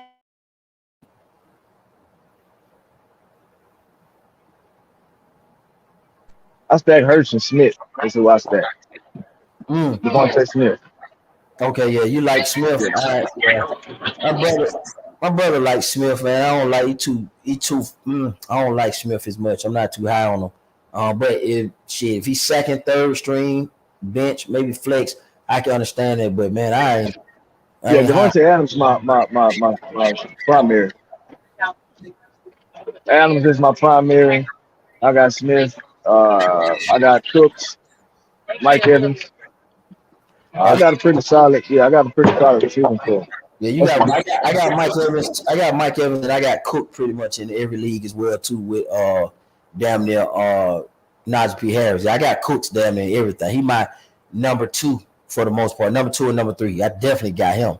So I agree that. So Mike Williams above Zay or Terry. I'm going with Mike Williams. That's what I got. What you got on that question, Phil?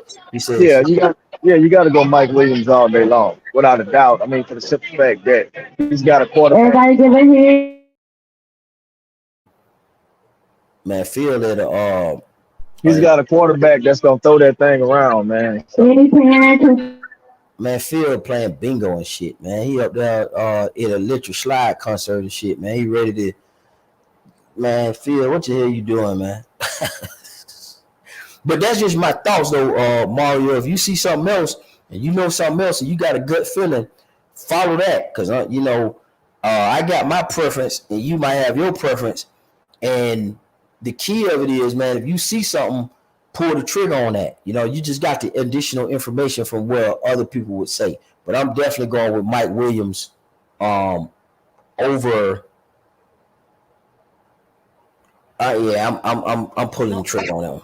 Yeah, Mike Williams going. He got a top 5 QB over there, man. He going, and he's a deep threat. He's always a threat in the red zone. You got to go Mike Williams, man. You got to. Okay, so Phil, we got another one too from Nick Doe. So shout out to Mario. Nick, All right. He said, should I start Mike Evans or Romeo? Mike Evans has been 1,000-yard receiver his entire time in the league. You got to go Mike Evans because it's one thing Baker Mayfield gonna do. He gonna turn that ball over and he gonna throw that ball. And when you got a jump ball guy like Mike Wiggins, it's too much of a risk not to take that chance, especially if you got somebody like Romeo in the midst. You got to go Mike Wiggins. Mike Evans. He's saying Mike Evans. Both of them Mikes. I mean, yeah, excuse me. Yeah, Mike Evans. My bad. Yeah, Mike Evans. Yeah. I got Mike starting up in my lineup too. I got him. I got to see what he and Baker Mayfield do. I know it's kind of an uncharted situation, but I'm gonna trust into Baker Mayfield and Mike Evans. Now Baker Mayfield, him throwing interceptions and shit don't have nothing to do with Mike Evans. As long as Mike Evans can get force fed the ball like Baker Mayfield like to do, exactly, because that's what he gonna do. He gonna stuff the ball to Mike Evans. Mike gonna get you by 8 to 12 receptions. You know what I'm saying? Probably 140, maybe for 1 or 2 touchdowns. You know, something stupid like that.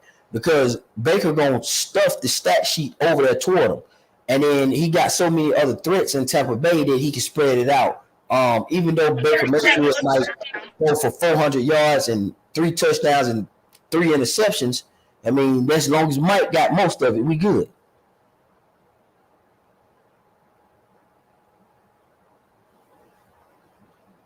All right, so Nick says thanks for that. All right, anytime, man, anytime.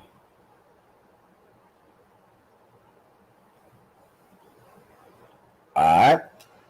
So we try to see if anybody got any more questions on that. Then I ask them, and we'll see what's up. But shoot, man, we was doing the NFC. We could probably get Phil. Phil kind of got his shit choppy.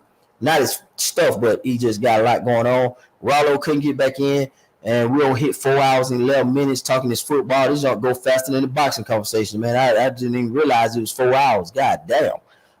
But that's that football talk, man. It's the first one. We're gonna keep talking about it. Lions defeat the Chiefs 21-20. Fantasy football talk, all football talk is in the same. I'm not gonna divide fantasy from real football because they kind of coalesce perfectly, right? So it is what it is. Let me see. He got it. Hey, man, salute, man, to Colorado, man. Go Bucks, man. Go Prime. Let's do it. To do it for Heisman. Let's do it. I got one more for you, Phil. Hold on. Mario got one more. He says, what do you think about trades for JT? Now, let me say this. Phil was extremely high on JT before anybody was on it. He called it. I didn't like JT. I didn't like his running style, but Phil convinced me, and then this is what happened. I said, you know what? He might have a point. I drafted the motherfucker with the first overall pick last year, and I got fucked over. That's my fault because I knew not to like him, but he was so awesome the year before. How could you kind of not? But I did recover because I did trade him for Ramondre Stevenson. So that's what I did. Now, so Mario, if you want to ask me, I'm gonna turn it over, Phil. I was able to get JT and flip him into a Ramondre Stevenson trade last year. What you got? Yeah, I mean, you know, if you're trading for him, it depends on who you need and what you need. You know what I'm saying? And who you're giving up to get Jonathan Taylor. It's all about the risk versus the reward. If it's a player that you can live without, then you make the trade. But right now, you know, it's early in the season. It's probably going to be out for the next 4 weeks. If you can get rid of a player that's not playing that much, you really don't have a use for, and then somebody else team needs him, then you go ahead and you try to get JT. You know what I would try that feels balanced? This I would almost try JT for Alvin Kamara. And I say that because you already got Alexander Madison and Pollard, and it's too no. I don't think you're gonna get anything off JT from anybody with an active current player that's doing well. No one's gonna kind of fall for that unless they just got so much depth that they wanted to take the chance. And no one's gonna give you a player that's that good to make you a force within the league. Like with motherfuckers who got common sense, because I know it's your first year. If I got JT, well, if I got something that you need and you propose a trade to me with JT and I know he's sitting out, I'm just gonna let you ride that JT shit out until I see him come back and then see if you really want to trade him then. But by that time, you might be 0-6. Well, but I'm gonna tell you though. Let me tell you one thing about the Colts. They do now have a dual threat quarterback over there. And they doing some things over there that I like. They got a decent receiving core, but they have one of the best offensive lines in the league. So I think Jonathan Taylor is going to be just fine. It's just going to be a matter of him being healthy for the duration of the season. But this is what I can tell you. Even with missing 4 games, I think Jonathan Taylor is going to be 1,000-yard back because they're doing some new things over there offensively.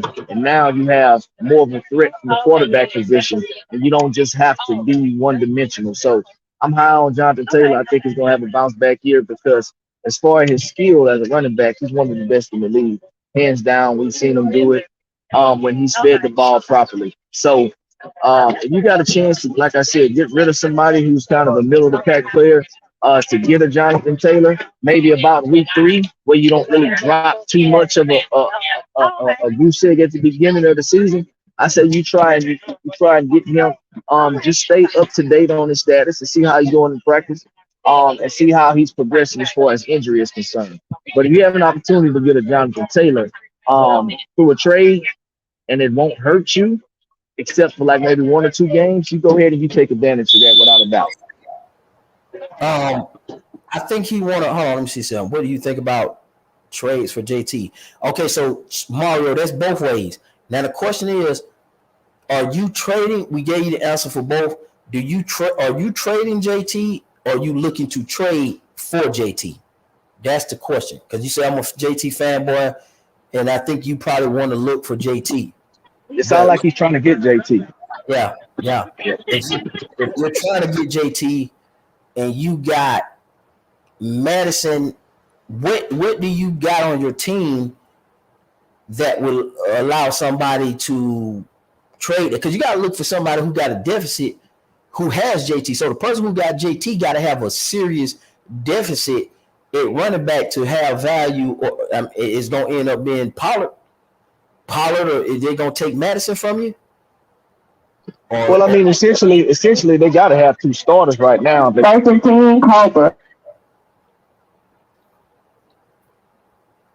to have 2 starters. So you say they got to have 2 starters. So they got to have. So Mario, you'll have to look at the team and tell me what they got. They got JT first.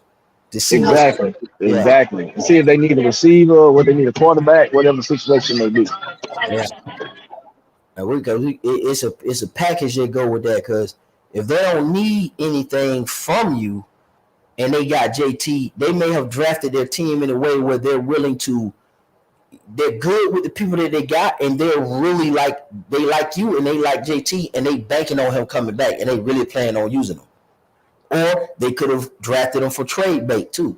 So you got to figure out which one they did, and I got to see what's on their team and see where the deficit at, because that person got Derek Henry, motherfucking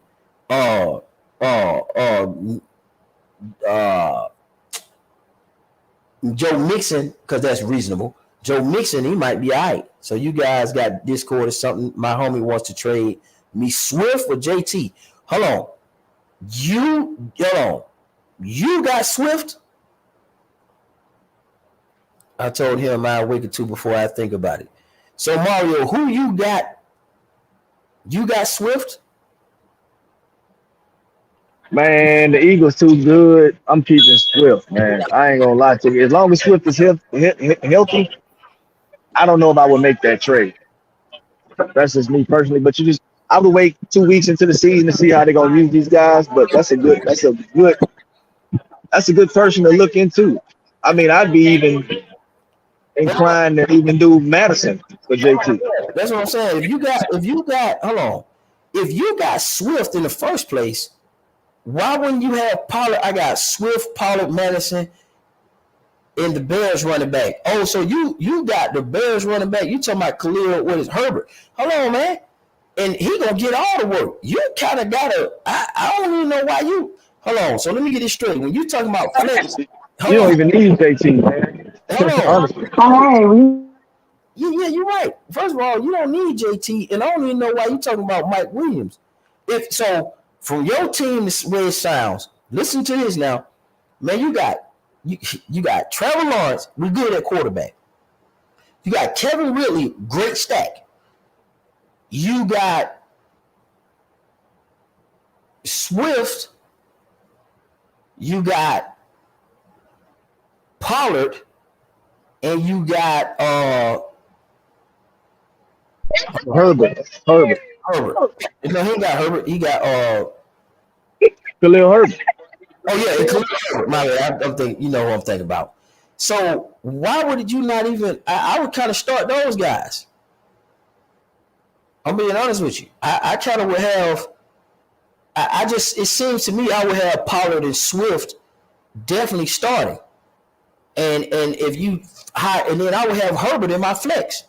And then I would have, you got Madison too. So Madison is the one that I would trade. Me personally, this is me. I like Madison though, and he's some value. If I would personally run Pollard, I would personally run Swift, and I would run Khalil Herbert because he's going to get the workload. And then I would propose a trade through Madison, if anybody. And then you already said you got Kevin Ridley and Man, homie, you need to go grab you some receivers, man. That's what you need to do. Get you some depth at receiver. You good at running back. yeah, he got Ridley and Mike Evans. He really can do that. He really can stay where he at too. He really can just wait for a minute to see what these guys do. You know what I'm saying? If he got the patience, because I mean, you really solid. You don't got to move and trade so fast because man, you got a good quarterback, Trevor Lawrence, Kevin Ridley, and then let's say you throw Mike Williams up there. Mike Williams is your second receiver, and then you sitting here on Pollard, Swift, and Khalil Herbert, and Madison. If you want to flex it out, that sounds like a good team. Who's your tight end? Yeah, I'm gonna be honest with you, man. With that, I think Mike Williams is just a boom and bust guy, man. We need to go get some depth at receiver, a guy that's more consistent. His receiving core to me is kind of struggling a little bit. You got a bunch of running backs to let go. I let go one of them running backs and get me a consistent second wide receiver. Well, hold on. Let me ask you something, because I'm not high on Olave, but I can see the interest there. So I wouldn't speak to him about Olave. I'm not. I went back and I explored. I'm running back Michael Thomas again. Can't help myself. It is what it is. But how do you feel about Olave, Phil? That's the key. How do you feel about him? Man, he's over there, man, and I guess he's okay, man. He produced. You know what I mean? So you want a guy from the production standpoint. He produced with 4 quarterback plays from last year. So I think Olave is a solid. He gets an upgraded quarterback position. So I think he could be solid. He could be a solid guy for sure. It'd be a middle lower pack guy, I believe, this season. Okay, so because his team look good. He will have Olave. He's going to have Kevin Ridley with the Trevor Lawrence stack. He got Khalil Herbert is the primary back in Chicago. They run it, so he's gonna get plenty of opportunities there. And you got Swift, who's powerful as hell and he on the Eagles. Oh my God, that's catches all day. And then you got Pollard, Swift, and Khalil Herbert. You got 2 scat backs, and you got your power back. You got everything you need. And then Mike and McLaurin and Madison, those are all bench players that you could package something together. Probably I argue to upgrade tight end. Okay, I missed out on tight ends. I had the Titans tight end. Did some research and dropped him, hoping it'll be okay. You try go look into Detroit's tight end. Yeah, look into Detroit tight end. You should have looked into. I mean, this would have been smart. Now you should have looked into what his name was, Gray, when Kelsey was out. Should have looked at that's his name, man. Tight end Gray. because he caught a couple of passes. I don't know how many points he scored, but that would have been an interesting tight end. What other tight ends are out there? But I would try to upgrade it tight end. Your team sounds solid except for the tight ends. Yeah, you can go and get my boy who went from Dallas to the Texans. Schultz. Yeah, Schultz solid. He's a solid tight end. Because one thing about having if he has a because people be forgetting that the tight end is part of the air game. If you got a dope tight end, that's why I asked him what his tight end was. Because Olave with Kevin Ridley, and you get something crazy like obviously he wouldn't get no Kelsey or no Andrews or Goddard, but let's say he catch a Schultz, Evan Ingram, or Kittle. Kittles, if they sleep out there on that, he be injured. I get it though. Kyle Pitts gonna be gone. Waller, my whole trade be Waller for a lot. No, why would you trade? No, don't let him trick you, boy. Waller said it's hurt. Olave for Waller. No, don't do that. No, I wouldn't trade Waller for Olave. No, not no tight end for no receiver. Not like unless it's not that. Yeah, Olave is the number one now, man, over there. It's not Michael Thomas anymore. So yeah, Olave is the number one, and we don't know if it's gonna last. But Olave, your receiving core is actually straight with Olave. Because if you believe him, I just don't believe in him because I'm just a Michael Thomas truther. But don't rely on that with me because Michael Thomas haven't backed me up on that. This is me stretching out, reaching for a particular player. And that's what happens sometimes. Like I like Michael Thomas, but it may actually be Olave. So Olave may be a good choice. A lot of people like him. Again, Paris. he's a I don't know if he's an actual a full-fledged number one. You know what I'm saying? But I think he can be consistent. I think he can be a guy that can give you 5 catches a week. So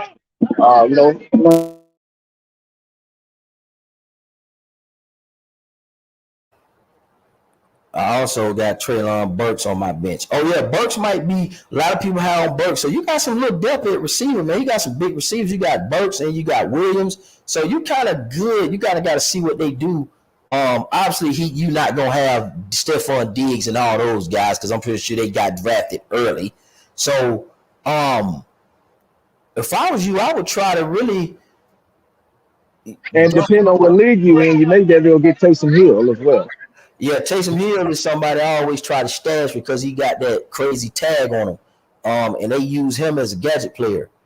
But it's hard for them tight ends because most people don't move off Kelsey and all that because the tight end is so expensive. You forego a lot of skilled people to get a tight end. So somebody who got Mark Andrews and all that, man, they not usually coming off that.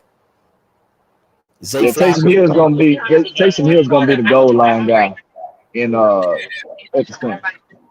No Kamara. He's gonna be the guy that's gonna get that ball for those hard yards. They just believe in him that much. They can do too much with him, and he can throw the ball as well. So try to get him, and he's listed Yahoo as a tight end. So check that out.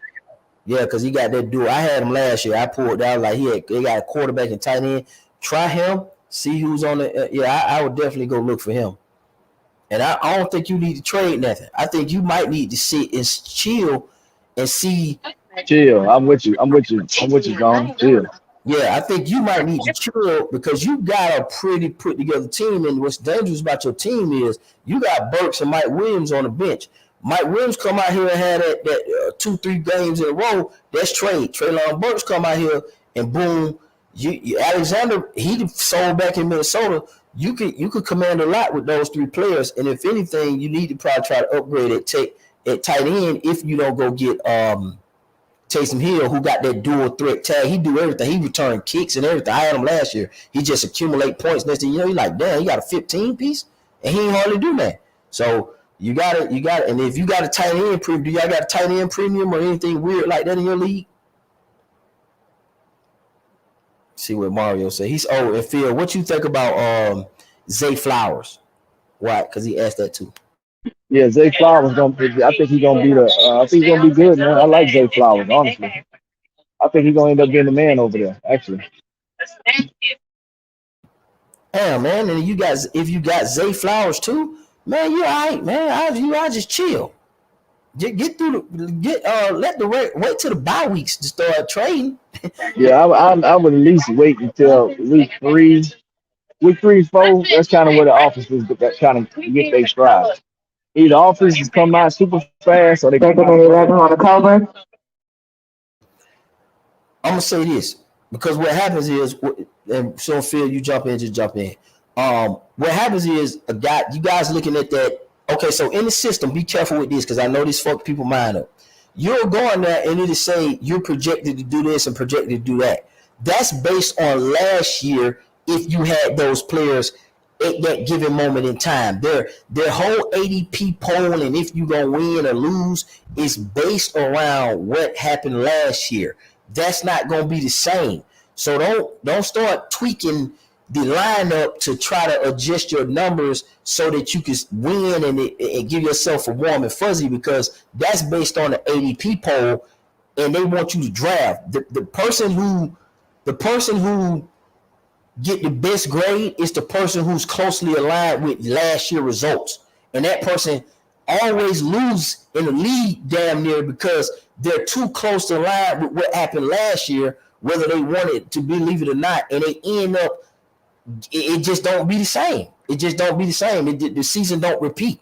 So, yeah, we got you, Mario. You can ask all you want, man. If you got Zay Flowers, man, you're in a good spot. Yeah, the only thing I say about this team, we just got a lot of people question marks, but it's a lot of people that are projected to do well. So, yeah, just kind of chill till about week 3 or 4, and then you make your adjustments from there. Should I trade Henry? Man, no, you shouldn't trade no Derrick Henry. Nah, Mark Henry, yeah. If you got the wrestler, man, don't trade. I'm talking about Hunter Henry, probably. Man, no, I don't trade no Derrick Henry for nobody. I got Derrick Henry. My two primary picks in the back was in the backfield is I told you I got Nick Chubb and I got Derrick Henry in my joints. Them what I spent my first picks on this year. Let me see, Mario. Bill, I catch up with y'all. You got to hit. Okay. 10 cents. All right, Mario. I appreciate that. And then Mike. So you saying, all right, what you think about that? If he talking about Derrick Henry, but let's give him a chance to see what he's talking about. Would you trade Derrick Henry under any circumstance, Phil? And if so, what circumstances would they be? That's reasonable, right? Patrick Mahomes, those kind of guys. Jefferson, got to be a top tier guy because he's top tier running back. He's top 3 running back. So you got to give me a top tier either quarterback or wide receiver for Derrick. I agree with that because he finna tote that rock. Him and D Hop finna go off this year, I think. Okay, so my running backs are Henry, Jacobs, and Cook. Oh, you got Akers too. Listen, man, I got that Derrick Henry and Josh Jacobs is a very good ass pairing, but you got 2 strong running backs. You really could chill too. You got the 1 and 2. You got the 1 and 2 running backs from last year, and they consistent. It's not like it's just a fluke. Both of those guys are consistently the two of the best running backs in the league every year, consistently. 2, you got both of them. Man, you don't need to move nothing unless you just foresee something or you got a weird feeling about Henry. But here's the thing: if you had a weird feeling about Henry, see, okay, let me say this. Mike. This is how I look at things. I know what happens. Y'all get in here and y'all start looking at these numbers and it mess with y'all. Don't panic because Kansas City lost and all that. I'm gonna tell you why I know. Most likely, in order for you to get that, assuming everybody's competent, you were on the back end of a 10 to 12 man league, right? Meaning that because I've seen Henry get all the way down.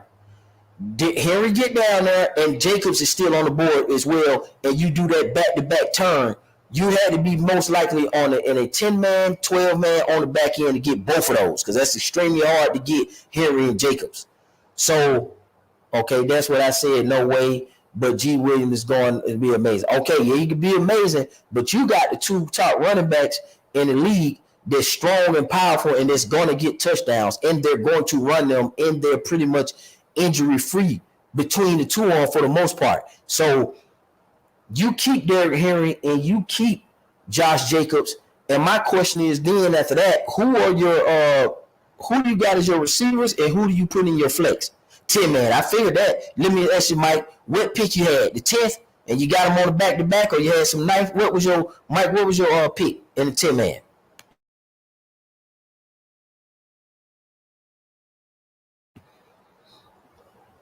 Let me see. So my lineup is just the QB, law running back, Pollard, Swift. Yeah, that looked good. Khalil Herbert, the Giants kicker, and the Cowboys defense. Cowboys defense is awesome. You picked the top 5 defense right there, my boy. Especially with Parson all over the field, special teams, the Giants kickers. I like the Giants kickers because they always got to kick field goals. Barkley be getting them close enough, and they get to the red zone a lot of that. But I do like them. And with Waller being hurt, they gonna have to put some threes up on the board. So the kicker for the Giants is good. The Cowboys defense is awesome. Everything else look good. Let me see. Okay, Hurts, AJ Brown. Man, this dude. Hold on. Your quarterback is Hurts, AJ Brown. You got Ridley, Henry, Jacobs, Kelsey. Oh yeah, it's over with. And Kelsey finna come back, and then you say you got Higgins at the flex. Oh yeah, it's over. Yo, you started Higbee because Kelsey was out. Man, you don't need to touch nothing. No wonder they're trying to trade for you. I know what they're trying to break. First of all, let me tell you something. Don't do that. They're trying to break your team up because they know your team is serious. In the 10 man, you got Hurts, AJ Brown, Kevin Ridley, Derrick Henry, Josh Jacobs, Travis Kelsey, and Higgins at the flex. Man, your team is loaded. Which is to be expected in the 10 man for the most part. It's about who's gonna score the most points. But they trying to break your team up. Let me ask you this then. When the person who's trying to trade you and they want Henry from you, what are they trying to give you?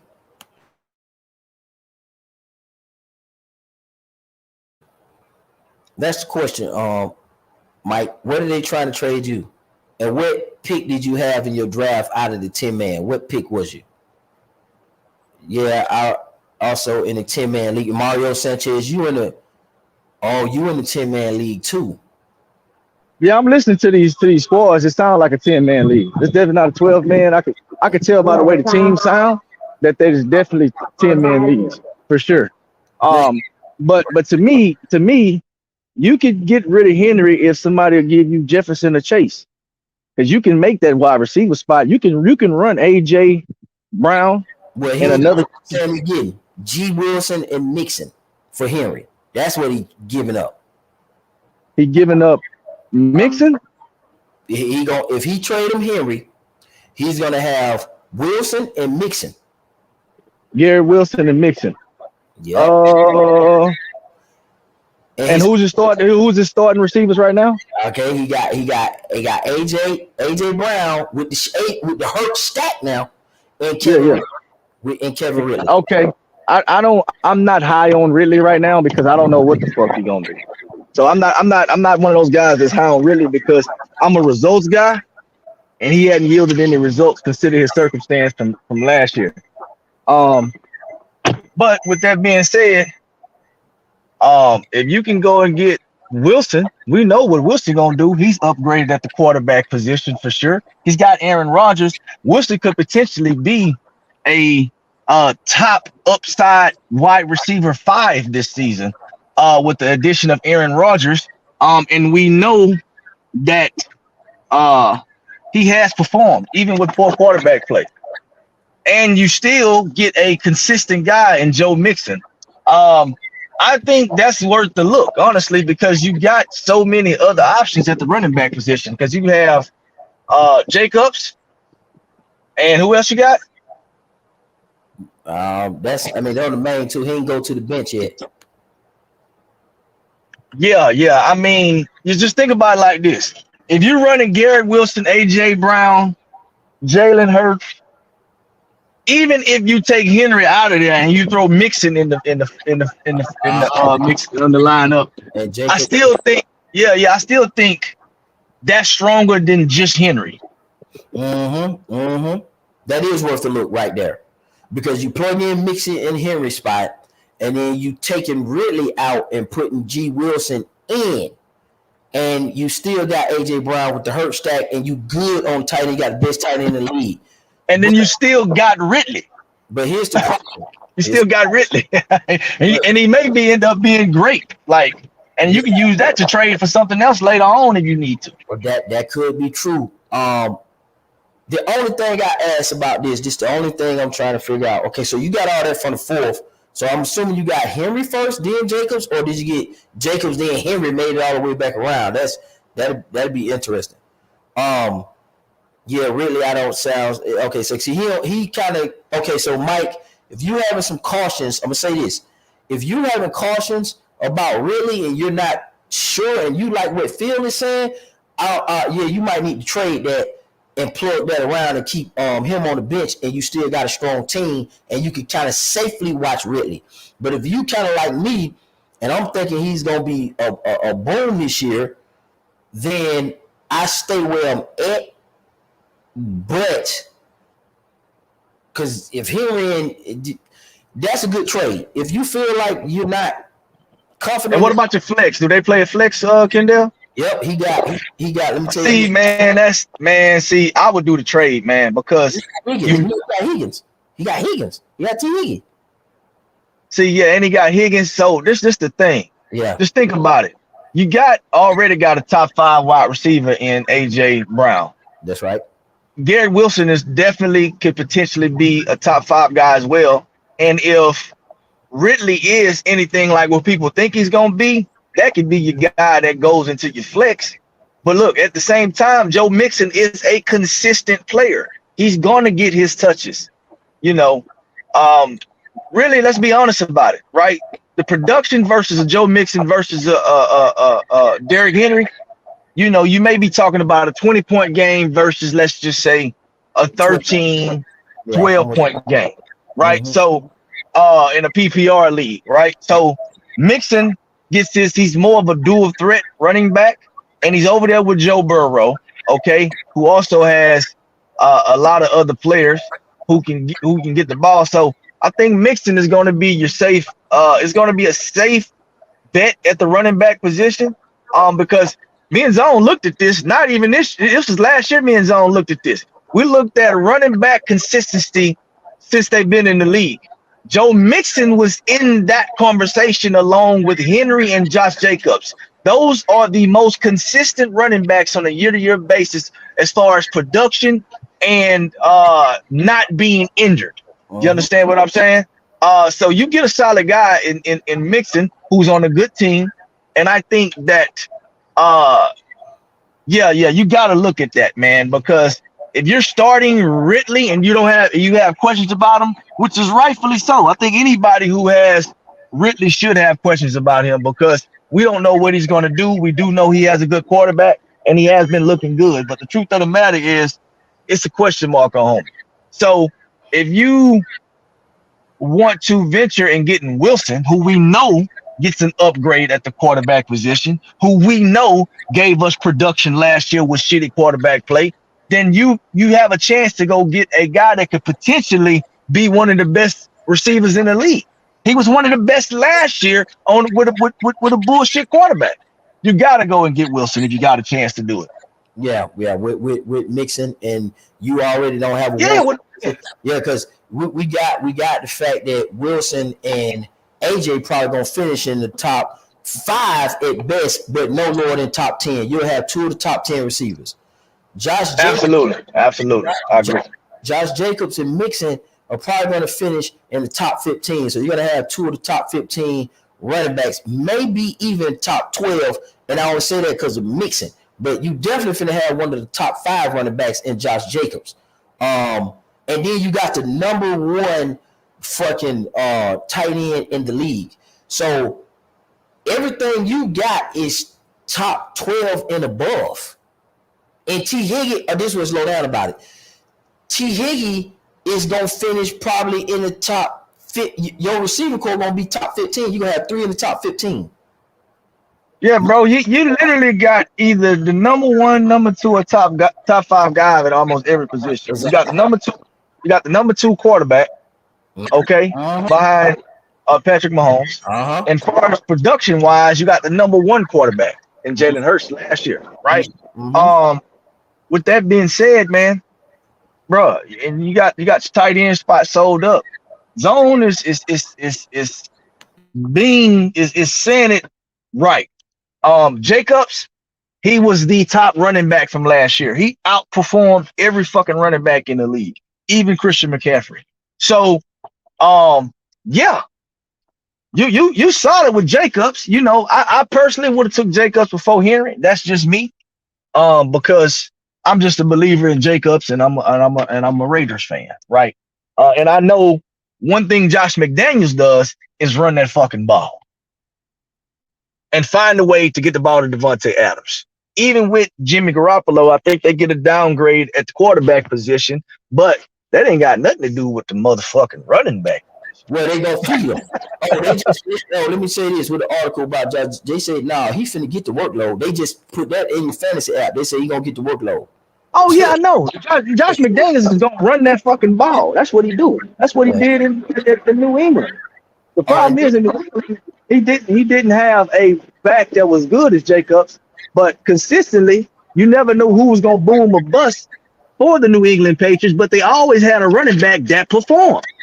Mike, make the trade because I'm listening to you now. You're saying Henry is getting old. I'm scared of injury. So you got reservations about these two players anyway. You're not too high on Ridley and you're not too high on Derrick Henry anyway, which is a great thing. So that makes this trade even easier. And you get to slide Ridley down to the bench, and then, like Phil said, trade him later. You're not high on him. So let's say even if he booms, you're still comfortable. You can use him for flex options to for the bye weeks for your receivers, and you know he should be good, and you should be straight right there. Let me check something out. Let's see something. Let me check something out for you. So you got, because here's the thing, you got. So Hurts and AJ Brown bye week is going to be in week 10. So you'll lose both of them, right? Okay.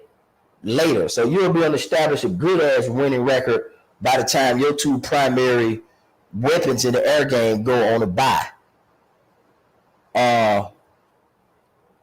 Let's see let me see. Kansas City, I think they got, I just need to see something.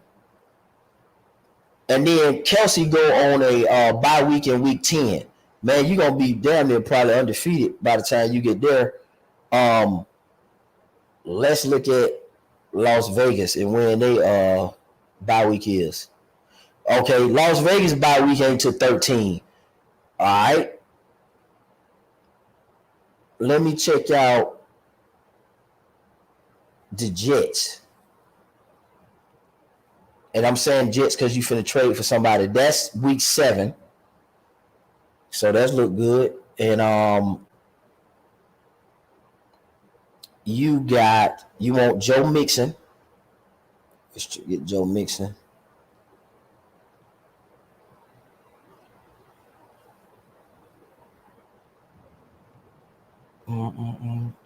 Give me 1 second. I'm trying to get to Joe Mixon and see what they look like. Cause their bye week is in 6, man. Let me see what Tennessee got. I'm just looking at Derrick Henry for you. Derrick Henry bye week in week 7. So yeah, it ain't no conflict, man. You should be good. If I was you, and you're not that high on Derrick Henry because you think he's getting old, and you're not high on Kevin Ridley because he hasn't played in 2 years, man, that's a perfect reason to get rid of him and trade him. And his bye week, Kevin Ridley, is week 9. So you should be good. Because here's the thing anyway. Kevin Ridley, and if I'm not mistaken, I said Kevin Ridley, they bye week, the Eagles is week 9. So all that shit going to be missing in week 9 anyway. So you might as well go on to clear some space out. And you can have you'll have your team intact because you'll have Wilson with the Jets, you'll have Joe Mixon, you'll have everybody and everything will flow right. Yeah, I think you traded, man.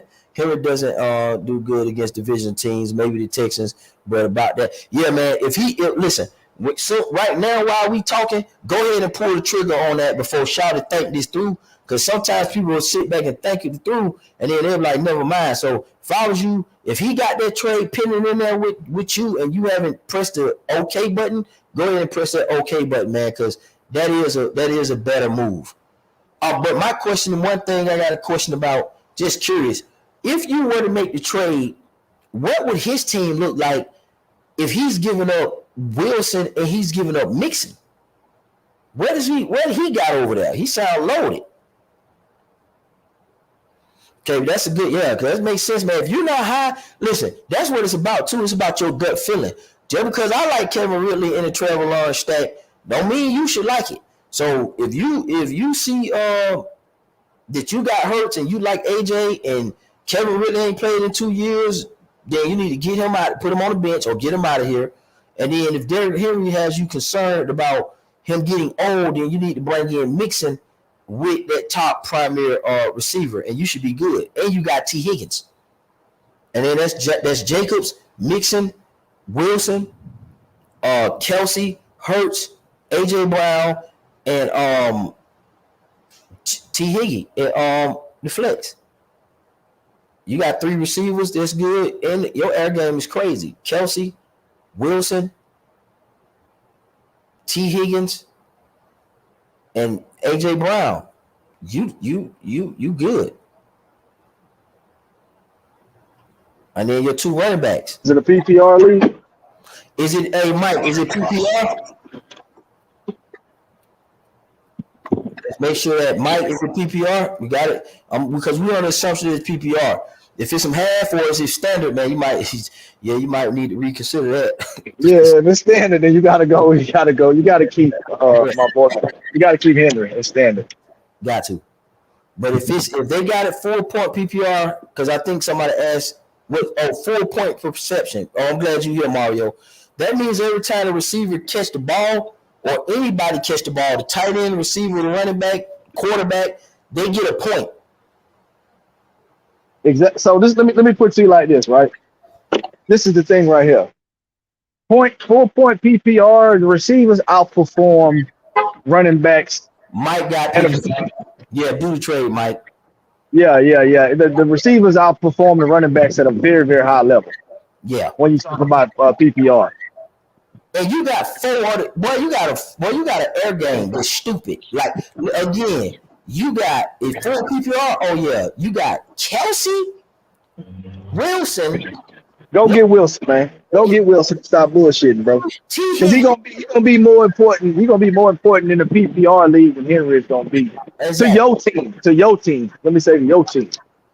Boy, because you got 4. You connected to Joe Burrow with T. Higgy, Patrick Mahomes with Travis Kelsey, Jalen Hurts with AJ Brown, and you got Jalen Hurts, which is stupid. Wilson with Rodgers. Dude, you can't, yeah, you gotta get that. Yeah, Henry ain't worth. That's too much connections of people who could be MVP and all-time good quarterbacks. They can break records. You too tight. Your receiving core is tied to all of the except Diggs. That's the only person you're missing. Shit. And Jefferson. Man, that boy must have been drafting with some 4th graders, man.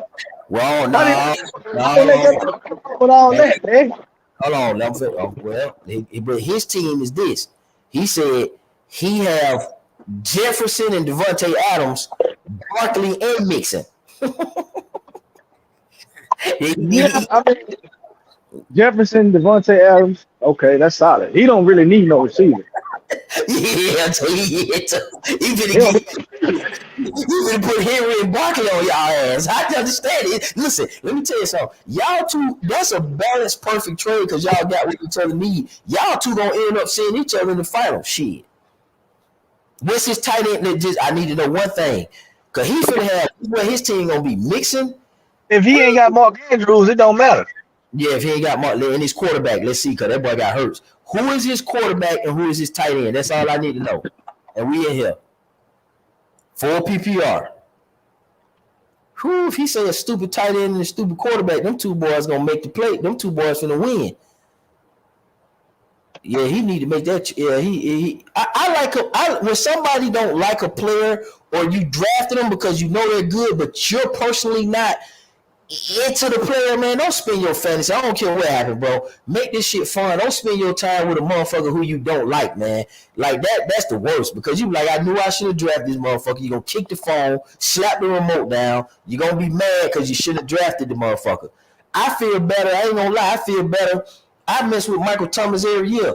But you know what? I be mad, but not as mad as when I drafted JT and the nigga had hurt. I was mad. So follow your own instinct to a degree. And it sounds like you need to make that trade. Yeah, man. If you're not high on Henry, then see, because me, look, I'm gonna tell you, I'm never super high on Henry because I value more stock in wide receivers. That's just me, right? Or backs that catch the ball out of the backfield. Henry not gonna really give you points coming out the backfield catching the ball. Hold on, he alone, man. This man got Burrow and Hawkinson. Just say what, hey, listen. Yeah, make that trade. Make that trade, man. Yeah, because Burrow ain't hurt. Burrow's solid, but he ain't. Yeah, make the trade. It's several quarterbacks that I'd take over Burrow. Obviously Mahomes, Hurts. I'd take Lamar, and I'd take Herbert over him, and obviously Josh Allen, and then that's when Burrow kind of slide in for me personally. I'd take Herbert over him too. Yeah, that's what I said. I said Herbert. Oh, my bad. Yeah, for sure. Yeah, because to me, he's a top 6, top 7 QB. I take Rodgers over Burrow this year. I don't know why. I just take him. My cutoff is Burrow because I almost, if fucking Dak could get his shit together. But Dak put them points up though. We know that. He may not win, but he gonna score them fantasy. We talking about from a fantasy perspective.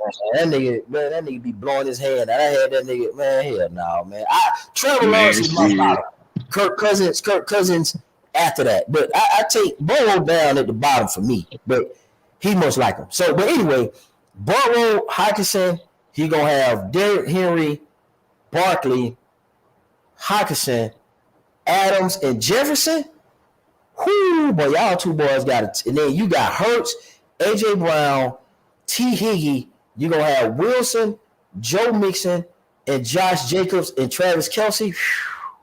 Boy, that's going to be sick. Who is his other running backs? Who don't start?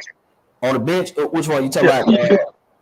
Yeah, my boy right here with this cold ass team. Who's his bench running back? I don't know. I will shit. Clearly, I don't know. He ain't say yet. So who Mike, who's on the guy bench that he's trying to trade you with? I'm talking about who on his bench. Oh, okay. Well, Mike, give me your bench and give me the other guy bench as well. Who y'all got on y'all bench? We'll see from now. See who got on that bench. All right, I see y'all like this a lot more, so we might have to keep cooking on this.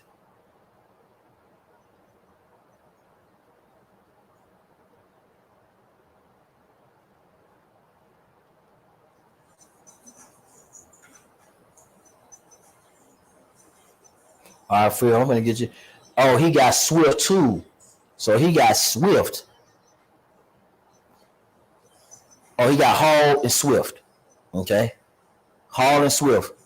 Shotty got Hall and Swift. That's trading for Derrick Henry. Okay, I see what he doing. He gonna do Derrick Henry, Barkley, and he gonna end up putting Jefferson and Adams, and he gonna put Swift at the flex. That's makes sense. And you got okay, yeah, you need to make that trade. Don't get greedy. Make that trade, man. That's a good trade. That's a good trade. Because both of y'all got a hot hand. And both of y'all going to complete each other's team, to be honest with you, for the number 1 and 2 spot from the sound of it. Just being real.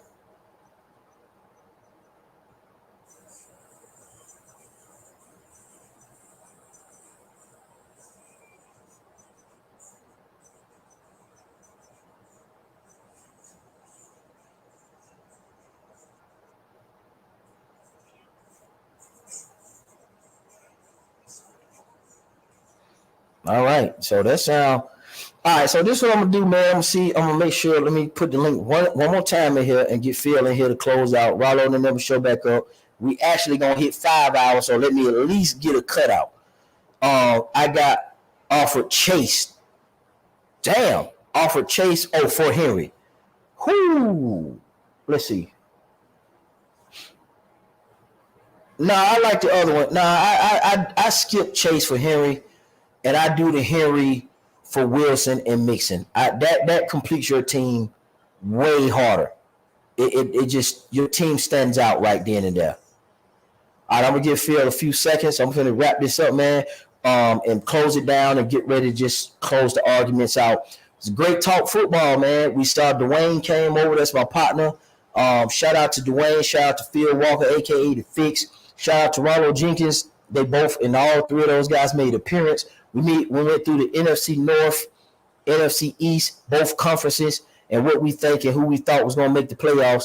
I did more the AFC side with Dwayne and Phil, and then me and Rollo kind of picked up and did the NFC. So we'll have to swap it around and kind of get these guys on the big one, and we'll do it like that as the football season continues. The games are going to be coming on tomorrow. You guys know it's football day. Sounds good. It is what it is. We talk boxing. This wasn't a boxing day. We talk football. We talk fantasy football, politics, the whole nine. Stand by for the Olympics and track and field as well too. But we got to cook on this football. I'm in 6 fantasy football leagues. I got talked into them. I only supposed to do 4. I got 4 in on the Yahoo. I got an 8-man. I got two 12-mans, and I got a 16-man. And I know I should go ahead and do this because I do need to get this out. That way we won't ask the same questions. Okay. All right. Phil said he can. Okay. Phil said I'm here. Phil is on. He just got that phone call thing. All right. I'm gonna close this out. Let me give y'all my teams because I know y'all. After people talk about it all the time. So on the 8-man, this is who I have. I have Justin Herbert, Keenan Allen, Demetrius Hopkins, Nick Chubb, Derrick Henry, Kyle Pitts, Josh Jacobs. On the bench is Dalvin Cook, McLaurin, Michael Thomas, Swift, Aaron Rodgers, and Njoku. And I got McPherson, the Cincinnati kicker, and I got Baltimore defense. All right. So my team is pretty comparable to you guys in there because I got Kyle Pitts in the 8-man. Y'all got a 10-man. I ain't doing 10-man. Let me get to the 12-man. The other 12-man team, I got Justin Herbert, Amari Cooper, Mike Evans, Derrick Henry, Najee P. Harris, Kyle Pitts, Dalvin Cook. On the bench, I got Brandon Cooks, Algier, Treylon Burks, Carr, Johnson, the tight end from New Orleans, Ford, the backup for Nick Chubb, and I got Tennessee kicker and Philadelphia defense. And then that's the YouTube league that we created. In the 12-man, the second 12-man, I got Deshaun Watson, D-Hop, Michael Thomas, Nick Chubbs, and Njoku, Najee P. Harris, Dalvin Cook, Brandon Cooks, Ezekiel Elliott, Ford, Purdy, and Marvin Jones, and the Philadelphia kicker and the Baltimore defense. And last but not least, in the 16-man, I got Justin Herbert, Brandon Cooks, Scatland, Derrick Henry, Najee P. Harris, Evan Ingram, Amari Cooper, Michael Gallup, Stafford, Allaire, Herbert. I got the Chargers kicker, Bears, and San Fran defense. And for my IDP players or my defensive players, I got Patrick Queen, Hafania, Joseph, Bosa, Garrett, Hicks, and David. And yes, the DN, Bosa, and the DN, Garrett, and the linebacker, Hicks, the safety, Joseph from Detroit, the safety from 49ers, Hafania, the middle linebacker, Patrick Queen, and the other middle linebacker, David from Tampa Bay. That's my leagues that I got. So we'll keep cooking. Let me wrap this up. We at 5 hours, and we burnt enough time on here. All right, man. Till next time, this your boy Zone6. I'm out. Let me make sure. What do you think the Colts end up with for a record? I think the Colts win. I think the Colts might win 4 games. I I remember that I look at them a little bit more thoroughly, but I'm gonna say 4 games for right now. I'm gonna say 4 games, and I'm giving you that because I know they play the bar, and I don't want to come back and kind of tweak it. So give me some wiggle room between 4 and 5 because tomorrow is the game. Let me see how they look, and I'll give you how many more games they're gonna win after that. But I'm thinking 4 to 5, but probably 4. All right, this your boy Zone 6. I'm out.